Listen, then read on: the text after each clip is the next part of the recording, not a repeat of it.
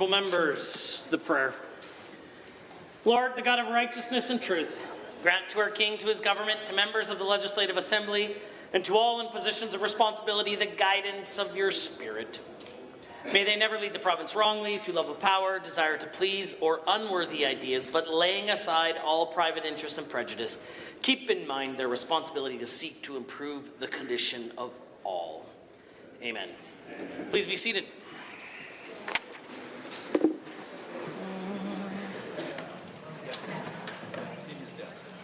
Introduction of visitors. Honourable members, it is my great pleasure and honour to introduce two of the Minister of Environment and Protected Areas' favorite people on the face of the entire planet. We are joined by the Minister's children, William and Lauren Schultz. Lauren is 6 years old, loves gymnastics, figure skating, and hanging out with her mom. William is 9, plays soccer, scored 8 goals in his last game, and hockey. He is also following in his mom's footsteps, where he recently was crowned the grade 4 push-up champion in gym class.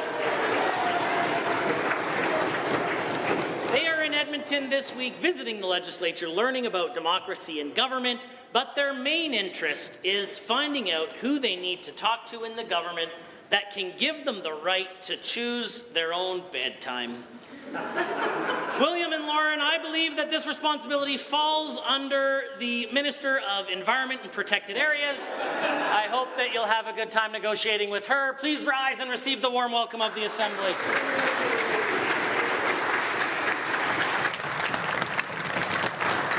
Honourable members, it's also my pleasure to introduce to members of the Assembly a special guest visiting in the Speaker's Gallery today, the Honourable Ken Hughes, the 798th member elected to the Legislative Assembly of Alberta and represented the constituency of Calgary West from 2012 to 2014. During his term of service, he served as the Minister of Energy from 2012-2013, Municipal Affairs 2013-2014, and prior to his election to the Assembly, Mr. Hughes served as a Member of Parliament for Macleod from 1988 to 1993. Ken is joined in the gallery today by Aidan Kehoe, the Chair of Beacon Data Centres. Please rise and receive the warm welcome of the Assembly.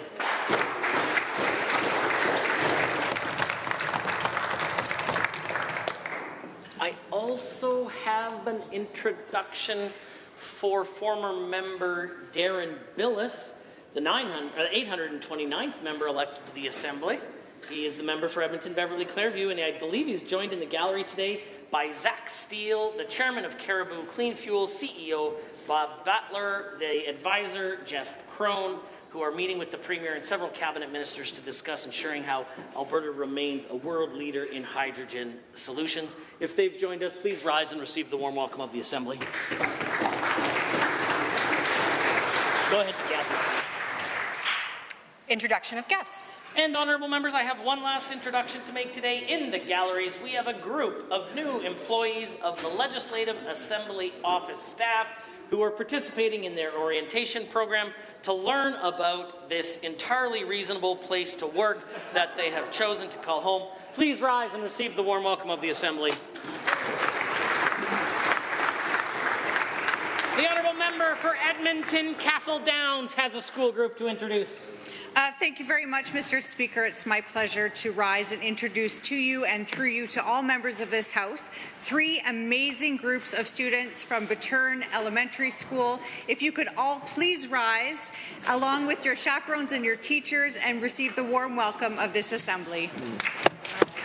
Honourable Minister of Health.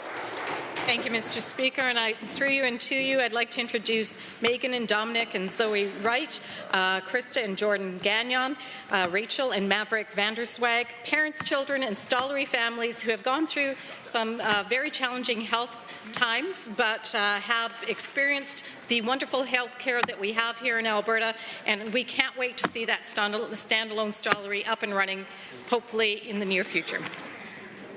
Please rise and receive the warm welcome of the Assembly.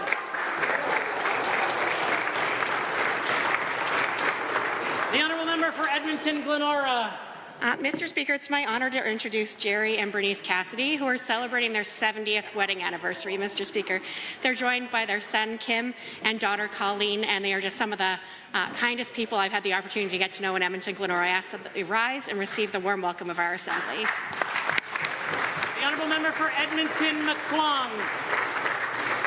Thank you, Mr. Speaker. It's my pleasure today to rise and welcome two very special women, Tara Shipman and Brooke Pickering, to the Assembly. Tara Shipman is a fierce advocate for disability rights, and Brooke Pickering is a social work student in her second year at Grant MacEwan College, who was doing a practicum in my office and is a strong advocate for transgendered rights. The member for Calgary Varsity has an introduction. Thank you, Mr. Speaker. I'd like to introduce to you and through you 4 guests from the University of Calgary Students' Union. President Urmia Razai Afsa, Vice President External Matai Yush Salmasi, as well as Nathan Ross and Kara Clifford. They're in Edmonton this week to speak with members of the legislature about issues deeply affecting post-secondary students. The honourable member for Calgary Falconridge is next. Mr. Speaker, I rise to introduce to you and through you to all members of the Assembly, Sherry Shergill, Executive Director of PCHS Punjabi Community Health Services, a non-profit offering free mental health and addiction services in Calgary's South Asian community for 12 years. Under her leadership, PCHS emphasizes first language, culturally sensitive care, bridging gaps in mainstream counseling for an underserved community. I ask to please rise and receive the welcome of the Assembly. The honourable member for Banff Kananaskis. Vern, again, they just love coming here so much, possibly as much as we all do. Please rise and receive the warm welcome of the Assembly. The Honourable the Minister of Environment and Parks. Or whatever. It's also an honor to rise to introduce to you and through you William and Lauren Schultz, two of the most special people in my life. It's an honor to see them here in this legislature. It's a reminder of why I decided to run in the first place, but it's because of their patience, support, and sometimes sacrifice that I'm able to represent the great people of Calgary Shaw. William, Lauren, please rise and receive the welcome of this Assembly. The Honourable the Leader of the Official Opposition. Thank you very much, Mr. Speaker. I'm very pleased to introduce two valued and talented members of the Alberta NDP caucus staff, Brendan Quinn Feehan and Ashley Desbrizet. I'd ask them to rise and please receive the warm welcome of this Assembly. The Honourable Member for Edmonton Highlands Norwood. To introduce some incredible humans who are in the gallery from Trans Rights YAG and Public Interest Alberta: Rowan Morris, Brad LaFortune, Rain Bossert, Liv Wood, Ren Pilkington, and Vienna Dowell. Please rise and join me in welcoming them to this chamber. The Honourable Member for Lac St. Anne Parkland. Thank you, Mr. Speaker. I'm honoured to rise today to introduce to you two and three some friends from the Latina community, Carlina Hessel Ramirez and Carlos Lara. Ms. Ramirez is establishing a Chamber of Commerce for the Latino enterprises in Calgary. Met him the other night, no surprise here. We talked about economic corridors. If you could please rise and receive the warm welcome in the Assembly. Are there others? The Honourable Member for Red Deer South. Thank you, Mr. Speaker. I rise to introduce members of the Central Alberta Sikh community. On Christmas Day, my wife and I joined them at their new Gurdwara in Red Deer. We loved it. It was a highlight of my service. Please rise and receive the warm welcome of the Assembly. The Honourable Member for Calgary Edgemont. Hi, I rise to introduce to you and through you the Student Union. I look forward to meeting with you in the coming days. If you could please rise and receive the warm welcome of the Assembly. Are there others? Seeing none. Ministerial statements. Member statements. Honourable members, prior to moving to member statements, I would like to make a statement of my own. Today, at 1:55, the Alert Ready emergency alert system is scheduled to be tested in Alberta and across Canada. You may be familiar with Alert Ready, which has been developed through partnership of federal, provincial, and territorial emergency agencies and is designed to deliver alerts through radio, television, and wireless devices such as a cell phone to notify individuals of emergencies and how they manage them. Since the test is scheduled to take place shortly after oral question periods begins, I ask that all members turn off their electronic devices. Please note The alert test overrides your phone's silent and do not disturb function, and the only way to ensure that you do not earn the judgment of your colleagues and become a donor to a charity of my choosing is that you all turn your cell phone off. Please consider yourself fairly warned. This brings us to member statements, and the honourable member for Fort Saskatchewan-Vegreville has a statement to make. Thank you, Mr. Speaker. Every November, 4-H members, leaders, alumni and supporters alike wear their 4-H green and come together and spread awareness of 4-H and the positive impacts it has in Alberta, in Canada and abroad. 4-H Alberta has been around for more than 100 years, a truly proud history. Many of you may have been involved in the organization in one way or another. Over the last century, it has evolved into the dynamic program it is today, offering our youth programming in active living, arts, science, technology, cooking, agriculture, and so much more. Together, 4-H makes a difference in Canadian communities by inspiring youth to do by doing, giving them the hands-on skills they need to be successful. Mr. Speaker, today's 4-H helps our youth to become self-confident individuals who value teamwork and have excellent leadership and interpersonal skills. These core fundamentals support them to be strong and resilient as they chart the path in life. Alberta's government is proud to provide funding that helps reach even more 4-H. In 2020, our province committed to an annual operating grant for 4-H Alberta of $1 million per year over 10 years. Recently, through the Sustainable Canadian Agricultural Partnership, additional funding of over $730,000 was committed over 5 years for 3 programs at 4-H Alberta. Programs include the Intro to 4-H program, the Agriculture Safety Mental Health Workshops, and the Spring Senior Symposium. Mr. Speaker, hands-on experience-based learning is the best way for youth to understand the work that goes on in agriculture. The scope of all 4-H programs provides meaningful experiences every child deserves as they grow and develop into leaders of tomorrow. We are extremely proud to support and celebrate this long-standing pillar in our Alberta communities. So please join me in celebrating the great work 4-H does, not only during Colours Week, but all year round. Thank you, Mr. Speaker. The honourable member for Edmonton, Highlands, Norwood. Today, November 20th, we mark the Transgender Day of Remembrance. We remember the many trans, two-spirit, and gender-diverse people who've lost their lives due to transphobia and violence. We honour their memories and their stories. We gather as community. We mourn, and we fight for the living. Every year, it is such an emotional day for me and for so many in our community. And this year, it feels heavier than ever. It feels heavier than ever because at a time when we should be advancing trans rights, we're faced with a UCP government that is seeking to restrict them. It's heartbreaking to know that a day like today will continue to be needed in Alberta because of the intentional acts of this government, because of 3 pieces of harmful legislation that deliberately target our transgender neighbours. I don't want to see another hypocritical statement from this minister like the one she shared this morning. I don't want to witness her raising the trans flag only to take it down moments later. I want to see true allyship. I want to see action. I want to see everyone in this House committing to fight for all human rights so that not one more trans person loses their life because of who they are. I want to see us all not just talking about, but showing the respect and care deserved by all Albertans. I want this government to ensure access to the fundamental essentials that many of us take for granted. Healthcare, which this government is hell-bent on taking away from the transgender community, and housing, something we know trans folks face barriers in accessing. We need to commit to doing even more, to being better, to doing better. On the Trans Day of Remembrance, I'll take the time to mourn those we've lost.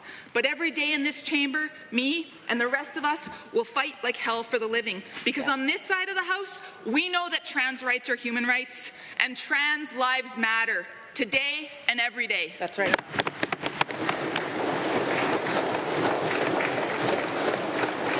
The honourable member for Lesser, Slave Lake.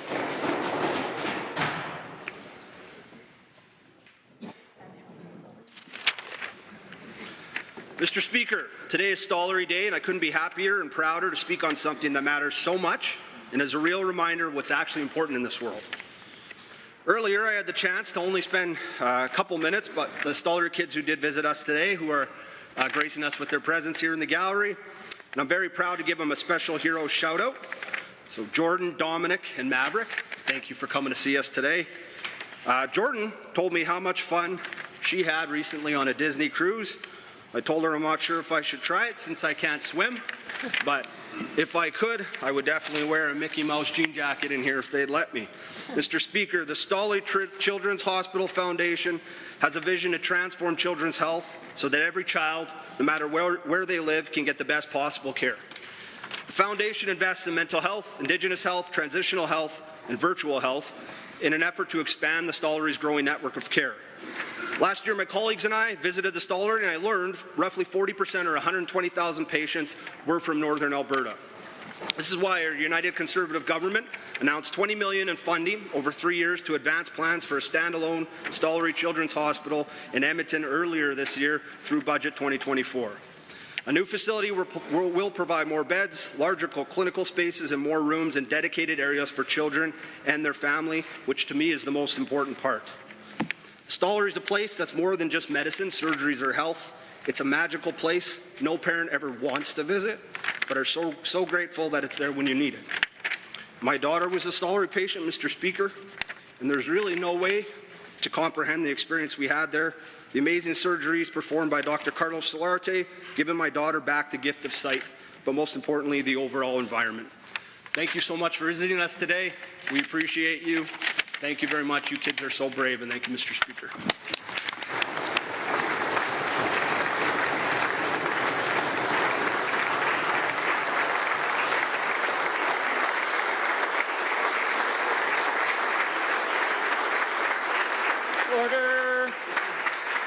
Order. The honourable member for Calgary, Curry, has a statement to make.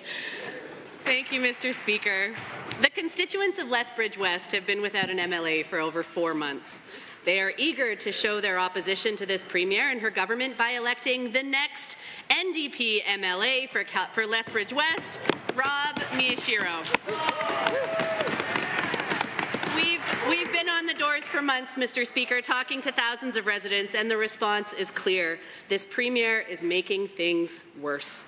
After 5.5 years of a UCP government, the people of Lethbridge are struggling now more than ever to find a family doctor or receive life-saving care in their community. They are frustrated with this government's failure to manage an affordability crisis fueled by the highest inflation rate in Canada, and they are struggling to find a decent and affordable place to live. They are paying some of the highest insurance premiums and energy prices across the province, and they feel it every month when the withdrawals get higher and higher, or they are forced to take on more debt to make ends meet.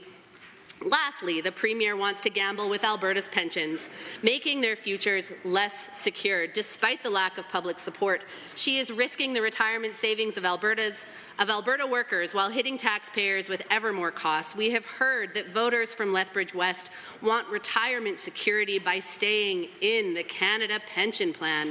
Right. Our candidate, Rob Miyashiro, a lifelong Southern Albertan, has spent 40 years serving the community as a city councillor and as a community advocate, fighting for better health care, protecting people's pensions, keeping our community safe, and demanding better from the provincial government. The Alberta New Democrats and Rob Miyashiro will win the upcoming by-election because Lethbridge West residents know that better is possible. The honourable member for Fort McMurray Wood Buffalo has a statement to make. Mr. Speaker, the Federal Minister for Environment and Climate Change has decided to impose more restrictions on industry in Alberta. And just like C-69, the hope is that the Emissions Reduction Act will be deemed invalid. Oh, Stephen, you've gotten away from your activist roots as your laws have proven not only to be unconstitutional, but impotent, like your Liberal caucus. Here's a fun fact for you, Mr. Speaker. Over 30,000 workers fly to the oil sands at an average of 90 kilograms of carbon per passenger for every hour of flight, with dozens of flights happening weekly. That's a whole lot of pollution. Stephen, start by sending your activist zealots to airports. From YVR in Pearson to Halifax and Fredericton, there's nothing more disruptive than preventing workers from reaching Alberta. And Stephen, imagine the joy of not only preventing these workers from working in the oil sands, but in also helping these provinces wean themselves off of this so-called dirty money. Did you know that a third of these workers fly from provinces other than Alberta? And that lowball figure of $100,000 annual salary per worker, that's $1 billion of income being claimed elsewhere. Let's start with Newfoundland. Surely they do not need that $130 million in carbon-soaked incomes from Alberta's oil sands, right? PEI? I didn't even know they could spare 800 workers. They have Anna Green Gables. They don't need $80 million in salaries being claimed there. And then BC. Ah, yes, BC. The purveyors of safe supply who fought the Trans Mountain Pipeline tooth and nail. Almost half of the workers hail from BC. BC has definitely expressed their desire to wean off oil, so help them get over that $500 million in these so-called unethical salaries being claimed there. After all, BC is just fine being North America's largest exporter of coal. Mr. Speaker, no doubt these provinces will personally thank Guilbeault for helping him wean off this addiction of petrodollars. But all sarcasm aside, Alberta is a place where opportunity thrives. We have the lowest corporate taxes, lowest personal taxes, no PST, and a quality of life that's second to none. And for workers across this great country looking for a better future, Alberta is where they'll find it. Thank you so much, Mr. Speaker. Honourable members, the time is now 1:50, and that makes it oral question period. And the Leader of His Majesty's Loyal Opposition has question 1.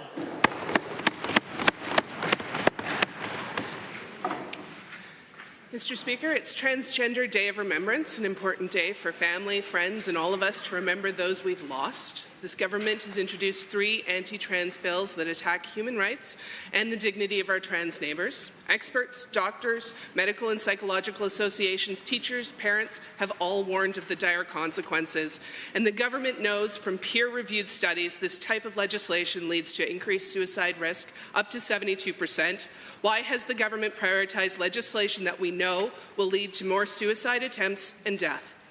The Honourable Premier. Thank you, Mr. Speaker. Our Minister of Arts and Culture earlier today lifted the flag of remembrance for Transgender Day of Remembrance, which is a day to memorialize those who have been murdered because of transphobia and bring attention to the ongoing violence that has been directed against the transgender community.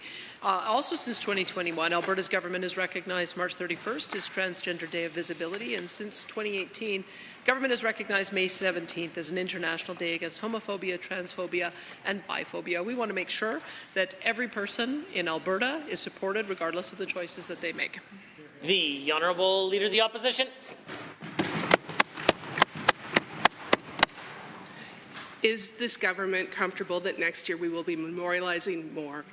Contained in the Premier's legislation are further attacks on the knowledge students learn about in school, sexuality and health. This government is forcing parents to opt their kids in every single time human sexual health is taught in schools. Comprehensive sex ed is known to reduce teen pregnancies, sexually transmitted infections, delay first sexual experience. But under their plan, more students won't learn about sexual health. Why does this government want to increase teen pregnancies, STIs, have sex earlier, and not learn about consent? The Honourable the Premier. Well, thank you, Mr. Speaker. The Alberta Bill of Rights acknowledges that parents have the right to determine the education for their children. The School Act also says that parents have the right to determine the education for their children, particularly on some of these issues like sexual orientation. We are adding gender identity as well as human sexuality. We believe it's important for parents to be able to have constructive conversations with their kids, to know what's going on in the classroom, to be confident that the materials that are being presented are age appropriate, and when those days occur, to be able to talk to them when the kids get home at night. The Honourable Leader of the Opposition. We all know parents have that right today. Parents have that choice today. The Alberta School Board Association supports the existing opt-out sex ed system, not the more burdensome opt-in system the Premier is proposing. Their motion passed this week rejected this government's plans. The President, Marilyn Dennis, said trustees do not want students to miss out on health curriculum, including learning about consent. Parents can opt out their child. School boards, parents, teachers, and students don't want this opt-in plan. Will the Premier listen? The Honourable Premier. Well, Mr. Speaker, if it is the case that the members opposite agree that parents already have the ability to make this choice, then it doesn't make any difference whether it's opt-in or opt-out, unless you don't actually believe that parents should have the choice. Parents need to know every time that these controversial topics are being discussed in a classroom, they need to be able to have the choice so that when their child comes home at the end of the day, they're able to have a conversation with them about it. Or if they feel that their child is not age appropriate and ready for that material, they can make the decision to introduce it to them later. The Honourable Leader of the Opposition for a second set of questions. Statistics Canada has reported that Alberta's inflation is 50% higher than the national average last month. That means that everything is rising in price here, more than every other province. So what does this Premier have cooked up? An auto insurance scheme that media reports show are going to cost drivers 7.5% more next year. Instead of exploring a public auto option and reducing rates, why is the Premier introducing the worst possible scenario, one that will make drivers pay even more right now and get less from their auto insurance? The Honourable the Premier has the call. Thank you, Mr. Speaker. I still don't understand why the members opposite aren't standing with us in fighting against the federal carbon tax. The reason why we have additional burden on everything we pay for is because the lion's share of our electricity is fueled by natural gas. The lion's share, almost 100% of our home heating is natural gas. The vast bulk of the fuels that we use to get around and also to transport goods to grocery stores is fueled by, yes, gasoline and diesel. Mr. Speaker, this unfair tax follows disproportionately on Albertans. I wish they'd stand with us against it. The Honourable Leader of the Opposition. Mr. Speaker, there have been a number of clues, and that answer was one of them, that this Premier has not read her own report on auto insurance. Her own study says the public system would have costs of $100 to $500 million range, plus a capital injection of $2.3 billion to pay initial claims, which would get returned to taxpayers. But more importantly, the report said that a public system like Saskatchewan's, Manitoba's, and BC would save the average driver $765 a year and create 5,000 new jobs. Why would the Premier not choose the public option that would save Albertans so much money every year? The Honourable the Premier. Mr. Speaker, I think the answer to that was in the question of the official opposition leader. It would cost about $3 billion to establish it, to be able to capitalize it right from the beginning. We also know it would cost 4,500 jobs in the private sector. Mr. Speaker, we want to take an approach that is going to put care first, is going to give better care at lower price, and you'll have more to see on it when we reveal the full plan tomorrow. Thank you, Mr. Speaker. The Leader of the Official Opposition. What their plan puts first is higher rates for Albertans right now. We have the highest inflation in the country. The Premier's now letting private insurance companies raise auto insurance premiums by twice what current inflation is. The Premier herself admitted at her party convention that something's really broken in Alberta's auto insurance, and even observed how much cheaper things are in Saskatchewan. So why doesn't our Premier call up Saskatchewan's Premier, ask him a few questions, and deliver a public option for Alberta drivers that would drastically reduce Alberta rates and make auto insurance more affordable now? The Honourable the Premier. Thank you, Mr. Speaker. I don't know where the member opposite has been for the last 18 months as we've identified that this has been a problem, as we began the consultation, as we commissioned the reports, as we ended up with the consultation, and we are now on the cusp of delivering a new option for how we're going to approach auto insurance. We recognize that we have to address issues of affordability, and quite frankly, it is the case that in Alberta we have had a very high number of natural disasters. That's one factor. We have a very high number of auto injury. That's another factor. We're going to make sure that we take care of patients first. The Honourable the Leader of the Official Opposition for her third set of questions. With the highest inflation in the country, everything costs more in Alberta. In Lethbridge, families deal with costs like insuring their truck, skyrocketing utility bills under this UCP's watch. Alberta's central chief economist says that costs of gas and housing and food are putting pressure on folks who are just trying to get by. Even though we produce the gas here, prices are up 4.5% here, and they're down 4% everywhere else. Why under this UCP government is everything so unaffordable for Albertans? The Honourable Premier. Mr. Speaker, 35 cents a litre. That is the compounding cost of all of the federal taxes that are on gasoline and diesel because of their fuel tax, their carbon tax, and then the GST on top of all of that tax. Our home heating bills, 4 times the cost of the actual base price of gas because of the federal carbon tax, which the members opposite continue to support through their leader Jagmeet Singh. They would be able to stand with us in challenging the carbon tax. You would think that they would have some influence on their federal leader in pulling the plug on the federal government, or at least pulling the plug on the carbon tax. That would help. The Honourable Leader of the Opposition. Yesterday, the minister said, quote, "We are not considering a living wage," end quote. He doesn't believe that a family that works hard to put a full day work deserves to be able to put food on the table and pay for the power. Albertans under the UCP are stuck with the lowest minimum wage and the highest inflation rate in the country. With Albertans struggling to get by, it's no wonder food bank usage has doubled under their watch. Why is the Premier doing nothing to address the cost of living crisis? She could start by raising the minimum wage. The Honourable Premier. Well, thank you, Mr. Speaker. As of October 1st, 2024, the average minimum wage across all of the provinces is $15.83. What we look at when we've been examining the minimum wage is how many people are receiving the minimum wage. And I can tell you in 2018 it was 270,200, and in 2023 there was 126,000 employees. What happens, Mr. Speaker, is there's an entry level of wage that individuals get paid, and then very quickly they're able to rise up with additional job skills to higher positions and higher pay. We need to make sure that we have an entry-level wage that doesn't interfere, especially with young people being able to get that first job. The Honourable Leader of the Official Opposition. Everyone working a full-time job should be able to support themselves. It's ridiculous to do anything else. The Premier herself tweeted, "It's clear that rising costs are affecting Albertans across the province. In Calgary, inflation has reached 3.3%, highest in the country, but let's review the facts. Car insurance up now and going up even higher under this Premier. Utilities are up, home insurance is up, food bank usage is up, rent and mortgages up and up. Inflation is up, up, up, and the minimum wage is frozen. Will the Premier take action?" The Honourable the Premier.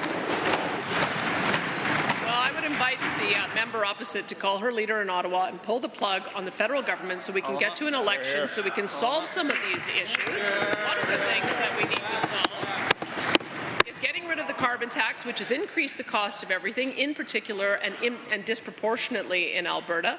The inflation crisis is caused by the federal government and their out-of-control spending policies. We need to be able to address that. We're beginning to see rates come down, and we're glad to see that. We have an auto insurance policy that we'll be introducing tomorrow, and we've made dramatic reductions in electricity, Mr. Speaker. We're moving it.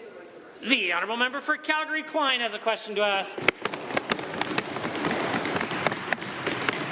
Today is the Transgender Day of Remembrance. Around the world, communities will gather to remember precious loved ones who have lost their lives due to violence against trans folks. We know that hate crimes against US LGBTQIA people are on the rise, and Statistics Canada reports that trans people are 4 times more likely to experience violent victimization compared to cisgender people. Will the Premier or any of her MLAs attend the ceremonies of remembrance held in community? And if not, why not? Good question. The Honourable Minister of Arts, Culture and the Status of Women. Thank you, Mr. Speaker. On Transgender Day of Remembrance, we honour the memory of all transgender people whose lives were lost in acts of anti-transgender violence. Today and every day, we mourn these losses and are reminded of our collective responsibility to continue the fight for acceptance and understanding. I, in this role, have and will continue to meet with members of the community, as I've done from the beginning, to hear their views and perspectives and hear their stories. The Honourable Member for Calgary Klein.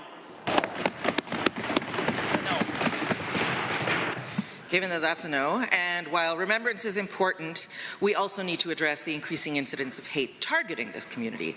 And given that the 2S LGBTQIA serving organizations across the province have cited personal safety as a major concern, including rural ones, and given that this government's slate of bills is now systemically discriminating against two-spirit, non-binary and trans folks, what measures will the Premier take to prevent rising hate crimes against these communities? Good question. The Honourable the Minister of Arts, Culture, Status of Women. Thank you, Mr. Speaker. As has been said time and again in this House, the legislation that we're looking to bring forward, if passed, is about preserving youth and young people's ability and rights to make adults decisions when they are adults, especially as it relates to some decisions that may be irreversible or affect their fertility. Again, the importance of preserving youth's ability to make adult decisions when they're adults is paramount. Yep. Thank you, Mr. Speaker. So we all know that my office, many offices, including the UCP's, have received thousands of emails begging the Premier to stop the rollout of these anti-trans bills. Yep. And given that Albertans are demanding government focus on the real issues Albertans are facing, like overcrowded classrooms, the crushing cost of living, and not having access to a family doctor, will the Premier, on behalf of a province whose real-life issues are being ignored, please scrap her slate of discriminatory bills and focus on building an accepting Alberta where everyone's human rights are protected? Just do it. The Honourable Minister.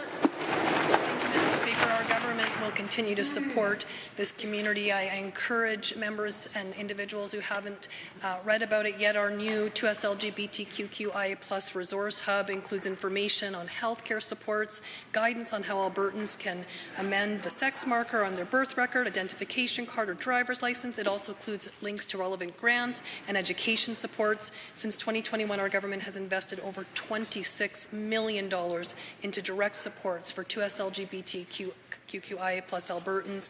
Additionally, since 2021, our government has provided over $1.5 million to these organizations for their... The Honourable Member for Calgary Mountain View is next.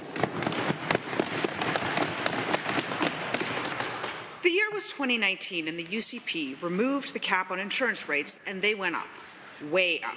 Since the UCP took office, rates have gone up by 38% in Alberta, more than twice the national average. While Albertans struggle with rising costs under this UCP, what do? Basically nothing. Then they had a sudden change of heart right before the election and brought in a cap. I guess their heart changed back because despite the highest rates in the country, here we are after the election and the UCP have removed the cap to allow rates to skyrocket again. How does the minister justify this? The Honourable the Minister of Finance. Mr. Speaker, I'd give a little advice to the opposition. They may actually want to see what we roll out tomorrow when it comes to auto insurance reform, both short-term and long. I'd start with this. Caps don't work. Yours didn't work. Ours didn't either. It's a short-term initiative to slow the bleeding, provide an affordability measure while we seek longer-term reform. All it does is defer it into the future. The problem is that the system doesn't reflect the actual costs that are being incurred. There currently is about 17% rate pressure in the system. We're going to have the courage on this side of the House to actually bring the long-term reforms forward. The Honourable Member for Calgary Mountain View. Given that caps work fine to protect consumers, that's just not what the UCP care about. And given that no-fault insurance can drive down costs, but only when paired with public auto insurance, and there is no indication that the UCP scheme will do the same. And given that the UCP are moving to the worst of both worlds, where injured drivers are deprived of compensation while rates continue to increase, to the minister, if the government really thinks this scheme will bring down costs, why pair it with an ability to rise unchecked? Isn't that a pretty clear signal? The Honourable Minister of Finance. Mr. Speaker, there's so much wrong with that statement, but I would start at their assumption that if we chose to have a public provider of insurance, we could immediately provide relief. The problem is, not only does that system cost $3 billion, the report showed that it would take 18 to 24 months to set up. My team tells me that that is highly unlikely, even if we could fill the roles needed by hiring the appropriate people. To bring in a monopoly system all at once, not to mention the other private sector jobs that would be lost, would be impossible. The Honourable Member. the only thing that answer makes clear is that the UCP only care about rising insurance costs in an election year, and given that the new plan will not drive down costs, which the minister well knows, otherwise why would he be removing the cap? How can the minister, with a straight face, tell this House he thinks his plan will reduce costs while simultaneously changing the law to allow them to rise unchecked? Is it that the minister doesn't understand that Albertans are struggling, or that he doesn't care? The Honourable Minister of Finance. There's one of us that doesn't understand the situation, and it isn't me, Mr. Speaker. I would just say wait till tomorrow when we can more clearly lay out our plan. A cap is one thing, and it doesn't reflect the actual cost that industry is seeing. Currently, our data shows us there's one profitable insurance company left in the province. The average rate pressure is 17 to 18%. Many large companies that are maybe your insurers, through you to them, Mr. Speaker, are double that. So what part of this plan will be is to stem the bleeding to ensure we can get to the long-term reforms. The Honourable Member for Lacombe-Panoka. Thank you, Mr. Speaker. Alberta's economy is booming. There are jobs ready to be filled in growing and emerging industries like skilled trades, aviation, engineering, and so much more. Our government is committed to giving Albertans every opportunity to thrive in our growing economy, and that means students too. So my question is for the Minister of Education. How is our government setting students up for success after they graduate and transition into the workforce? The Honourable the Minister of Education. Thank you, Mr. Speaker. Making sure that our students are set up for success after they graduate is a top priority of this government, and we recognize that an important part of that is transitioning into the workforce. That's why we are undertaking a number of initiatives. Specifically, we are working to expand dual credit programming and offering in our K-12 schools. We have announced $4.9 million to support 55 new programs and enhance 22 existing programs, and I'm happy to report that we are bringing more collegiate schools online as well. There are currently 12 collegiate schools operating across the province to give these students these opportunities. The Honourable Member for Lacombe-Panoka.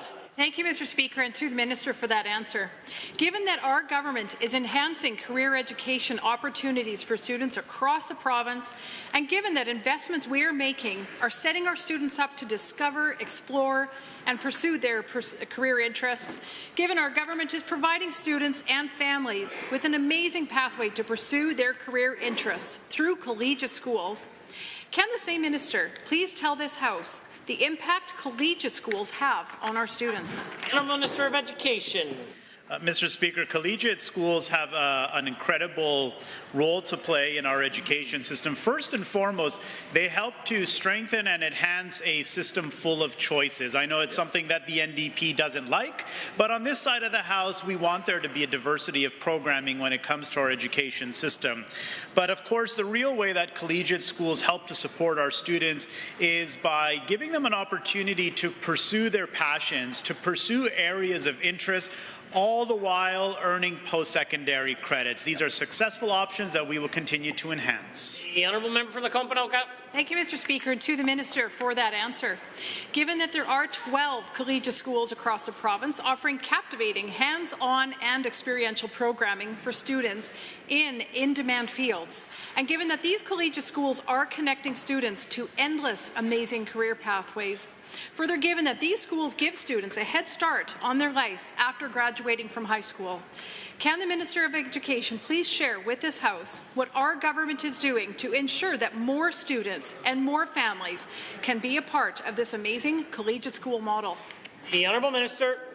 Absolutely, Mr. Speaker. We want more students and families to undertake successful opportunities with collegiate schools. That's why in Budget 24 we invested $64 million over the next 3 years to help expand these opportunities. But furthermore, I also had the privilege today of announcing that we are officially opening grant applications for approximately $21 million to school divisions to be able to apply to build collegiate programming in their communities. So I would encourage all of our school divisions to take advantage of the applications that are open to expand these programs. The Honourable Member for Edmonton Glenora has a question to ask. Quote, our government is firmly committed to the principles of the Canada Health Act and the Alberta Health Care Insurance Act, end quote. You might think that's a quote from an NDP health minister, but I was pleased and surprised to hear the current minister say those words in this chamber yesterday. This is a departure from UCP policy to, quote, give Albertans the choice of privately funded, privately delivered health services. So, what other specific UCP health policies does the government disagree with their party on? The Honourable Minister of Health. Mr. Speaker, there's so much wrong in that statement, but I am going to just start with saying that we are absolutely committed to the Canada Health Act and the Alberta Health Insurance Act. We have publicly funded health care in the province. That's not going to change. In fact, today I announced with the nurse practitioners that we now have nurse practitioners that can practice autonomously. We have 33 practicing in the province with another 23 to start soon. That means an additional 50,000 Albertans will have primary care in this province. The honourable member for Edmonton, Glenora. Given that the UCP has advocated for American-style two-tiered health care, and given that yesterday the minister said that she supports the Canada Health Act principles, to the minister, what are the 5 principles in the Canada Health Act, and why does she support each of them?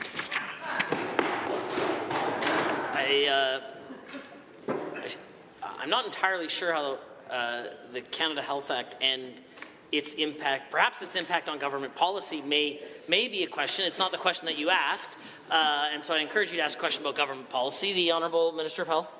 Well, thank you, Mr. Speaker, and I've already committed to the Canada Health Act and its principles, and I want to say that because of the work that we're doing, we're expanding primary care and having access to primary care right across this province, and I just want to say that with the nurse practitioners, we have rural locations, Beaver Lodge, Coaldale, Cold Lake, Consort, Morley, Pitcher Butte, Three Hills, Two Hills, Bakerville and Vermilion that now have nurse practitioners with many more to come. Mr. Speaker, we're working to address the needs in our rural communities, something the members opposite never did. Honourable member. Given that the principles of the Canada Health Act are accessible, comprehensive, portable, universal, and publicly administered, and given that the government is failing accessibility when nearly 1 million Albertans don't have a family doctor, it's not comprehensive when cancer patients can't even see an oncologist before they die, and it's not universal when the UCP closed emergency departments in Fairview, Hinton, and Lac La Biche this week alone. Is it that the minister isn't committed to the Canada Health Act, or does she want to have an opportunity to chat with me about the principles and how she can uphold them? The Honourable the Minister of Health. Thank you, Mr. Speaker. I'm happy to go back to the member opposite's health record, and where I can say that everything went up in terms of wait times. When you look at their surgery wait times, you look at cataract surgeries, hip, knees, everything went up under the minister when the former member, when she was Minister of Health. I'm not going to take any lessons from them. We are, in fact, making sure that the 600,000 to 700,000 people in Alberta who don't have a primary care provider will have one, and very soon. The Honourable Member for Calgary, Boular-McCall. Mr. Speaker, this UCP government appointed the AMCO board and added pension plans into AMCO against the wishes of those who rely on it for their retirement. And the biggest cheerleader of AMCO operation was the Minister of Finance, who raved about its performance this spring. He said, and I quote, "They are accountable to us in this chamber. They are accountable to me. We strive to be better. They are doing a good job," end quote. Mr. Speaker, if AMCO was accountable to this minister and he thinks they should lose their jobs, why does this minister think that he should keep his? The Honourable Minister of Finance. AMCO is an important institution, Mr. Speaker, and in my role I will always defend them until a change has to be made, and that's what we did, Mr. Speaker. It says right in their mandate and rules document, this is about great risk-adjusted returns. This is about being a low-cost provider for our pension plans, and this is about having a great relationship with those plans. AMCO is a great institution. I'm excited about the reset we're undertaking, and very excited that we have the Right Honourable Stephen Harper joining as board chair. The Honourable Member for Calgary, Boular-McCall. Given that it's it's clear that this move was designed to push the Premier's ideology, and given the Minister today reappointed several of the members of the board he just fired, but also politicized the board by appointing his own Deputy Minister of Finance to AMCO. And given that hundreds of thousands of Albertan retirement investments are at stake, will the Minister tell this House why he thinks political interference in Albertans' retirement is acceptable? The Honourable Minister of Finance, the President of Treasury Board. Political interference at AIMCO isn't acceptable by any means. It never has been, and it never will be. It's a little. It's too bad to hear him call into question, the morals of a public servant that's going to join the board in that role. Initially, when AIMCO came out of a Treasury Board and Finance, the Deputy Minister of Finance sat on the board. We're returning to that practice. We think it's a great piece of oversight that's been missing, and I've had the conversation with the board chair. He agrees. Sure, here. Honourable Member for Calgary. Buller, a call. Given that the UCP remain fixated on taking control of Albertans' pensions, and given that they still want to gamble with Albertans' CPP benefits for their political gains, and given that it's clear that today's appointments to AMCO are just another bad turn in the UCP's attack on Albertans' pensions, will the Minister end the games and commit that the UCP will keep their hands off the CPP? The Honourable Minister of Finance. The only one playing games here is that member, trying to strike fear into Albertans about the security of their pensions. What we initiated last year was a conversation about would this be a good idea? If the number was this and the benefits and the contribution rate could be this, would this make sense to Alberta? We're still waiting to hear back from the OCA on their opinion on the legislation. No decision's been made. As we passed in the bill last fall, we made it clear that those parameters would have to be met and a referendum asking implicitly, should we do this to Albertans? Point of order is noted at 2:21. The Honourable Member for Cypress, Medicine Hat. Thank you, Mr. Speaker. Supporting our veterans is a duty we must uphold every day, not just on Remembrance Day. These brave men and women who have selflessly served our country deserve our unwavering support as they transition to civilian life. That's why yesterday's announcement by the Minister of Advanced Education is so significant. It paves the way for veterans to access meaningful career opportunities after their service. Could the Minister share details of this announcement and how it impacts veterans across the province? The Honourable the Minister of Advanced Education has the call. Thank you, Mr. Speaker, and thank you to the Honourable Member for that question. Yesterday, I was proud to announce that our government is investing $300,000 towards helmets to hard hats, an organization that helps Alberta's veterans transition to careers in the skilled trades. This one-time grant will support the Helmets to Hard Hats Skilled Pathway program, which is designed for service members who wish to pursue apprenticeship education and a career in one of Alberta's designated trades. Alberta's veterans have always had our backs, and we're making sure that we have theirs. Hear, hear. The Honourable Member for Cypress, Medicine Hat. Thank you, Mr. Speaker, and to the Minister for that answer. Given that my role as military liaison, I speak with veterans and service members regularly. And given that I consistently hear about the needs for more post-service career options and job supports for veterans, service members, and reservists, can the Minister share how this investment will help provide career opportunities for Canadian Armed Forces members ready to transition to civilian life? The Honourable Minister of Advanced Education. Thank you, Mr. Speaker. This funding to the Skilled Pathway program will support safety certification, personal safety equipment, supervisory training, and employment referrals for service members who do not have existing backgrounds in the trades. The 18-month program will enable 50 participants to enter into construction safety certification and supervisory training for job site readiness. 40 of those participants will enter apprenticeship programs. This program will reduce barriers for Alberta's veterans and help them find rewarding career options in the skilled trades. The Honourable Member. Thank you, Mr. Speaker, and thank you to the Minister.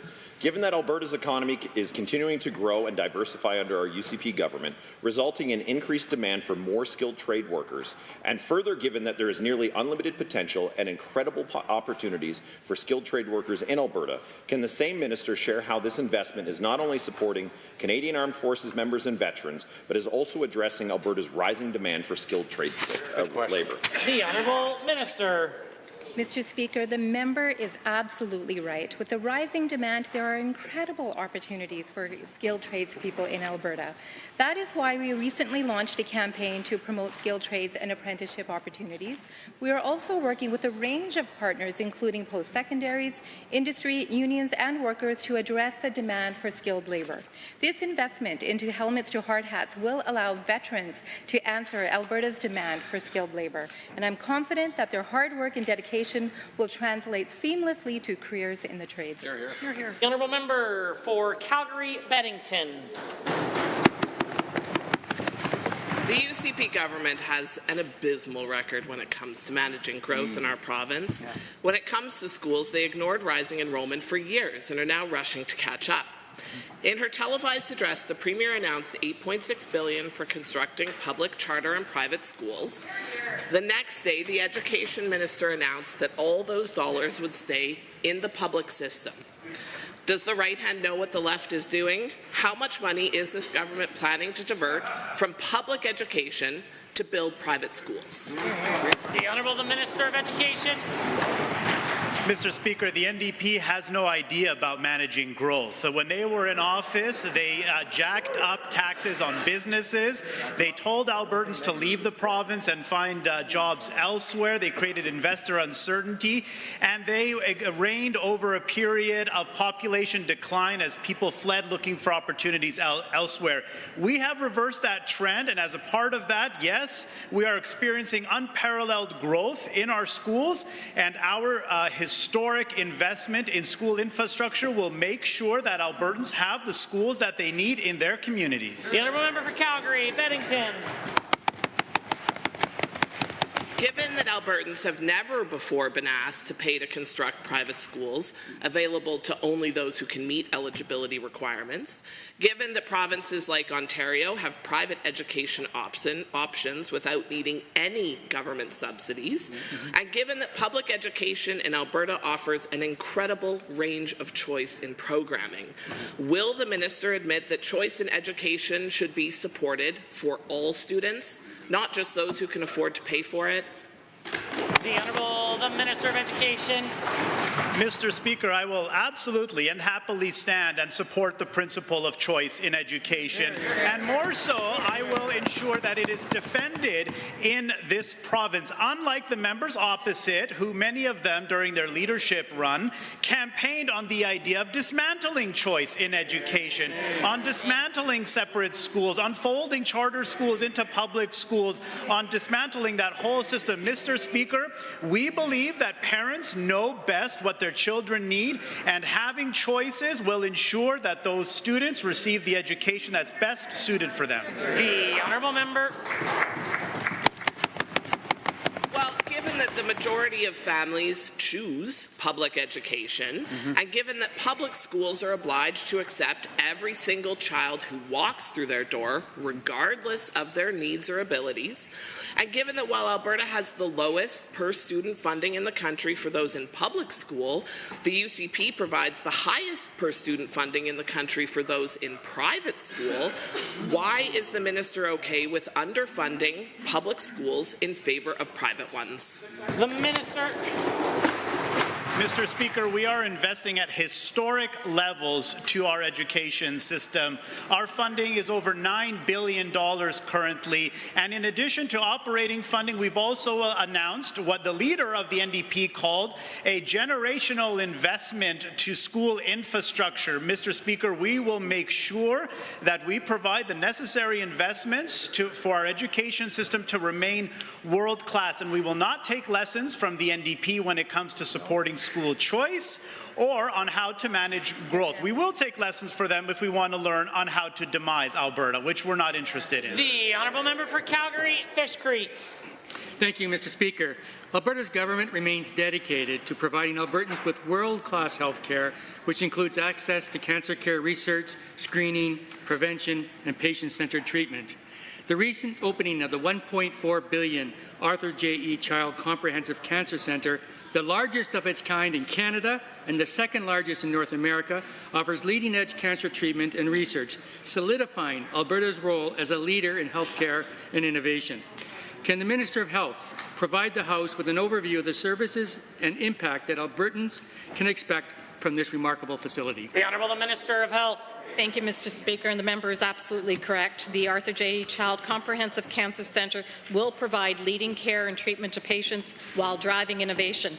The centre will engage patients and enable access to comprehensive cancer care services in a world-class facility. It includes both inpatient and outpatient services and more than 9,200 square meters of dedicated research space. Services are based on clinical priorities such as hosting more than 100 patient exam rooms, 160 inpatient beds, over 90 chemotherapy chairs, and 12 radiation vaults, with 3 more shelled in for the future growth. The Honourable Member for Calgary-Fish Creek. Thank you, Mr. Speaker. Given that the Arthur J.E. Cancer Centre stands as one of the world's most advanced cancer treatment facilities, and given that this facility was built to meet today's needs while preparing for the future, and further, given that with the opening of this facility, Albertans can be assured to receive the highest level of care in cancer treatment, can the Minister please elaborate on how the centre's design not only enhances patient-centred care, but also supports cancer prevention and early detection efforts, creating a healthier Alberta? The Honourable Minister of Health. Thank you, Mr. Speaker, and to the member for the question. Research at the facility will focus on prevention, early detection, patient-centred treatment, supportive care, patient experience, a positive patient experience and outcomes. Our government is committed to improving treatments and results for cancer patients and supporting screening and prevention initiatives to prevent future cases. So this centre will increase cancer care capacity by consolidating and expanding services to support integrated, comprehensive care. As a cancer survivor myself, I know how important this is to Albertans. The Honourable Member. Thank you, Mr. Speaker and Minister. Given the estimated 2 out of every 5 Albertans will be diagnosed with cancer in their lifetime, and given the critical role that early diagnosis and comprehensive treatment play in giving cancer patients their best possible chance of recovery, can the Minister explain how the integration of research labs, clinical trials, and extensive cancer care facilities within this centre will improve both treatment outcomes and Alberta's overall healthcare capacity, ensuring a sustainable and innovative approach to fighting cancer? Honourable the Minister of Health. Thank you, Mr. Speaker. The building was designed and is designed to provide a collaborative and innovative environment that will bring state-of-the-art care and research together. Integrated research across the spectrum will further optimize care for patients, and some key features include research labs that integrate cancer research across multiple disciplines with an emphasis on clinically impactful patient-based research. As well, they will support data collection, analytics, surveillance, and reporting activities specific to the cancer population. Additionally, there's auditoriums and libraries that all cancer patients and their families can use. The Honourable Member for Calgary Varsity has a question to ask. Thank you, Mr. Speaker. Given that nearly 1 in 5 Albertans do not have a family doctor, and in Alberta, nobody under the age of 18 receives bottom surgery for gender-affirming care anyway, Albertans deserve an answer from the Minister why the top health priority of this government is to ban bottom surgery rather than to act to retain doctors. Can the Minister tell Albertans why picking on vulnerable children who are just trying to live their lives is more important than retaining physicians, and why she hasn't implemented the new family physician? The Honourable the Minister of Health. Thank you, Mr. Speaker. Making sure that young people have the ability to make adult decisions when they become adults is key for us. We want to ensure that they have the ability to retain their fertility and make those decisions at a time that is important for them to make. We are making great strides in recruiting family physicians, and we're also making great strides on the primary care compensation model. I've mentioned many times in this House that that work is ongoing, and we're working very closely with the Alberta Medical Association. The Honourable Member for Calgary Varsity. The messaging from this minister about hormone blockers could not be farther from the truth.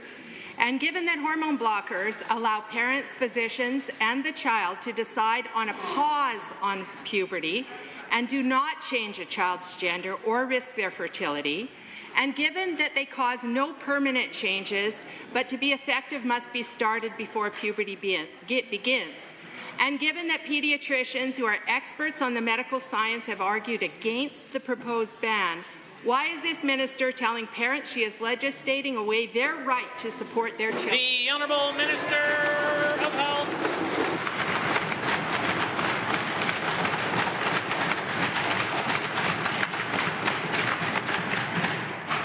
Thank you, Mr. Speaker, for the question. And I would say that, once again, we are going to preserve the rights of children to be able to make adult decisions when they become adults. And when we look at all of the various legislation and research that has been done in other countries that were further along the continuum than we were, and in particular we look at the CAS report that was done in the UK, we see that they are going away from puberty blockers as well as surgery. So, Mr. Speaker, we have evidence-based decision-making. The Honourable Member for Calgary Varsity.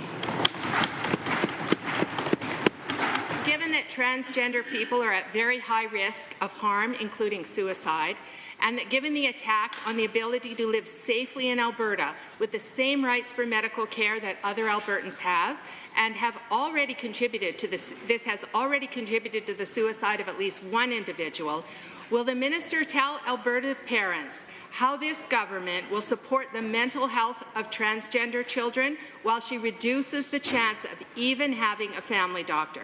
And will she explain to all Albertans why this cruel bill is more important than rapid implementation of the approved... The Honourable the Minister of Mental Health and Addiction. Thank you, Mr. Speaker, and I'll start by saying suicide in Alberta, for any reason, is a tragedy, and we want to do what we can as a government to prevent that in every circumstance, which is why we partner with Counselling Alberta. We're doubling the budget from $4 million to $8 million to provide same-day access to important services like therapy and counselling from industry professionals and best practices to always care for those, no matter where they are in the province, no matter what they're struggling with. That includes those who have questions around gender, and that's going to continue with this government going forward into the future, Mr. Speaker. The Honourable Member for Edmonton McClung has a question to ask.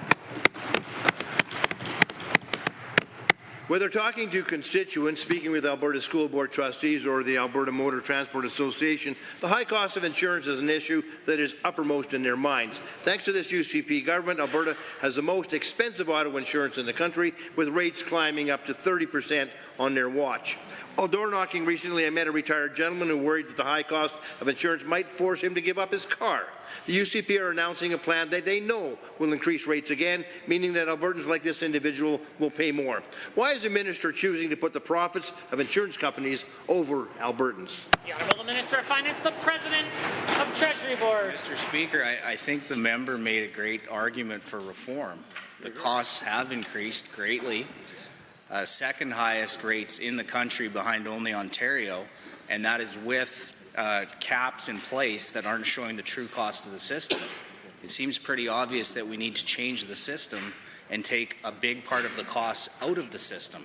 And that's what we're going to announce tomorrow, and we'll walk everyone through what we'll put Albertans first. We'll make sure they get the care they need, and we'll bring costs down.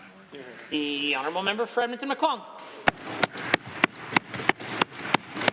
Given that the only thing that's obvious is that Albertans have no faith whatsoever that this minister will do the right thing, keep insurance rates low, given that the UCP knew that the rates would skyrocket the last time they eliminated the rate cap, and boy, did they ever, and given that the UCP saddled Albertans with rate hikes and the highest costs in Canada, and now they're planning to do the exact same thing, given that I've spoken with members of the Alberta Motor Transport Association who have told me that many smaller trucking companies are struggling right now, and that now would be the worst time to hike their costs, will the minister heed these concerns, see the pain his government is about to inflict, and reverse this plan? The Honourable Minister of Finance. Mr. Speaker, that couldn't be further from the truth. This entire initiative was brought to us.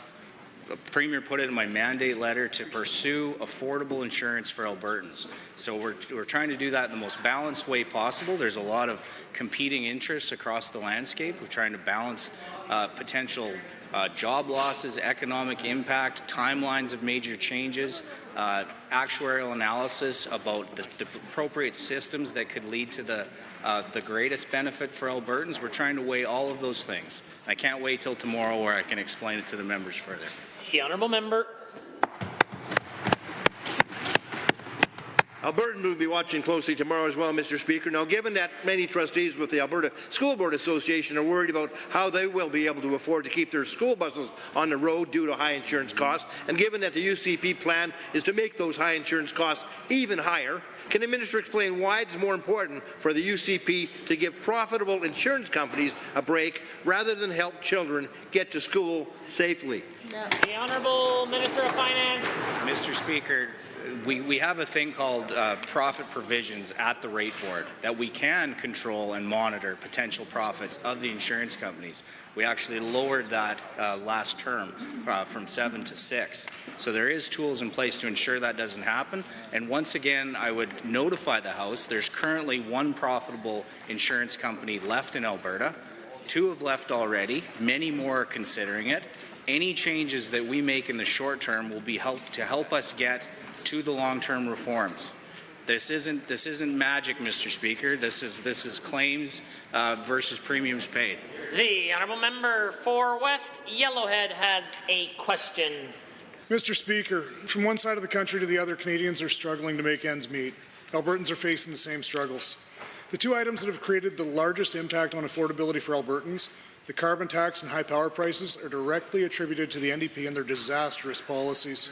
These policies were so terrible that Prime Minister Trudeau couldn't help but adopt them himself. To the Minister of Affordability and Utilities, what is our government doing to ensure Albertans facing affordability challenges don't have to pay so much to keep their lights and heat on this winter?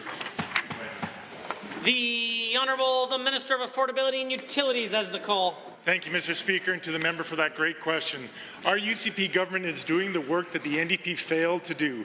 We are working tirelessly to modernize Alberta's electricity system to ensure it is reliable, affordable, and dependable for generations to come. We've tackled the issue of excessive local access fees, and our interim measures to prevent power price spikes are already working. According to the latest Stats Canada data this week, electricity prices this year are down 36% from their peak last year.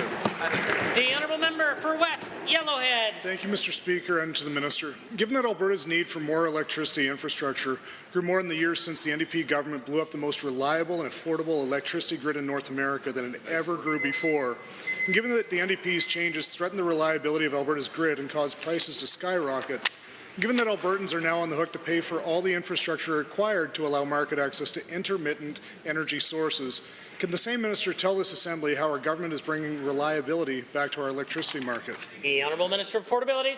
Thank you, Mr. Speaker. The member is absolutely correct. The NDP made Alberta's power grid as volatile as the weather. While the NDP's bosses in Ottawa are trying to ban reliable natural gas power with their dangerous clean electricity regulations, our government is proud that Alberta is building more reliable baseload generators with thousands of megawatts coming online this year. Also, our new power market reforms will strengthen the grid by moving to a day-ahead market. Not only will this make our grid more reliable, but it will help take the pressure off of Alberta's utilities bills. Honourable Member for West Yellowhead. Thank you, Mr. Speaker. Given that our economy is attracting billions of dollars of electricity projects with the significant changes being undertaken, and given that the higher the number of consumers on the grid, the lower the cost burden for transmission infrastructure per consumer, and given the extreme discrepancy between power bills for rural Albertans in comparison to those in major urban centres who have municipal government-backed utilities, can the minister tell the Assembly how our government will bring relief for rural Albertans who are paying so much for electricity transmission and distribution costs? Minister. Thank you, Mr. Speaker. On this side of the House, we understand the issues that rural Albertans face. When the NDP were in government, they irresponsibly threw open the gates to the Wild West for renewables. The NDP's poor planning meant ratepayers were burdened with the paying for massive amounts of new infrastructure needed to accommodate all the renewable generation. This drastically increased transmission fees, and we are still paying for that infrastructure today and will continue to do so for years to come. Our government is going to work and doing the work that they failed to do and taking action to address transmission and distribution fees, with more news on this in the days to come. Honourable members, that concludes the time allotted for oral question period. Prior to what I know is a busy schedule for many of you, heading to other meetings and important business that members attend to on occasion, on Monday, I provided an opportunity for members to review the Speaker's memo and quoted at length from such memo.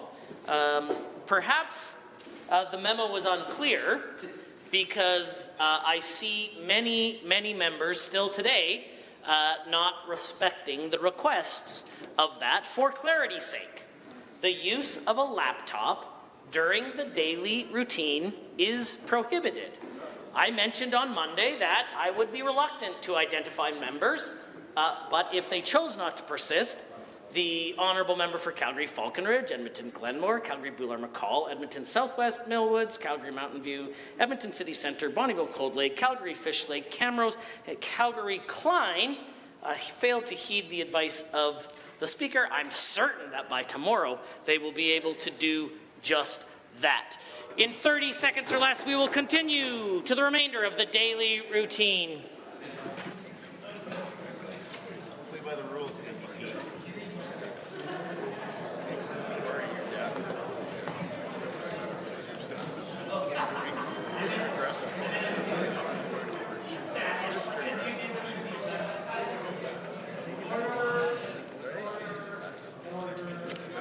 The honourable member for Calgary Acadia has a statement to make. Thank you, Mr. Speaker. It is my honour to rise today, the National Day of the Child, to once again remind us of our duty and moral responsibility to protect and enhance the rights of children. A year ago, I stood in the same assembly, and I shared that I truly hoped that that year we would rise above ideologies and partisan concerns to come up with viable solutions for Albertan children. Well, unfortunately, that is not what happened. In fact, we continue to see bills from this government that do not address the needs of children, but instead shuffle responsibility between ministries. Now, I honestly believe in providing people the resources they need to succeed. We are not doing that for our children and youth.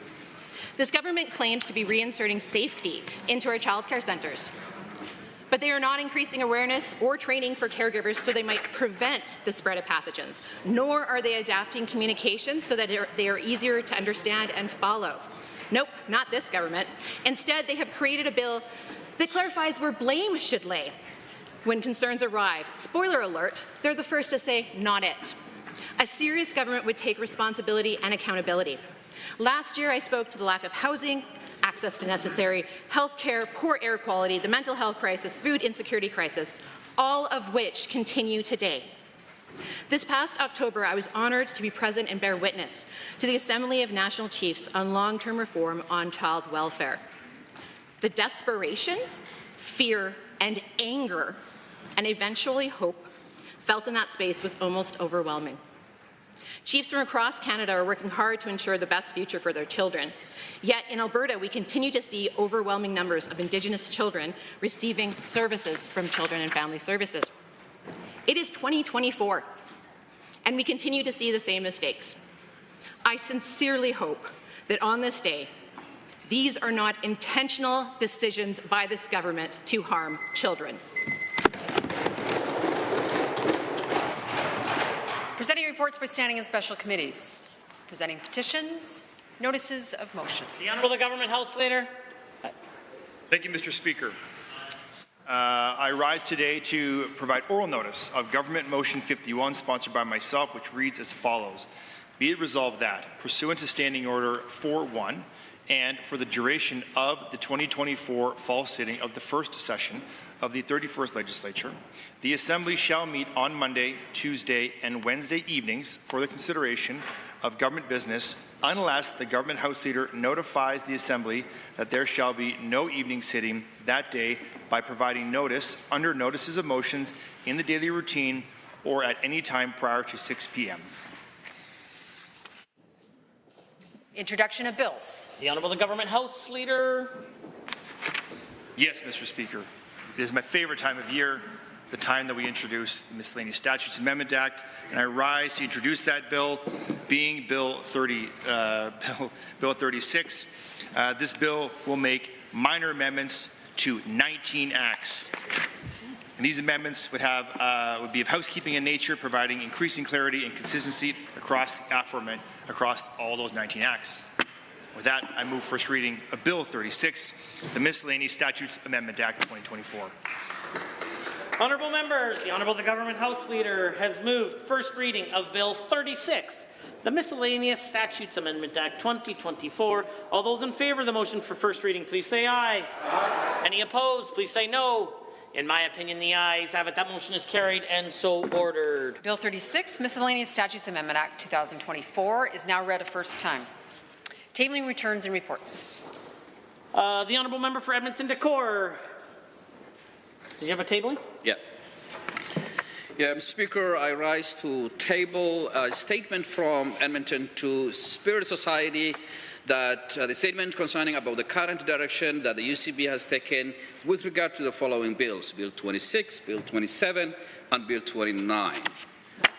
The Honourable Member for Cypress Medicine Hat, followed by Calgary. Boulard-McCall. Thank you, Mr. Speaker. I rise with the 5 copies of a Federal Parliamentary Standing Committee submission on Bill C-71 as the red herring property grabbing motion that it is. Are there others? The Honourable Member for St. Albert. Mr. Speaker, I have 5 copies of a letter from Brandy Gruninger, Director and Registered Psychologist of Evolution Psychology Limited in St. Albert, explaining why she is opposed to the anti-trans legislation. The Honourable Member for Calgary Edgemont. I rise to table 5 requisite copies of a letter to the Premier, as well as other MLAs in the room from a constituent saying that the Act is a dangerous stunt and the reasons as to why she would like us to have a diverse, strong and successful province.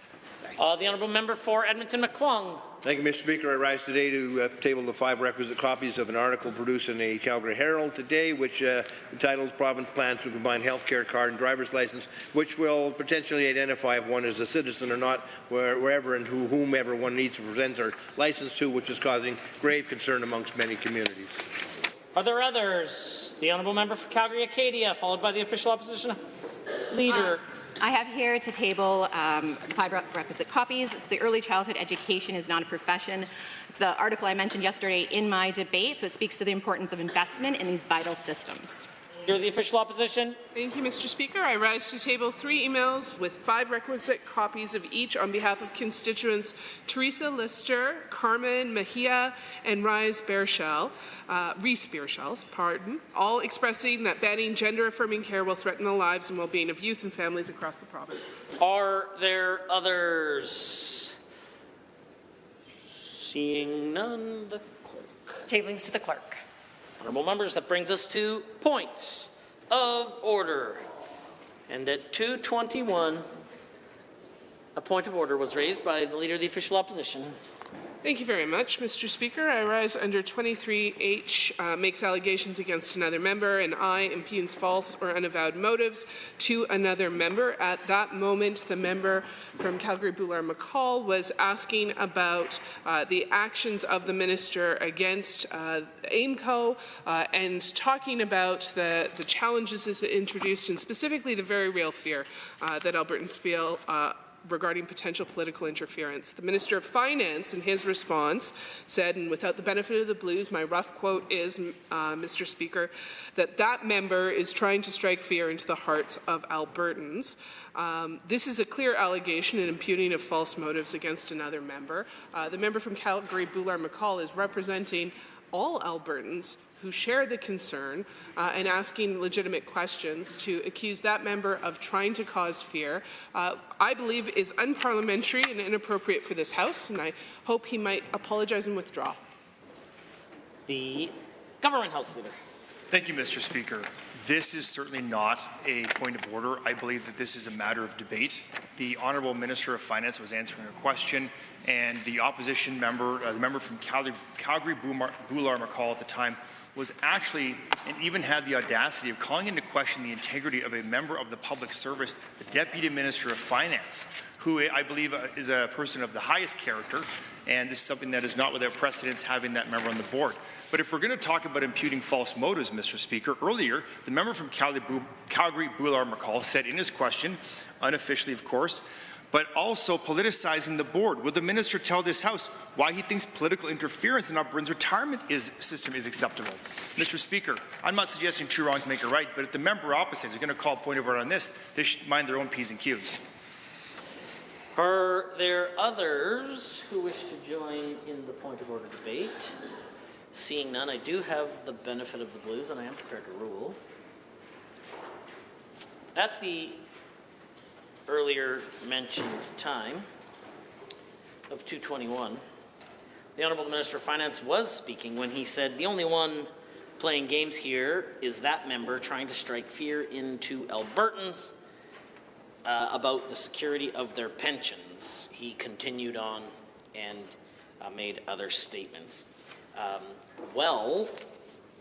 The Minister of Finance certainly did identify a member about what their intention may or may not be. I don't particularly find this particular statement all too egregious, certainly raising to the level of a point of order. Of course, herein lies the challenge when the Speaker makes any sort of ruling as such.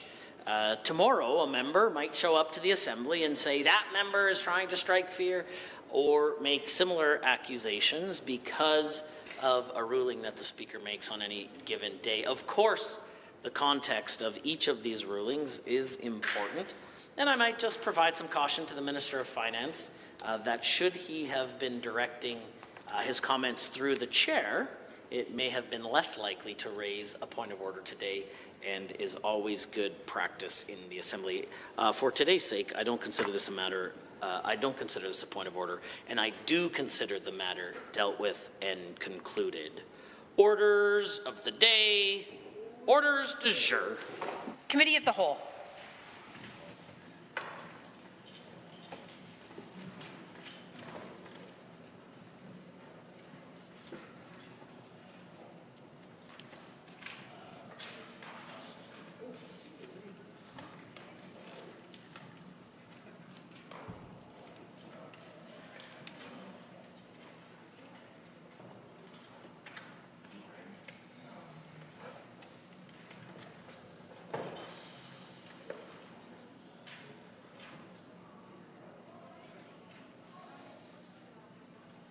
Members, I'd like to call Committee of the Whole to order. Committee of the Whole has under consideration Bill 24, the Alberta Bill of Rights Amendment Act 2024. We have before us the Amendment A3 as moved by the Honourable Member for Calgary, Boular-McCall. Is there anyone wishing to join the debate on Amendment A3? Seeing the Honourable Member for Edmonton South. Thank you, Madam Chair. I'm pleased to have the opportunity to rise and speak in Committee of the Whole on Bill 24 in support of this amendment put forward by my colleague, the member of Calgary, Boular-McCall, protecting rights to access reproductive health care services, access gender-affirming health care, install and operate solar energy systems on one's own property, and refuse involuntary substance use treatment. I think there's no denying that every single member in this chamber believes that the rights and freedoms of all Albertans must be protected. That's why the impacts of having a Charter of Rights and Freedoms that safeguards every Canadian's individual rights are so crucial. There's no arguing with the fact that this is an important feature of any democracy. But what I take particular issue with is that we clearly have a Premier and UCP government that is more focused on appeasing their base than tackling the issues facing everyday Albertans. And that's why the introduction of this amendment is so important. Because if we're going to speak on protecting freedoms, we should make sure that those freedoms include those that impact all Albertans and not just those that are part of the Premier's base of support. A few weeks ago, the Premier announced her intention to amend the Bill of Rights with major changes related to vaccines, medical decisions, property and firearms, all of which are currently enshrined in our Charter. One of the biggest concerns that my constituents in Edmonton South have brought up to me when hearing this announcement is that they don't understand why this UCP government is focused on Bill 24 when there are bigger issues at hand that need to be addressed for all Albertans. Folks in Edmonton South don't understand why this UCP government won't address affordability in a meaningful way. Constituents like Marjorie, who emailed me recently saying that she believes this government is severely missing the mark on serving Albertans, and that the UCP should be intensely focused on making life more affordable. Instead, Marjorie and so many others in Edmonton South have seen their utility bills quadruple and car insurance rates more than double that of our neighbouring provinces. The UCP has left Alberta stuck with the lowest minimum wage in the country. And as I review Bill 24 as it stands, it's clear that the UCP's lack of planning and they aren't interested in listening to what Albertans really need. Because if they were, they would see that this bill, as it stands, just isn't a priority for folks trying to do their best to take care of themselves and their families. Each part of the proposed amendments protects rights currently under threat or facing barriers and highlights issues that matter to Alberta families. Because that's what we need. A government that is laser focused on what matters to all Albertans. I'm reminded of another constituent, Jeff, who came up to me and said, quote, "Ask this government why they are focusing on these silly virtual signaling topics that the majority of Albertans don't see as the top 10 most important issues," end quote. And he's right to be concerned over this government's misguided priorities. So why isn't this Premier and this government focused on the rising cost of housing, whether it's getting your first home or renting one? A direct result of a government that fails to plan for the booming population growth that they themselves encouraged with their Alberta Calling campaign. Why are they not focused on getting our healthcare system back on track? My constituents tell me time and time again that they don't understand why the South Edmonton Hospital has been removed from the budget when there is a desperate need for access and hospital access care and to get that hospital built. They don't understand why they can't get a family doctor, and specifically why the government continues to be so combative with frontline healthcare workers while trying to undermine public healthcare. These folks in Edmonton South don't understand why they have to be worried about their pensions. I hear this from seniors all the time. And why their pensions are at risk of being squandered in what seniors tell me all the time is a plot that has little planning or evidence behind it. I'd love for the members opposite to share with the House, what does this Bill of Rights really solve for all Albertans? And who asked for this? I genuinely don't believe this UCP government would be able to answer this. What consultations were done broadly that led the government to believe that Bill 24 of all things is a priority for Albertans? To be honest, this government really seems to be out of touch with the most important needs of Albertans. And this is why we're putting forward this amendment, because we have actually taken the time to sit down, to listen, to engage with what folks are telling us they care about most.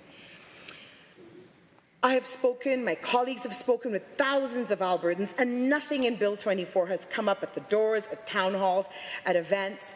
This amendment addresses what they've actually raised as concerns over and over again.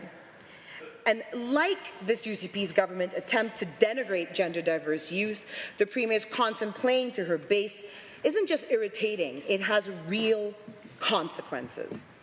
We need protections for the right to gender-affirming care. According to an Egal Canada, gender-affirming treatments can reduce the risk of suicidal ideation by nearly 50% among those who access them, emphasizing their critical role in supporting mental health. Youth with access to timely care reported lower rates of anxiety, self-harm, and depression compared to those facing long delays. A Trans Youth Can study showed that 16.8% of youth had attempted suicide when facing long wait times for care, underlining the urgent need for accessible services. Restricting access to care not only undermines patients' autonomy, but also damages the trust necessary for effective health care, leading to avoidance of even routine care by trans individuals. This amendment also hits at the fears of many women who have brought up to me, given the UCP's recent trend of actually taking rights away. I've had dozens of women ask me, do I need to be afraid of access to abortion? Is that the next target for this government? It's sad that I can't answer that definitively, that the right to reproductive care will be guaranteed. While reproductive care includes more than just abortion, we can't deny that it's a large part of it, and this amendment assures that right. Abortion is one of the most commonly performed medical procedures in this country. Roughly 1 in 3 women in Canada will have an abortion in their lifetime, and choosing to proceed with an abortion is an incredibly difficult and personal choice. We need this amendment to ensure that Bill 24 would acknowledge that. These concerns are incredibly valid because in September, the Minister of Health announced that the operations of some hospitals would be transferred to Covenant Health. And although she stated that there would be no anticipated change to access women's reproductive health, the Catholic Health Authority does not provide things like in vitro fertilization and abortion. So we can't deny that changes like this affect reproductive care. We're seeing this government take disturbing steps towards undermining medical autonomy. So if the members opposite really care about protecting medical freedoms, they should fully support this amendment to Bill 24 to protect the rights of gender-affirming and reproductive care. Reproductive rights are human rights, including the right to access abortion. This government has the obligation to provide women, girls, and other pregnant people with access to safe and legal abortion as part of their core human rights responsibility. The sad reality is that the Premier seems more focused on people who refuse to get a vaccine. She's not focused on parents who want the best care for their kids, for those struggling with mental health and addiction who continue to lack access to critical services, or women who need access to timely reproductive care. What I know for sure is those of us on this side of the House listen to Albertans, the data and evidence. Madam Chair, without this amendment, Bill 24 is another example of this government kowtowing to a small, ideological, radical minority. Because for as much as the members opposite would suggest that Bill 24 as it stands is about protecting individual freedoms, it seems that not all freedoms are equal in their eyes. If protecting medical freedoms is so critical to the point that we need to stipulate the right to not be forced to get vaccines, the members opposite should have no problem supporting this amendment. Investing in comprehensive health care, including gender-affirming treatments, promotes better health outcomes and minimizes the need for costly emergency care. Many of the bills introduced by this government were not part of the UCP's platform, or they were introduced after the Premier explicitly said they wouldn't be. And more we're seeing the Premier legitimizing conspiracy theories and undermining our democracy. Let's be clear here. Healthy disagreement is important for the democratic process.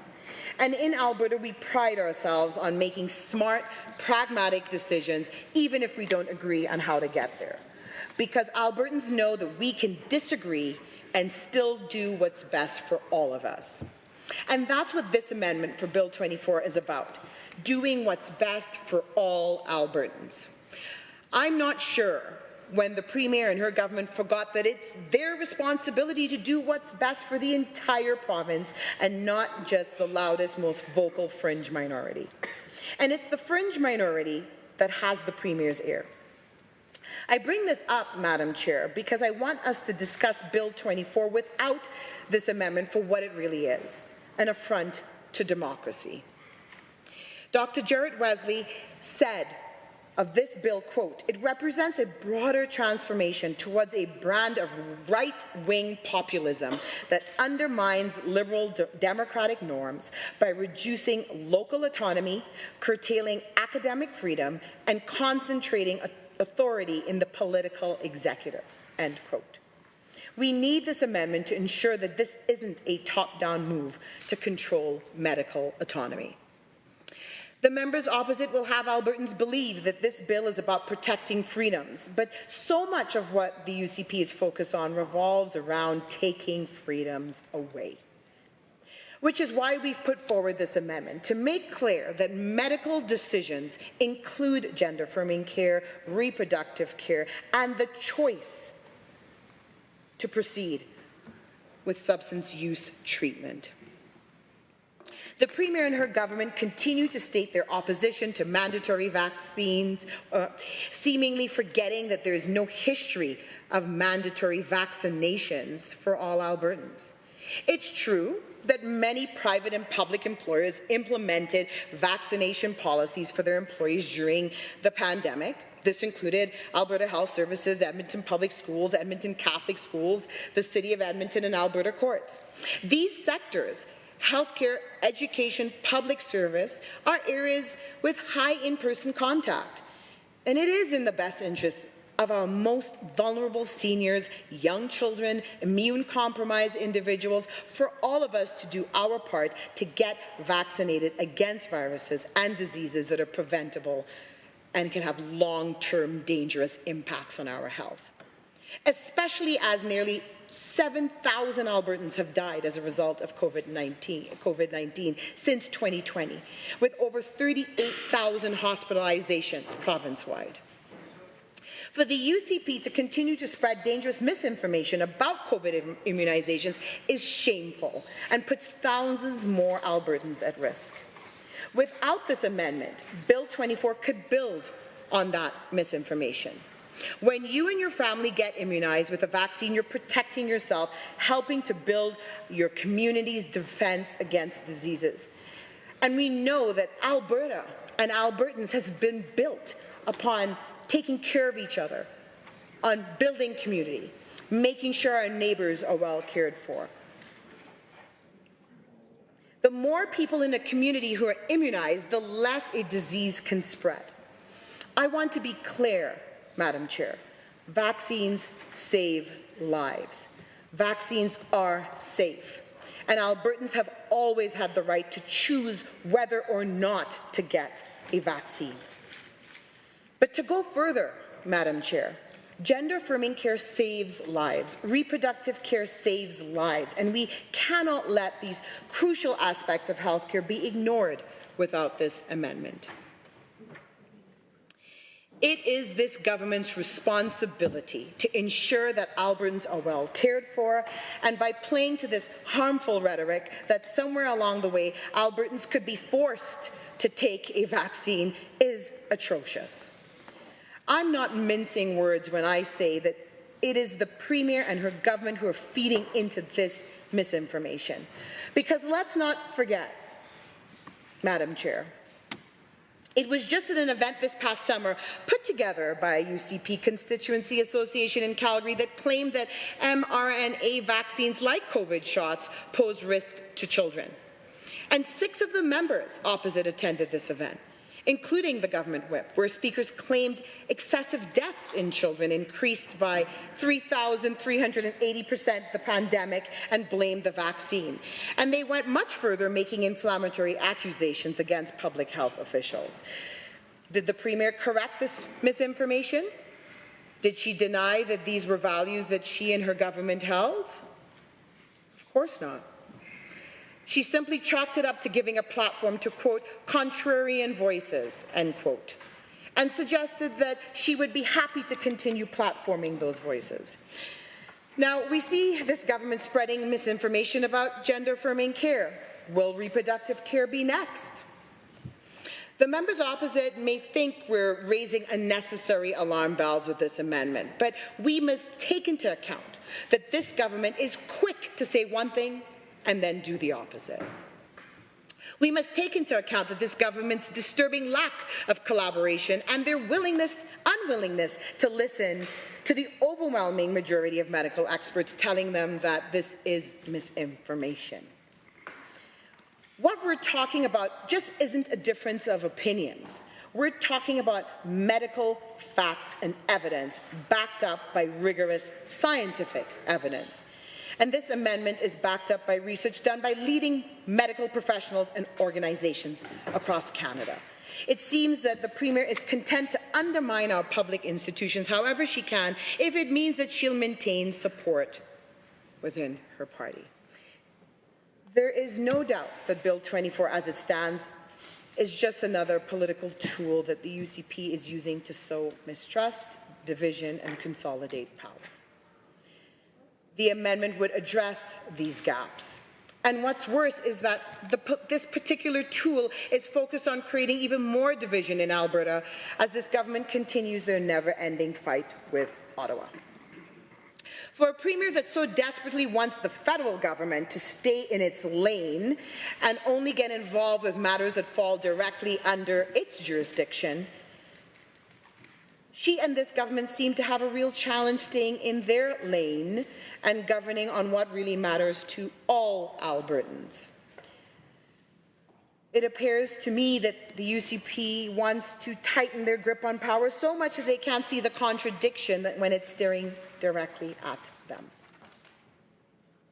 Without this amendment, Bill 24 is just another political tool that the Premier and this government is using to placate to their base. I encourage all members in this House to seriously consider what freedom means and vote in favor of this amendment so that we can make sure that all medical freedoms are protected through this bill. Thank you, Madam Chair. Any other members that wish to speak to Amendment A3? The Honourable Member for Calgary, Mountain View. Thank you very much, Madam Chair, and I'm pleased to rise and speak to this amendment. So I think before we talk about the amendment, it's worth backing up and talking about what the bill does, because most Albertans couldn't tell you what the Alberta Bill of Rights is, because it doesn't impact most of our daily lives. So we have the Charter. The courts are the guardian of the Charter. That is negotiated as between the provinces and the federal government, or was a long time ago. Attempts to amend it have been largely in vain, but that has a section of rights in it, and those are enforceable against governments. So it's legislation that binds government actors. We have in each jurisdiction, whether federal or provincial, human rights acts, and human rights acts bind private actors. So those are government legislation that tell private actors, whether they're employers or people who are, renting houses or various other sorts of folks, that they're not permitted to discriminate on certain grounds. So the Alberta Bill of Rights is in an interesting position comparatively, because it's legislation passed by the Alberta government, which means it can be, unlike the Constitution, unlike the Charter of Rights, it can be amended by the Alberta legislature, because that's what it is. It's Alberta. So arguably, it binds other government actions, but practically, if the government wants to take the action, they can just change the Alberta Bill of Rights. So in some ways, it could be useful. In other ways, one might argue that it's kind of more of a signal of what governments think are important. And that's what I actually think the problem with this legislation, which is presently before the House, is. What this government actually thinks is important. So to set the context, because this will live forever in Hansard, we are standing in a moment where the healthcare system is crumbling around us. A record number of Albertans don't have access to a family doctor. Arguably, access to primary care is worse than it ever has been since public medical was brought in this province. So that's pretty bad. It's pretty bad. There are people in this province currently who are dying of cancer before they get to see an oncologist. So that's pretty bad. In a place where we pride ourselves, in a country and a province where we pride ourselves on our public medical system, we are standing in a moment where people are literally dying from lack of care. And healthcare is a provincial responsibility. So one might think that the government of Alberta, having primary responsibility for that, would be laser focused on that problem, on their constituents who are literally dying for lack of their intervention. But they aren't. Instead, they're focused on this. And I really think that says most of what you need to say about this government, that while their constituents die from lack of medical care, they do nothing to help the medical system, and instead they are laser focused on pandering to a minority of Albertans who have basically decided that being asked to live in a society with other people and comport themselves in accordance with living in a society with other people, like, for instance, not driving them over with their cars, or driving on the correct side of the road, or getting a vaccine to protect those around you, those people just don't think that they should be required to do that. They feel that it's an infringement on their rights. But I mean, I think this is a really apt analogy, right? Like, we have rules about all sorts of things. Like, okay, arguably, like, you could say and I don't think right is the right word for this. I think that right, well, we use words differently in society, but I think that the word right should be reserved for instances in which whatever your right is imposes an obligation on other people. That's what they teach you generally in law school, right? So arguably your, shall we call it a freedom, your freedom to drive down the opposite side of the road is infringed, arguably, by the traffic safety laws that we have in place.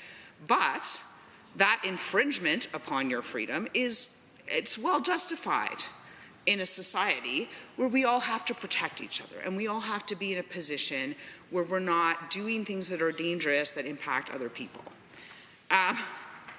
And so this is probably the category into which I think this bill falls, right?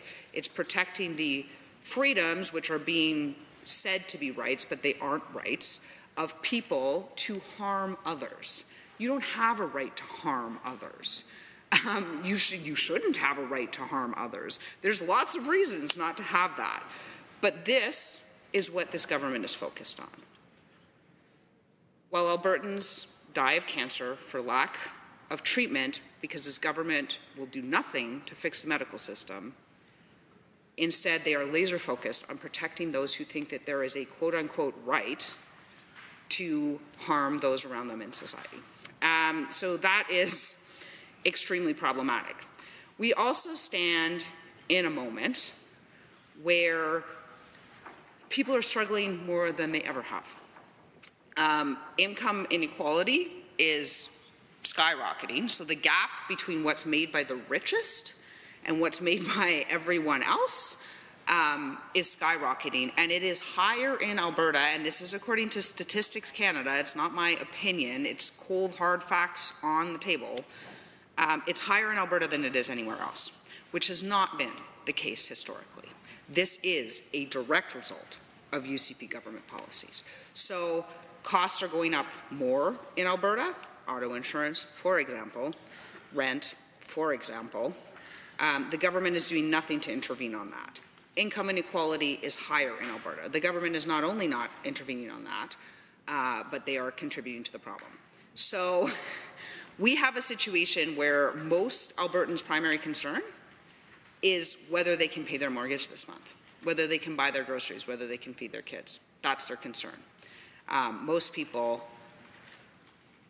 yeah, they have that concern, or, you know, if they have the misfortune of having a sick family member, then they have concern about whether their family member will survive under what the UCP has done to our healthcare system. So those are the concerns of Albertans. The concerns of a fringe minority that supports this premier are about their right to harm other individuals in society. And those, did you have something to say there, Government Whip? Hesitate to interrupt. I think now would be a really great time to refocus back on the amendment A3, which is before us. Honourable member, please direct your comments through the chair and proceed. Yes, Madam Chair. I think the amendment is to the bill, is it not? Does the amendment not amend the bill? Sorry, are you speaking to the amendment? Yes, I am speaking to the amendment before I was so rudely interrupted by the government whip. Honourable member, we are on Amendment A3. If you would like a copy of that amendment sent to you so you could speak to it, I will surely have one sent over to you. I have a copy of the amendment before me. Does the amendment not amend the bill? I look forward to speaking to the amendment in which is before this House. I am speaking to the amendment. May I continue, or would the government whip like to interrupt me again? Honourable member, perhaps it's time we move on to another speaker if we're going to have this back and forth conversation. I've asked you to speak to the amendment in which you've had a large... Honourable member, we are on Amendment A3. As I've said multiple times before, if you are having a hard time speaking to that amendment, we will move on. I'm perfectly happy to speak to the amendment, Madam Speaker. May I continue? That is all I ask, and that's the rules of the House. So Super. please May I continue? Proceed, honourable member. Thank you, Madam Chair. I will proceed. Before I was so rudely interrupted by the government whip, I was speaking to the bill, which is amended by the current amendment on the floor. The amendment, which I might add, which brings in changes to ensure that gender-affirming care is in this bill. So again, the bill to which we are speaking is Bill 24. It is a bill that amends the Human Rights Act.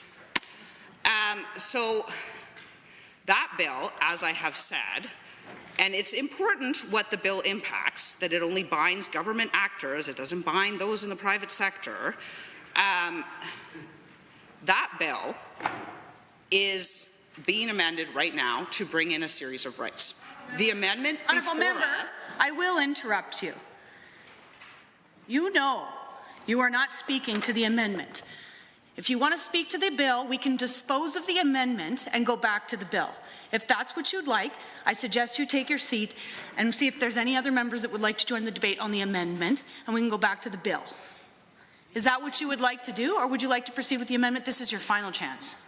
I am proceeding with the amendment. The amendment which is before us, that was the sentence I was literally saying, the amendment which is before us adds additional rights to the list of rights that the government is inserting into the Human Rights Act. So the Act exists, this bill amends the Act, and the amendment that is presently before the House amends the amending Act.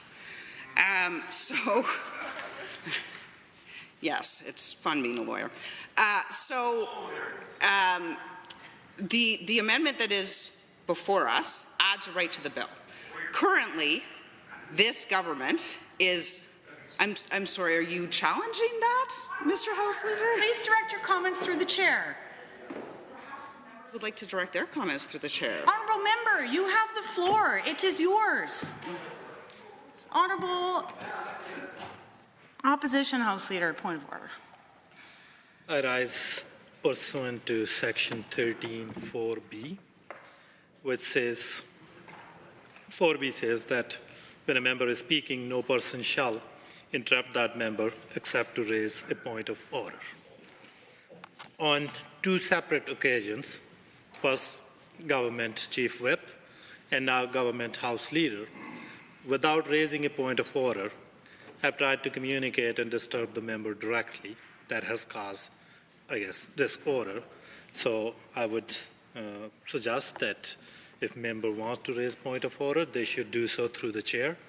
And if not, they should not interfere with member right to speak freely without any interference or without any interruption from any member of this House.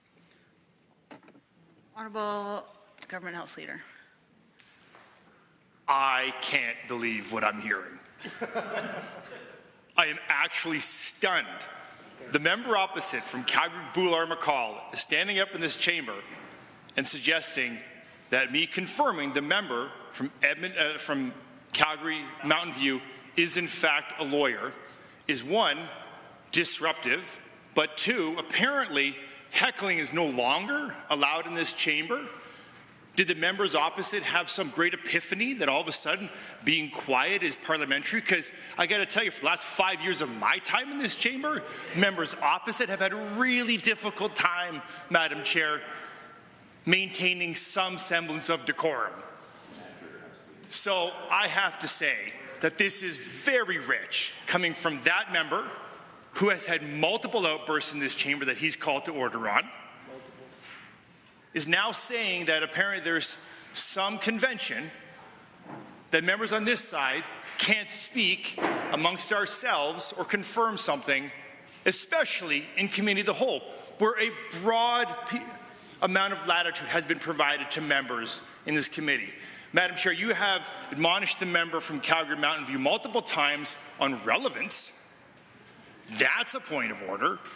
We sat here quietly. Now, I said something out loud that was heard because it was quite quiet in this chamber, and the member from Calgary Bouillard-Marcotte has a problem with that, with heckling. Very rich, Madam Chair. I'll conclude my remarks. Not a point of order. Absolutely ridiculous.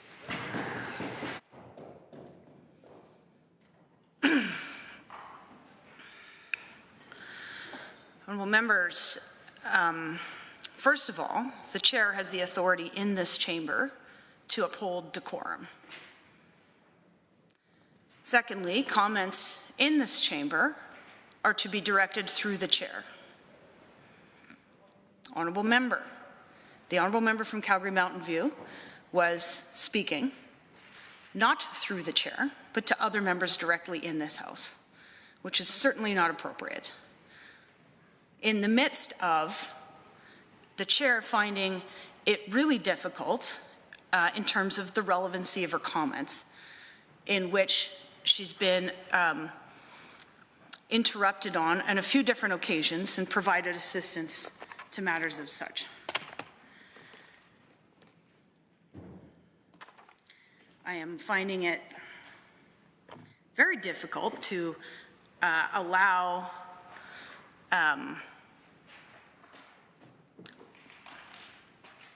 rules of this House to be followed, rules in this committee in which you all agree on. You all make these rules up, not the chair. And so we're going to try one more time on Amendment A3 on Bill 24 with the honourable member for Calgary Mountain View, with the comments and directions in which I have just given. If the honourable member for St. Albert has something to say, when it is your turn, you may say your piece. The honourable member for Calgary Mountain View, you have the floor. Sorry, Madam Chair, I hesitate to interrupt. It's just I believe the honourable member from Bouillard-Marcotte had raised a point. There's no point of order. Thank you. That just wanted a ruling on that. Okay, so the amendment to the bill, which is intended to protect the rights to gender-affirming care. So why is this important? It's important because we are standing in a moment where those rights are under direct threat. We have 3 other bills before this House that are a direct threat to that, that are currently before this House. So I think my point is the difference between this amendment, which is designed to defend actual rights, rights which are in the Human Rights Act, I know because I amended it for them to be there, rights which are protected by the Constitution, actual rights, those are pretty important.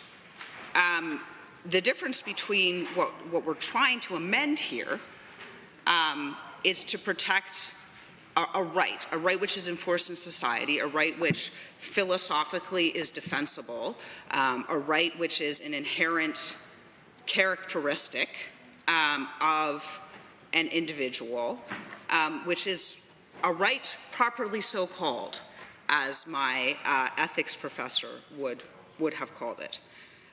Meanwhile, the attempts in this bill are to protect a right which already exists and another right which isn't a right at all, but which is essentially people asking for the freedom to sort of drive their car on the wrong side of the road. So the bill is problematic from the outset. And the point, I think, of my comments is, despite the bill being problematic from the outset, if we're going to open the Human Rights Act, let's actually do something productive, right? Let's do something productive. Instead of doing this song and dance and this big parade to like try and pander to like a very vocal minority that are trying to harm the rest of society, let's do something useful. And this is useful. This amendment that we have on the floor, this is useful. So if we're going to open the Human Rights Act up, which the Alberta Bill of Rights up, which I would argue was not necessary in the first place, because Albertans have bigger concerns. There are things that are a much bigger deal. Then let's at least do something useful and protect a group that actually is being targeted, protect a group that actually is having their rights violated, protect a group that is in fact under attack right now in this province. So if we must engage in this exercise of sort of doing a weird song and dance, which Bill 24 is, this government bill is, and pretending to be doing something useful, then let's actually do something useful. This is a government that is focused entirely on the wrong priorities.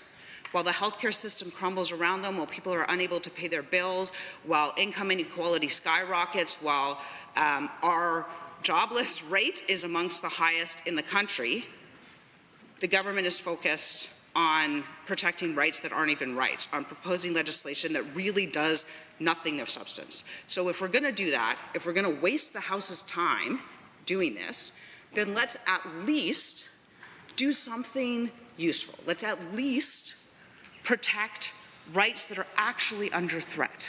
Let's recognize that the point of rights, the point of a Bill of Rights, is to protect individuals from a tyranny of the majority. And let's do that with this bill. So I guess, Madam Chair, what my argument here is that we're trying to give the government an opportunity. We're trying to give the government an opportunity to actually do something useful, to actually make a difference. I mean, there's lots of things the government could be doing to do that. They choose not to, which I guess is their choice. But if we're going to bring forward this piece of legislation that does nothing of use, that doesn't speak to the concerns of Albertans, then maybe let's do something useful while we're at it, and that is the point of the amendment. So I would urge all members to look deep in your hearts, and whether you think I'm entitled to my degrees or not, consider the substance of this amendment and vote in favor of it. Thank you.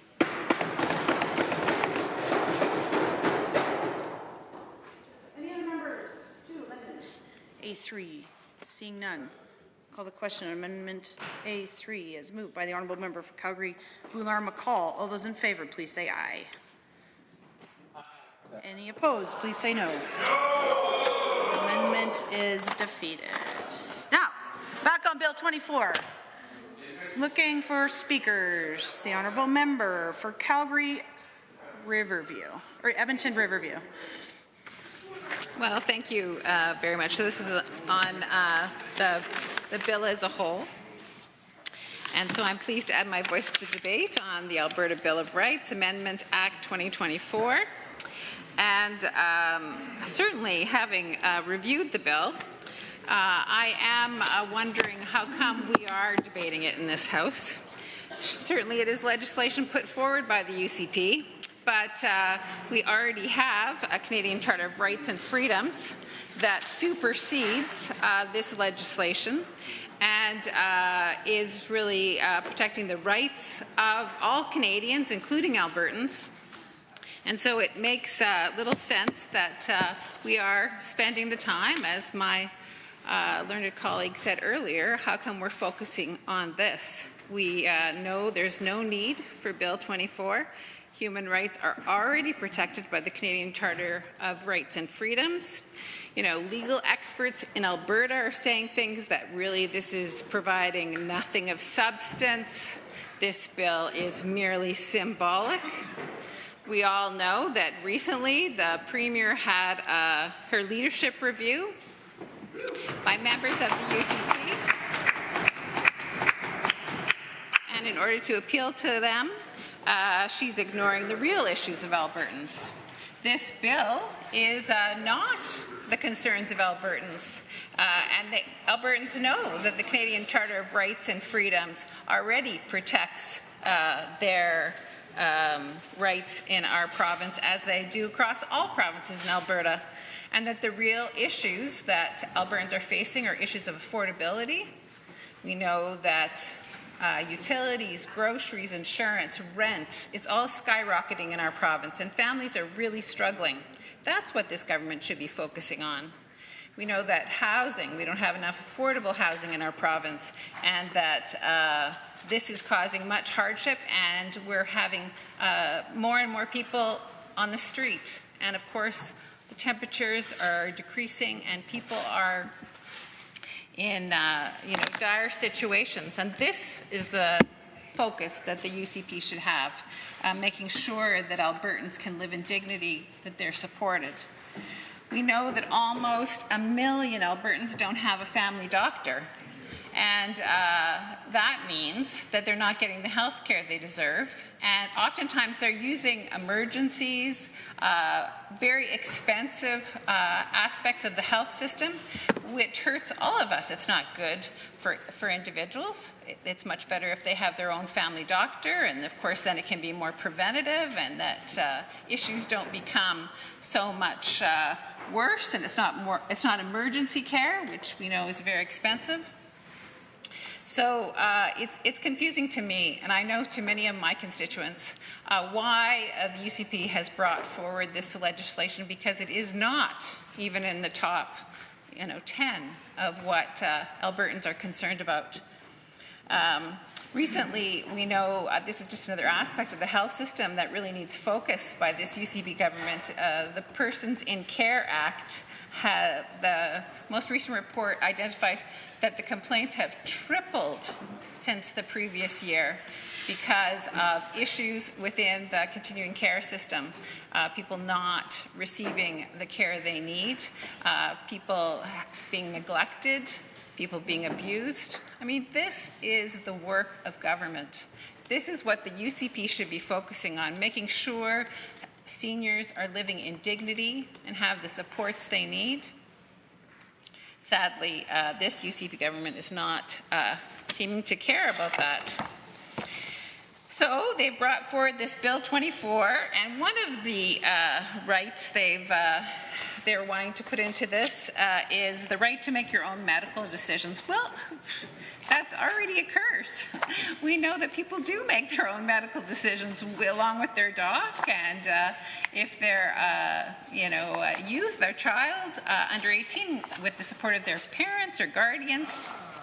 So it's very confusing why this needs to be put in here. So again, legislation that's not needed, that is focused not on the priorities of Albertans. It's kind of a bit of a waste of time.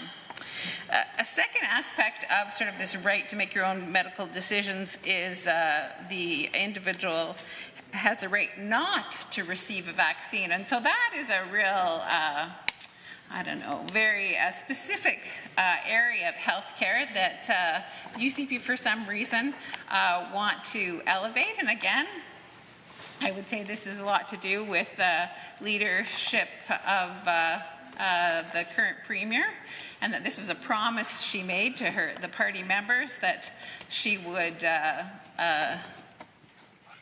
put in legislation so that people could have the right not to receive a vaccine. And I mean, that's already exists too. There is no history of mandatory vaccines in Alberta. Certainly some larger organizations, both private and public, sometimes for the best interests of the whole community, will make those kind of directives as a policy. But, you know, people do have the right to make that decision. But what's happening now, because of the UCP's sort of hyper-focus on not science, not evidence, but rather sort of conspiracy theories and things like that, is vaccines are becoming less and less available to people who actually indeed want them. And this legislation will only create more chaos like that. And I'll just tell you a personal story. My mother recently was hospitalized for several weeks. And, you know, she's 87 years old. She's an elderly woman. You know, certainly I'd classify her as frail.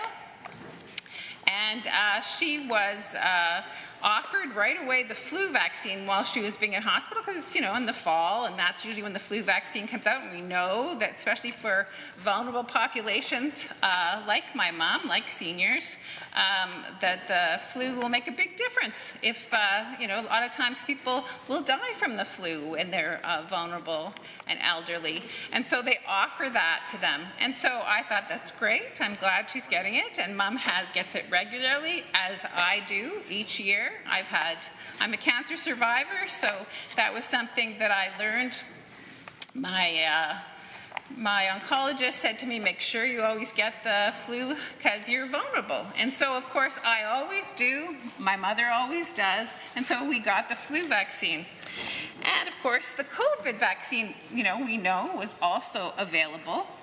And so I asked the nurse, because they had just only arranged the flu vaccine. I said, this is a major hospital in the Edmonton area.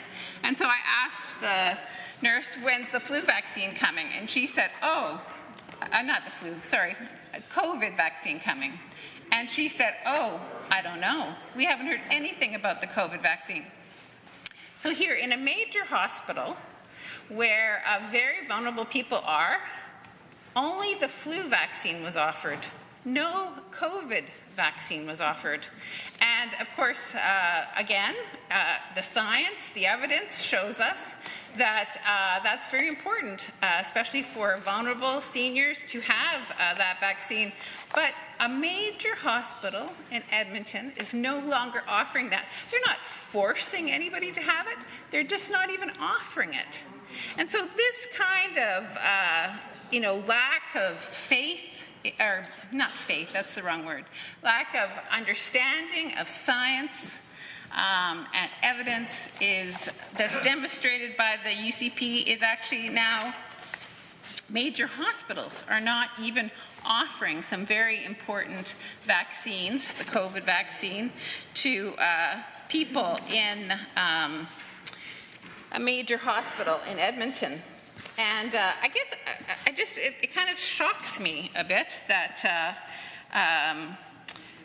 there's such a disregard for the science in this area. And certainly we know that, from the World Health Organization, a widely respected international body, that vaccines have saved more human lives than any other medical intervention in history. In history, vaccines are very important for public health. And going back to the 1500s even, there were medical people who were working on vaccines to make sure that people were okay. And, are we stopping? And so there's a very long history of the evidence, of the science of vaccines, and it's really very tragic that the UCP is saying that this should somehow not be available to people, or that we're forcing people to have it, because that's not indeed the case. So this legislation is really not doing what it needs to do, and it sort of missed the point altogether. And we know, too, the other focus of it is about the right to one's property, just compensation, and due process. Should I stop? Okay, and also the firearms, which are federal jurisdiction. So again, what are we doing with this legislation? It's really a waste of the House's time, and I'm very disappointed. With that, I will take my seat. Any other members to speak to Bill 24? The Honourable Member for St. Albert. Madam Chair, I'd like to move an amendment.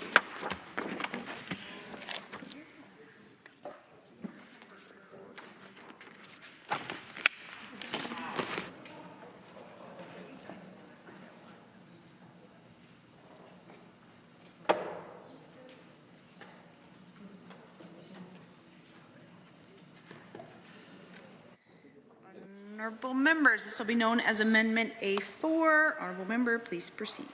Thank you, Madam Chair. So, yes, I'd like to amend Bill 24, Alberta Bill of Rights Amendment Act, by moving the following. That Bill 24, Alberta Bill of Rights Amendment Act, be amended in Section 4B sub 2 by adding the following after the proposed clause A2. 8.3, the right of the individual to barrier-free access to full participation in society, including equal access to public spaces, services, and opportunities. So, Madam Chair, the reason why I am moving this amendment should be fairly clear.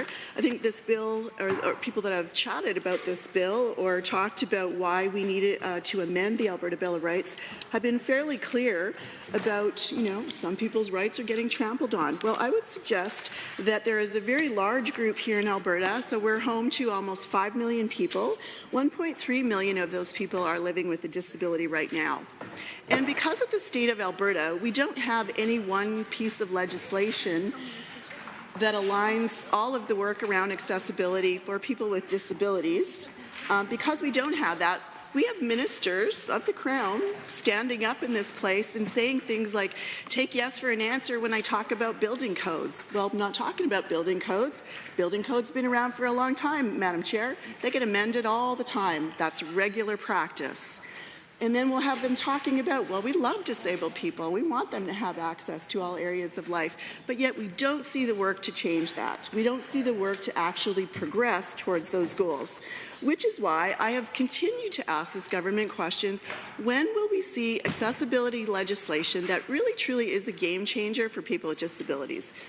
In a brief statement about what this is, very clearly what this is, it's like a framework, Madam Chair. And what it does, it looks at all ministries, all areas of life here in Alberta, and it says, what can we do to identify, prevent, and remove barriers for people with disabilities so they can interact in all areas of life? Now, some provinces in Canada have had this legislation for years. I think some of them go back probably like 20 years. I think maybe Quebec was one of the first places to introduce this legislation.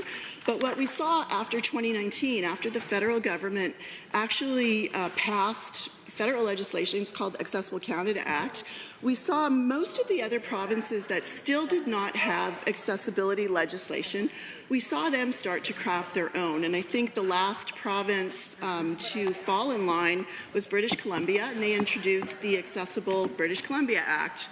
Not a lot of not a lot of uniqueness in the titles, but they are actually all the same pieces of legislation, different jurisdictions. So what we saw after 2019, after we saw a federal framework of legislation, we saw other provinces follow suit. Now, the only province after Prince Edward Island that doesn't have accessibility legislation is Alberta. And why that's important, Madam Speaker, is because we cannot measure any progress that we're making for people with disabilities. Now, that's not to say we're not actually making investments, because we are. We are every day. We're making investments to create more accessible spaces for people with disabilities, but we aren't measuring it. We don't know exactly what the point of it. We don't know what the outcomes we hope to gain, and we are unable to measure progress. And as a result, we see every day where the holes are. And let me give you a couple of examples, because I think examples are important. Now, when a lot of people got elected in 2019, probably some people in this chamber will remember being elected for the first time, big flurry to set up your office, figuring out you got to hire staff, you got to get equipment, where are you going to rent, yada, yada. But there were no rules around accessibility. So there was nothing that said you need to be sure that your constituents can actually get in to see you. It's not okay just to say, well, yeah, I'll meet you in a coffee shop down the road. That's not accessibility. And so that's just one example, and that's a super easy thing to fix, but we don't have a framework to be able to fix these things. I'll give you a couple more examples. So, and again, like I'm saying, I'm not saying we're not making these investments, we just don't talk about it, measure it, and then see what else do we need to do. So one of the committees that I'm on is public accounts, and as you know, every Tuesday morning when we're sitting, we're able to review an annual report with the Auditor General, and so often some of the questions that I'll ask are around accessibility. So let's say we're talking about apprentice seats that the government is creating. Let's say they're going to create 10,000 new spots over the next, I don't know, 3-4 years. Great, that's awesome, that's good news. And so my question would be something, well, how many of those 10,000 spots will be accessible to people with disabilities? Yeah, well, we don't measure that. We can't really answer that question. Now, I have no doubt that many of those spots are indeed accessible. We just don't have a framework to measure it. In the examples, we see examples of it every day. And accessibility legislation looks at lots of different things. I think we can all understand what accessibility in the built environment means. We see it every day. These are ramps. This is making sure you have a lift. This is making sure your website is easily accessible to someone who is blind, for example. So we all know what the built environment, technology was not the example I meant to use. Built environment, easy to understand. The other areas, not so much. One of the really important areas that we fail as a province here in Alberta, if y'all are done chatting, but I don't know, here in Alberta, one of the things, sorry, I lost my track here. Some of the other areas, one of the areas that we really need to work on is the development and delivery of programming. That is actually goes through all ministries, all areas. We need to make sure that everything, every program, every grant that we design, every new helmet program, that hard hat program that we design, every program we design, maybe we design another page program, whatever it is that we're designing, we have to design it with people with disability in mind. And very often accommodation or accessibility requires very little work. Sometimes we're almost there, we're 98% there, all it takes is a little bit more effort. So the design and delivery of programming is one, built environment is the other. Communication, I can't tell you how many times my friend who is blind will, he's actually a practicing lawyer, and he will contact me and say, you know, Government of Alberta site, I went to fill out this form, I could not because my screen reader wasn't working on that page.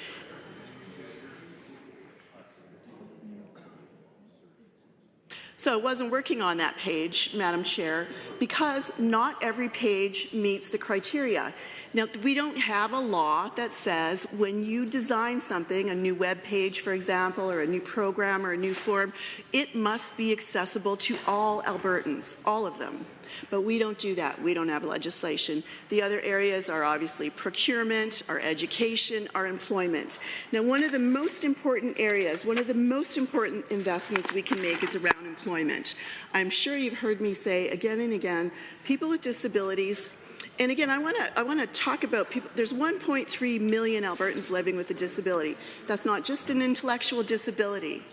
I'm sorry, it's a little distracting with all the conversations, but Madam Chair. But I'm not just talking about a developmental disability. I'm talking about physical disabilities. Many are invisible.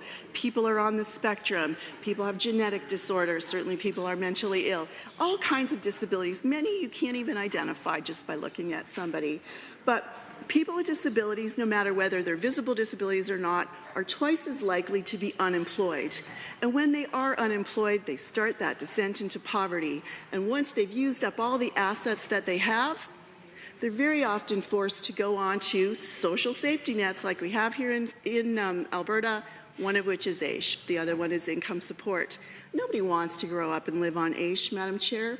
It's poverty level. It's under $2,000 a month. It's not manageable, and I'll tell you, income support is even worse because it's about half that. But we know that, I've quoted this study before, I have tabled it before, that there was a study done in 2022, and it's called the Development and Implementation of a Framework for Estimating the Economic Benefits of an Accessible Society, funded by the Centre for Research on Inclusivity. The economic benefits to Canada would be $337.7 billion in one calendar year. And that's equal to about 17.6% of Canada's gross domestic product if, as a country, all across the country, we were successful in removing barriers. And it sounds a little bit simple to identify, remove, and prevent barriers. It's a fair amount of work. And I think we could all probably agree that up until 2024, today, in November, we've tried saying, do your best. We'd like you to consider people with disabilities as you develop your programs or your budget or your future business plans, but people aren't doing that. Sometimes it happens off the corner of the desk sometimes it happens with a really progressive person who maybe has someone with a disability in their lives, so they're thinking about them, but it doesn't happen as a natural practice, as a normal practice, and that needs to change, which is why, Madam Chair, I think this amendment would actually make a really kind of, I don't want to say useless, but a bill that nobody really asked for. This is really performative exercise. But this amendment would actually say that we understand that there is a huge group of Albertans whose rights really are not respected, very clearly not respected. They don't have access to all of the things that we can normally expect. You know, meet someone, get married, go to school, get a job, have a career, have kids. A lot of people can't because they can't even get in the door. They can't literally, physically get in the door. Do you know that hospitals are one of the most inaccessible places we have? They're not accessible to people with physical disabilities. This happens all over the place, and not just in physical locations. It happens in programming, it happens in budgeting, it happens all over the place. So, Madam Chair, I would urge all of my colleagues, if they truly want to protect the rights of Albertans and truly open up this province to all of us, all Albertans, almost 5 million of them, that they consider supporting this amendment. Thank you. Are there others that wish to join the debate on Amendment A4? Seeing none, I will call the question on Amendment A4 is moved by the Honourable Member for St. Albert. All those in favour, please say aye. Any opposed, please say no.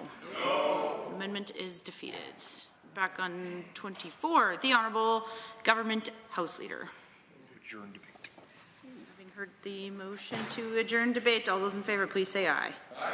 Any opposed, please say no. So carried.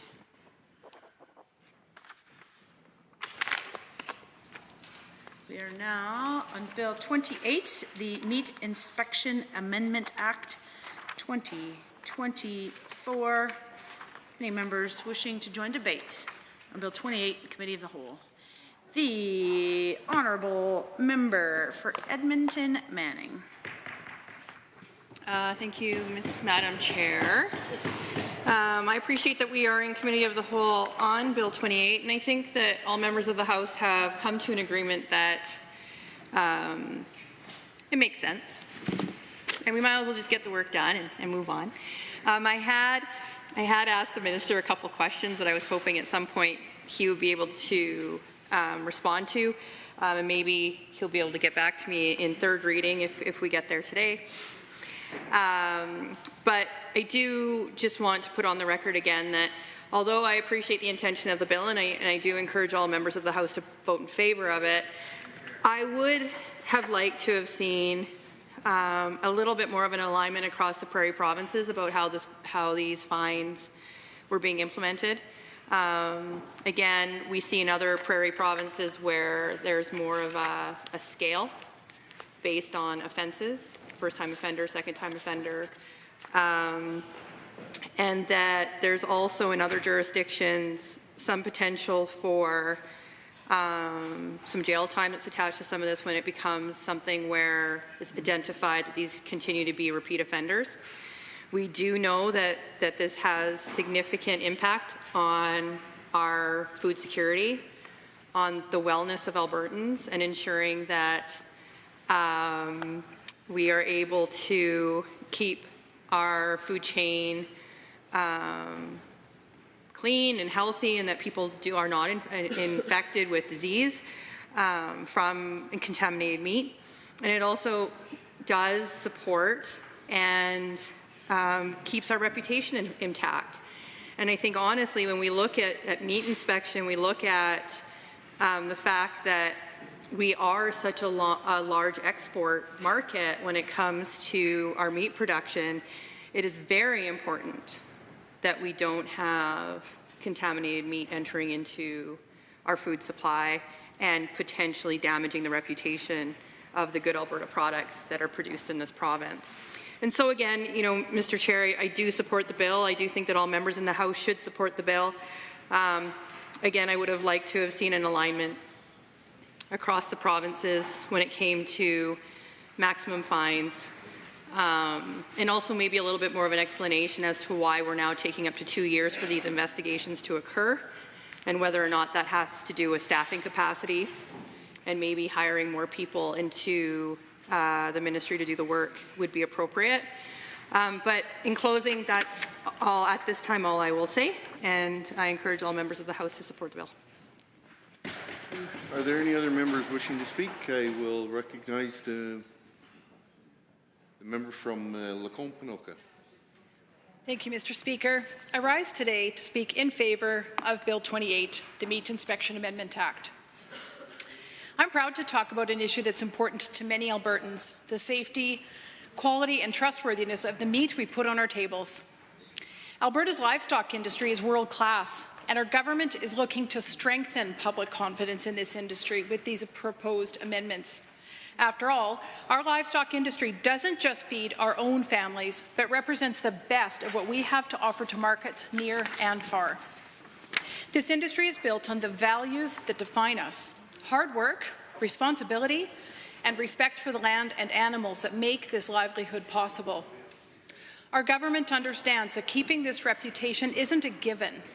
That's why protecting the quality of Alberta's meat products is a top priority. When Albertans put food on their tables, they deserve to know it's not only of high quality, but trustworthy. The Meat Inspection Act outlines the standards for licensing, inspection, and compliance in the slaughtering, processing, and the sale of meat. It's a robust set of rules that ensures the highest quality from start to finish. It isn't just a checklist, it's a guarantee to every Albertan that what they're buying is safe. Our inspectors and peace officers have the authority to enforce these standards strictly, and the Act and the regulations spell out under what conditions meat can be sold and how inspectors conduct their work. These guidelines reflect the trust Albertans place in a regulated food supply. Mr. Speaker, the amendments proposed in this bill represent a real commitment to maintaining and strengthening that trust. I want to be clear, Mr. Speaker, the sale of uninspected meat is illegal in Alberta. The amendments in Bill 28 propose to increase the penalties for illegal slaughter and the sale of uninspected meat. Right now, the maximum fine for these offences is $10,000 per violation. Bill 28 proposes raising this limit to $100,000 per offence, sending a clear message. If you put Albertans' health at risk, there will be consequences. If Albertans can trust the food they're buying, they'll choose Alberta meat producers over others, which is essential to support our local economy and rural communities. We want Alberta families to feel confident in every cut of meat they buy, knowing it's been responsibly handled and inspected by professionals in the field. The amendments proposed in Bill 28 would continue to strengthen the Meat Inspection Act by extending time inspectors have to investigate and lay charges from 6 months to 2 years, giving more flexibility to conduct thorough investigations. In complex cases where evidence can be difficult to gather, this extended time frame is essential. Our government recognizes, Mr. Speaker, that enforcing the law isn't just about handing down punishment, it's about promoting a culture of compliance and responsibility. That's why our government is committed to a balanced approach that emphasizes education, to guide those who may not be fully aware of the standards, encouraging them to comply with the law before it reaches the point of legal action. Increasing fines and investigative timelines is about aligning our standards with those in other jurisdictions, ensuring Albertans have the same level of safety as consumers anywhere else. Alberta has 121 licensed abattoirs and 65 inspectors and program specialists working to make sure our meat meets the highest standards. Mr. Speaker, my constituency is home to many local companies across various branches of this industry, from meat packers to butchers to processors and suppliers. One success story that I want to highlight is that of the Mueller family, especially the late Armin Mueller. Armin was an immigrant from Lake Schwil, Switzerland, who grew up dairy farming. He moved to Canada at the age of 21, bringing with him a deep understanding of hard work and dedication to quality. After some time out east, he settled in Bentley, Alberta, starting with a modest herd of 45 dairy cows. Over the next 2 decades, he grew that herd to 200, all while raising a family with his loving and beautiful wife, Rita. Together, they embodied the values of entrepreneurial spirit, grit, and perseverance that define Alberta. Eventually, Armin and his family decided to leave dairy farming to pursue a new path, raising bison. Today, the Mueller family operates Rangeland Bison, one of the most respected bison meat companies in Canada.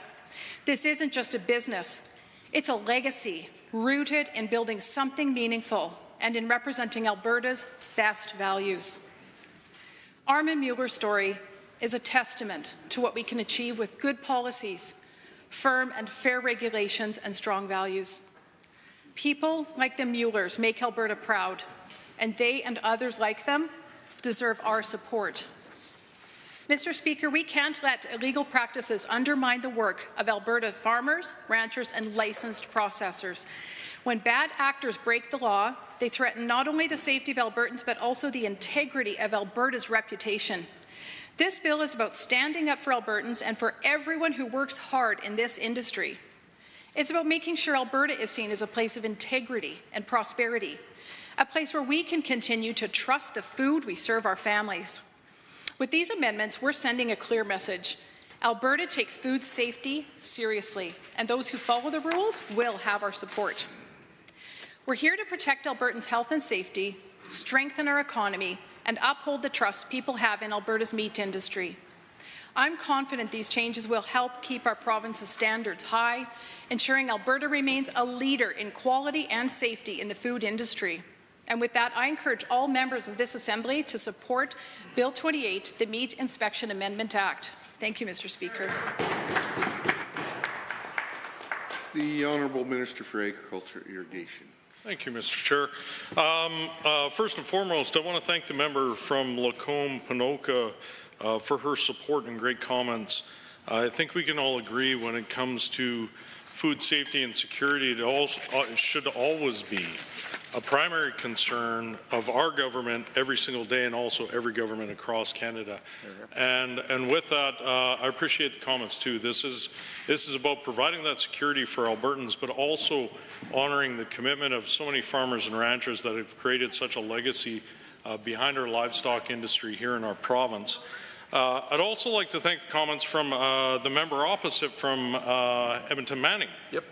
And she did have a couple questions here in Committee of the Whole. I hope to be able to address some of those questions that she has asked in relation to the structure of the bill, both relating to the fine amount and the limitation period. I just want to be clear in saying that when we came forward with this, we wanted to have something that was simple, and that's why we went with the $100,000 fine. We didn't do an escalating fine structure for additional offenses. We thought going straight to the $100,000 or up to the $100,000, and I want to be clear, up to $100,000 for every offense committed. They can be $100,000. There could be multiple offenses that could be an individual can be charged on. This seemed very clear to us as something that's easier to manage with our investigation team, and provides just a clear message on where we're trying to go with the fine period. Of course, this aligns more with what we're seeing in some of the provinces across Canada. Of course, British Columbia would be the one that we found we didn't want to model. Of course, they have fines for up to $25,000 for each day for a first offense, and $50,000 for each day on a second offense for personal. Now, this becomes a difficult thing for our investigators to assess how many days they were actually in non-compliance or completing illegal activities. So we didn't think that was in the best interest it would just provide more burden on our investigation teams. Saskatchewan, of course, for individuals is a first fine $75,000, second fine up to $100,000. Manitoba is at $50,000, Ontario was $25,000. And of course, being a beef producing province, being a province that has one of the largest bison herds, of course, very strong in poultry and pork production plus others, we thought it was indicative that we match and go in line with Saskatchewan at $100,000. And that's why we provided that just a clear signal in our bill that we were going up to that as a maximum fine for each offense.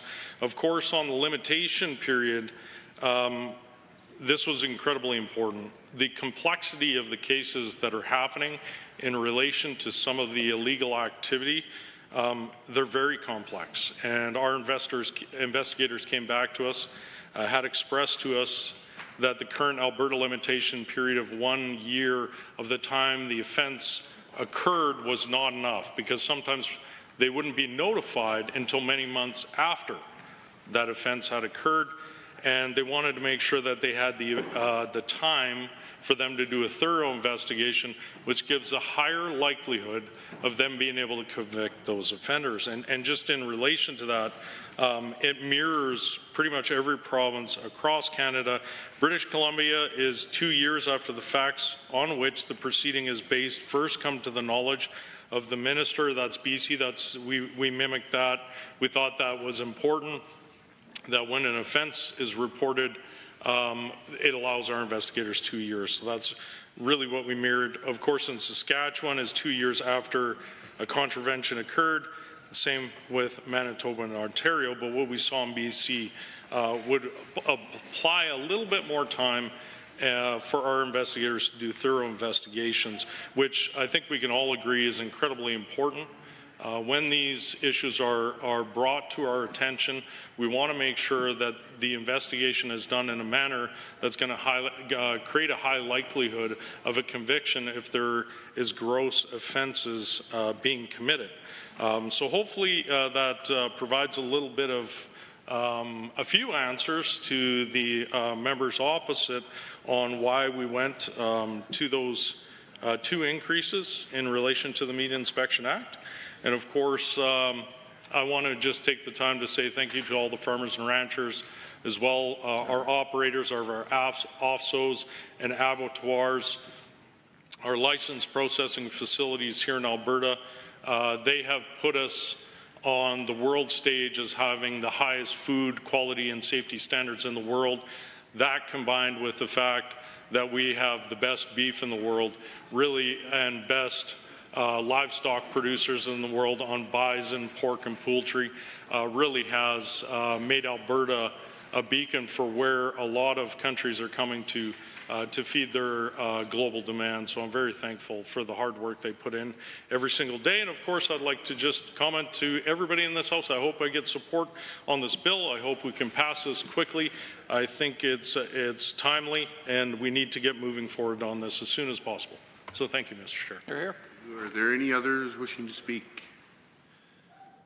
Are we ready for the question on Bill 28, the Meat Inspection Amendment Act 2024? On the clauses of the bill, are you agreed? Agreed. Opposed? Carried.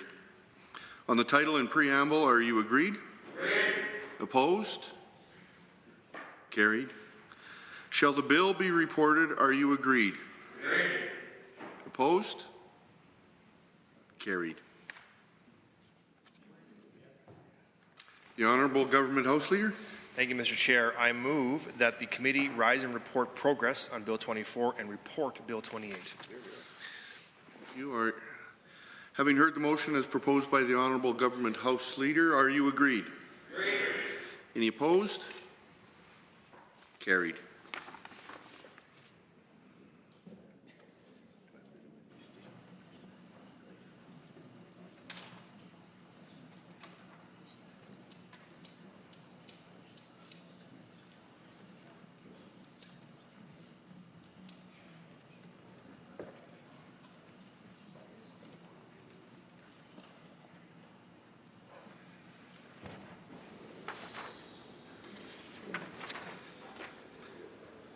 Honourable member from Bonnyville, Cold Lake, St. Paul. Mr. Speaker, the Committee of the Whole has had under consideration certain bills. The committee reports the following bills. Bill 28. The committee reports progress on the following bills. Bill 24. Mr. Speaker, I wish to table copies of all amendments considered by the Committee of the Whole on this date for the official record of the Assembly. Having heard the motion, those agree with the report, please say aye. Any opposed? This is carried. Under Government Bills and Orders for second reading, Bill 33, Protection of Privacy Act, Honourable Mr. Glubish. The Honourable Minister of Technology and Innovation. Thank you, Mr. Speaker. I'm pleased to rise and move second reading of Bill 33, the Protection of Privacy Act. Over the last several years, I can tell you, Mr. Speaker, that I have heard from folks from all across Alberta that privacy is extremely important to them. And I hope after our debate on this bill that Albertans will take comfort in hearing that their privacy is important to the Alberta government too. In fact, Bill 33 is an important part of our plan to implement the strongest privacy protections in Canada, accompanied by the strictest penalties for privacy violations. But before I walk through what Bill 33 will do to strengthen privacy protections, I think it's important to take a look at our history on privacy policy. Today, Mr. Speaker, we have three separate pieces of privacy legislation. We have, of course, the Freedom of Information and Privacy Act, or FOIP, which covers privacy protections related to public bodies. And this includes the rules that the Government of Alberta must follow regarding the privacy of Albertans when delivering public services. It also impacts municipal governments, all agencies, boards and commissions, as well as post-secondary institutions. We also have the Health Information Act, which provides privacy protections for all Albertans regarding their medical records. And finally, we have the Personal Information Protection Act, or PIPA, which outlines the protections in place governing how private sector organizations deal with the personal information of their customers. Well, Mr. Speaker, PIPA is currently the subject of a review by the Standing Committee on Resource Stewardship, and I look forward to hearing their recommendations as we consider options to further strengthen PIPA next year. And of course, the HIA, that's one of the pieces of privacy legislation that I'd be more than happy to continue working with the Health Minister on to look for opportunities to strengthen this in the future if needed. But what we are here to talk about today, Mr. Speaker, is Bill 33. And this bill is the next iteration of the privacy protection in FOIP. It is important to note that FOIP has not seen meaningful or substantive updates in over 20 years. So let me say this another way. FOIP legislation predates smartphones, social media, and even the internet. So it is fair to say that our public body privacy legislation is out of date and in need of modernization. It's hard to believe how 20-year-old legislation could possibly anticipate all the nuances of our modern digital landscape, and the pace of technological change is accelerating. So we need to keep up with the times. That, Mr. Speaker, is why it is so important for us to update our privacy legislation, starting with FOIP. Many other jurisdictions have taken steps to modernize and strengthen their privacy legislation, and today we are here to discuss Alberta's proposed approach. We may not have been first, Mr. Speaker, but I believe our approach is the best. Our goal is to implement, as I have said, the strongest protections in Canada. Albertans should have confidence that their privacy is protected. Before I get into the specifics of what Bill 33 will do, Mr. Speaker, let's talk a little bit about the services that public bodies provide to Albertans every day. Every day, Albertans interact with government services. Every day, Albertans see doctors, nurses, surgeons, and specialists. And every day, Albertans visit motor vehicle registries to register a vehicle, or renew a driver's license, or book a driver's exam. Every day, Albertans rely on the Land Titles Registry when they buy or sell a house, and every one of these interactions, Mr. Speaker, results in the creation of a record. Whether it be a paper record or a digital record, a record is kept. And another word for these records is data. And this data, Mr. Speaker, is essential for the delivery of public services. Without this data, your specialist wouldn't know what other medications your family physician had prescribed. Without this data, a registry agent wouldn't be able to help you register a car or apply for a driver's license. Without this data, you wouldn't know if that dream home that you were planning to buy had a lien on it until it was too late. The things we take for granted in our daily lives are dependent on these records being kept, and the Government of Alberta is the steward of this data on behalf of all Albertans. It is our job to ensure this data is accurate, collected with proper authorization, protected from unauthorized access and disclosure, and used for legitimate purposes for the benefit of Albertans. That's a big responsibility, Mr. Speaker, and we take it very seriously. Earlier this year, I shared with Albertans my plan to launch a series of initiatives to enhance transparency and to strengthen privacy protections for Albertans. And Bill 33 is this next step towards implementing the strongest privacy protections in Canada. So what will Bill 33 do, Mr. Speaker? Let's get into some of the details. First, it will take the privacy provisions from FOIP and it will create a brand new standalone piece of legislation dedicated solely to privacy. Why is this important? Well, it will allow us to be more nimble in the future because, as I said already, technology is evolving quickly and we need to be able to keep up with the times. With this change, Mr. Speaker, having standalone privacy legislation, we will be able to make faster, more nimble changes and tweaks to ensure that our legislation is up to date and it reflects the modern technological landscape and continues to offer the strongest protections possible for Albertans. And for those who might be wondering, the access to information component from FOIP will have its own legislation as well, and that is the subject of Bill 34, which my colleague, the Minister of Service Alberta and Red Tape Reduction, is leading. Well, second, Mr. Speaker, through you to all Albertans, let me say this. This legislation ensures that the government will never sell your data. No government ever should, and thanks to Bill 33, no government ever will. We're also adding a mandatory breach notification so that Albertans must be notified in the event of a privacy breach resulting in a risk of significant harm. And in today's fast-moving technology landscape, Mr. Speaker, AI is a tool that is boosting productivity and automating processes in every industry, including in government. Well, we believe, Mr. Speaker, that if AI is being used to assist in content generation or decision-making or predictions that affect you, then you deserve to know. This legislation will make sure that you're notified.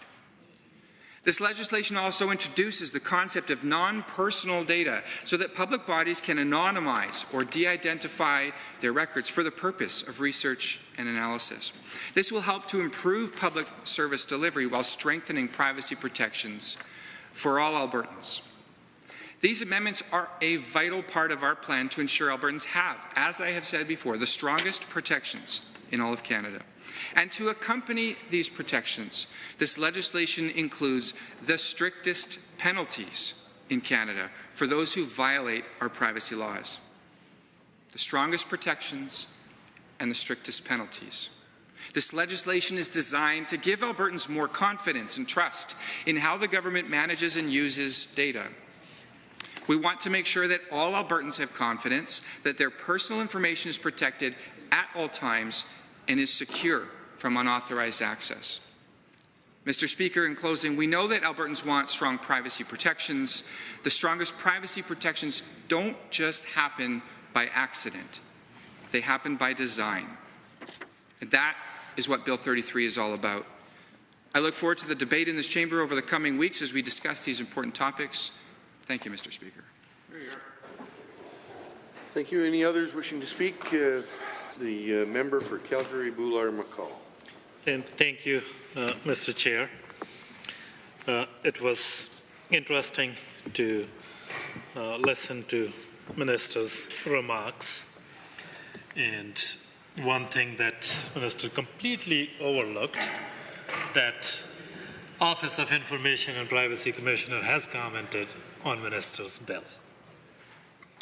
And I found it very disingenuous that government is not even mentioning that there was that comment made, there were comments made by the Office of Information and Privacy Commissioner. I do agree that protecting privacy is important. It's important for the respect and dignity of Albertans. It's important to restore and maintain trust and faith in democratic governments. But bill does nothing.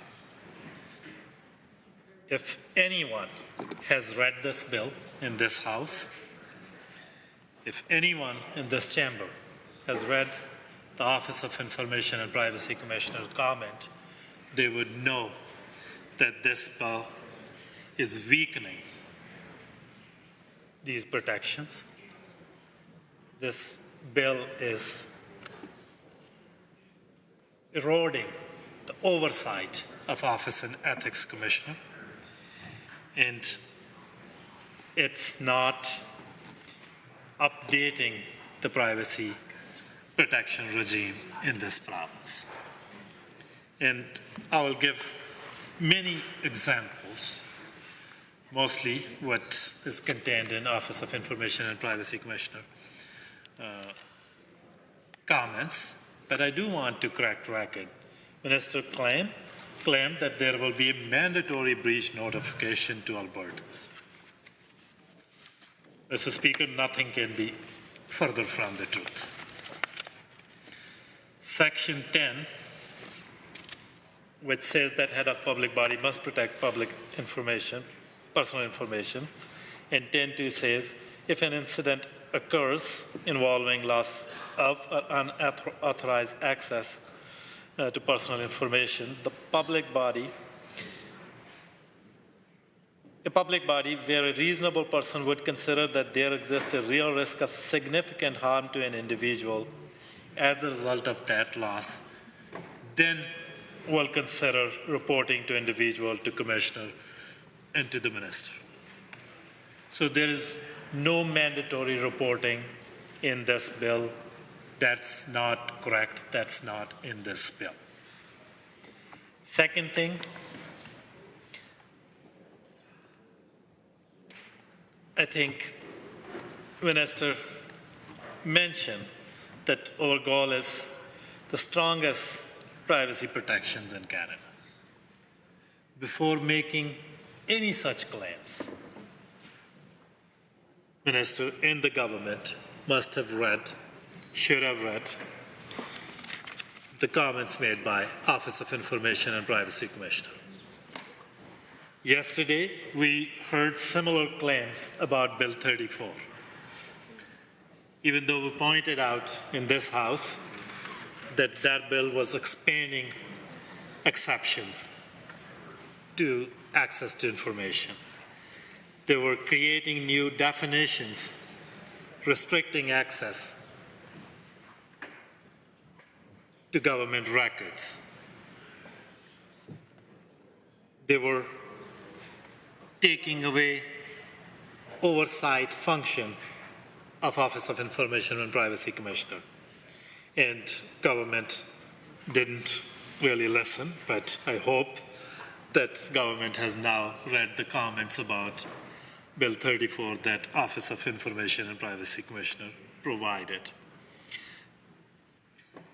Number of things that have been discussed in the comments of Office of Information and Privacy Commissioner, and I will also talk about those. One is that Bill 33 is missing a paramountcy provision.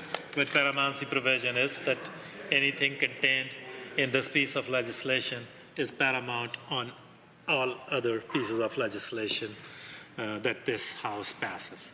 Why it's important?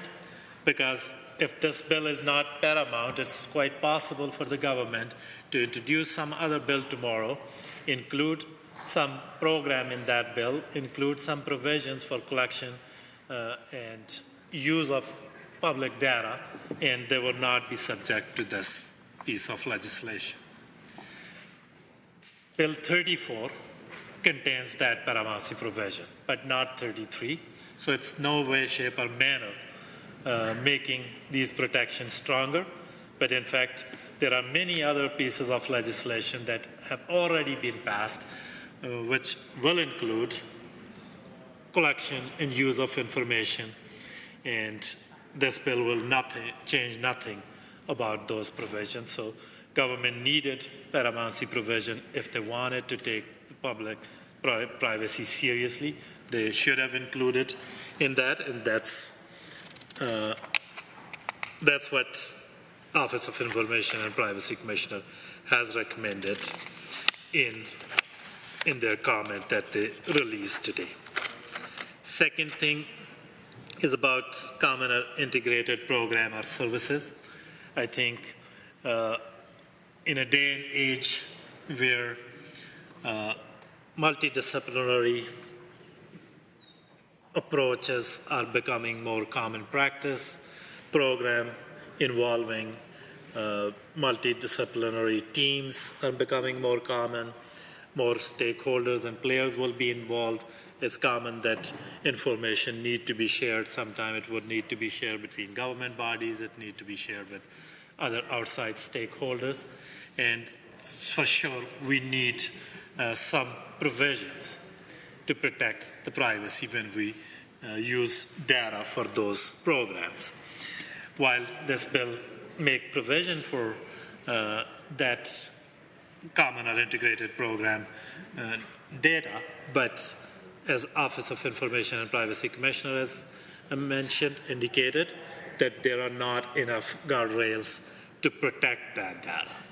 And what's missing from there is that although this bill says that there will be privacy management programs, but those programs won't come into force for another year. So what government needed to do is that they need to have those programs in place and then bring these provisions. And that's what is also recommended by the Office of Information and Privacy Commissioner. So I think while these provisions are good, but there is significant risk for Albertans' privacy, and government need to take these provisions, listen to the advice they are getting from Office of Information and Privacy Commissioner, and fix those provisions. Similarly, government is also making some amendment with respect to data matching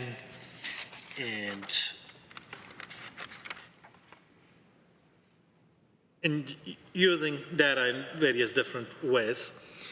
What concern here is government is claiming that it will not sell public data to anyone. Sure, they won't sell public data. That's what law says. But there are provisions in this legislation how government can use that data. They can use that for those shared programs. They can use that for generating data from without identifying information. And they can use that data for research and analysis. Bill doesn't provide any certainty who will be doing that research, who will be doing that analysis, and they're permitting the use of government data for research and analysis, but there is no definition provided for that. There are no guardrails provided for that. There is no criteria provided for that, and there is huge and significant risk that that is potentially a threat to Albertans' privacy. And again, I would say that Office of Information and Privacy Commissioner has noted and recommended changes to this provision as well. Then this bill also protects government in a very significant way. Earlier in Bill 34, government expanded the exceptions for access to information.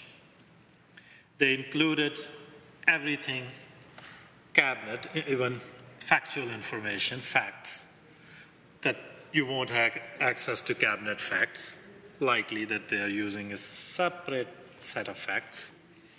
They included any interaction between political staff and cabinet, that would be excluded. They included that prosecutors' records, they will be excluded. And Office of Information and Privacy Commissioner has raised serious concerns about these exclusions. And those exclusions are also reflected in Bill 33, that privacy laws don't apply to that information.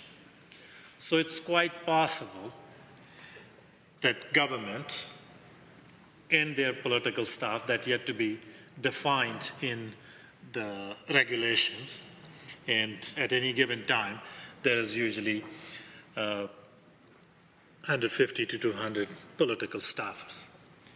Government can create a huge amount of data, collect information, public information, to which privacy laws won't apply, to which FOIP laws won't apply. So there is huge threat to Albertans' privacy, with the exceptions that this government is carving out in those two pieces of legislation.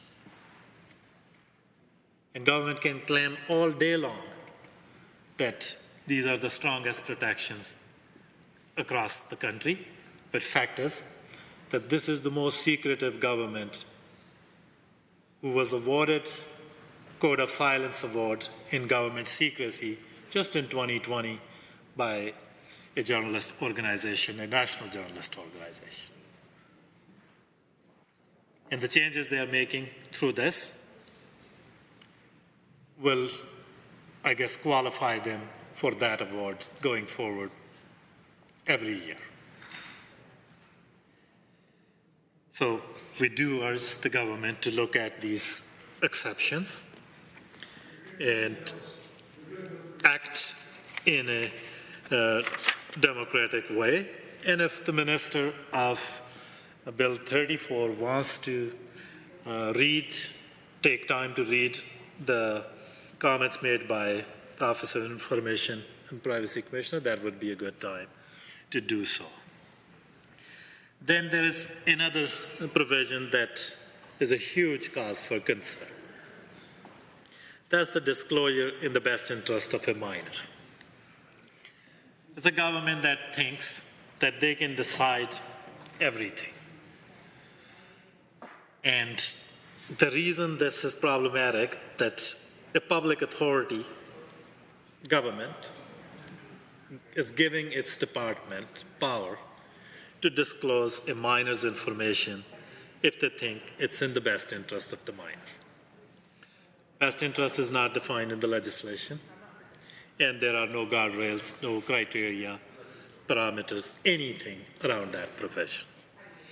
And the concern is that most jurisprudence around best interest of the child in the context of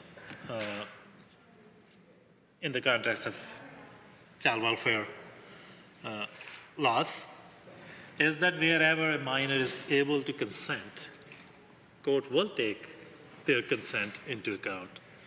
If they're able to comment, court will take their comments into account. And earlier, government was standing up for parents, and when they're not able to make a decision or consent, their parent and guardian should be asked about that. And here, government is giving public bodies authority to decide whatever they see fit. Again, that's a huge concern.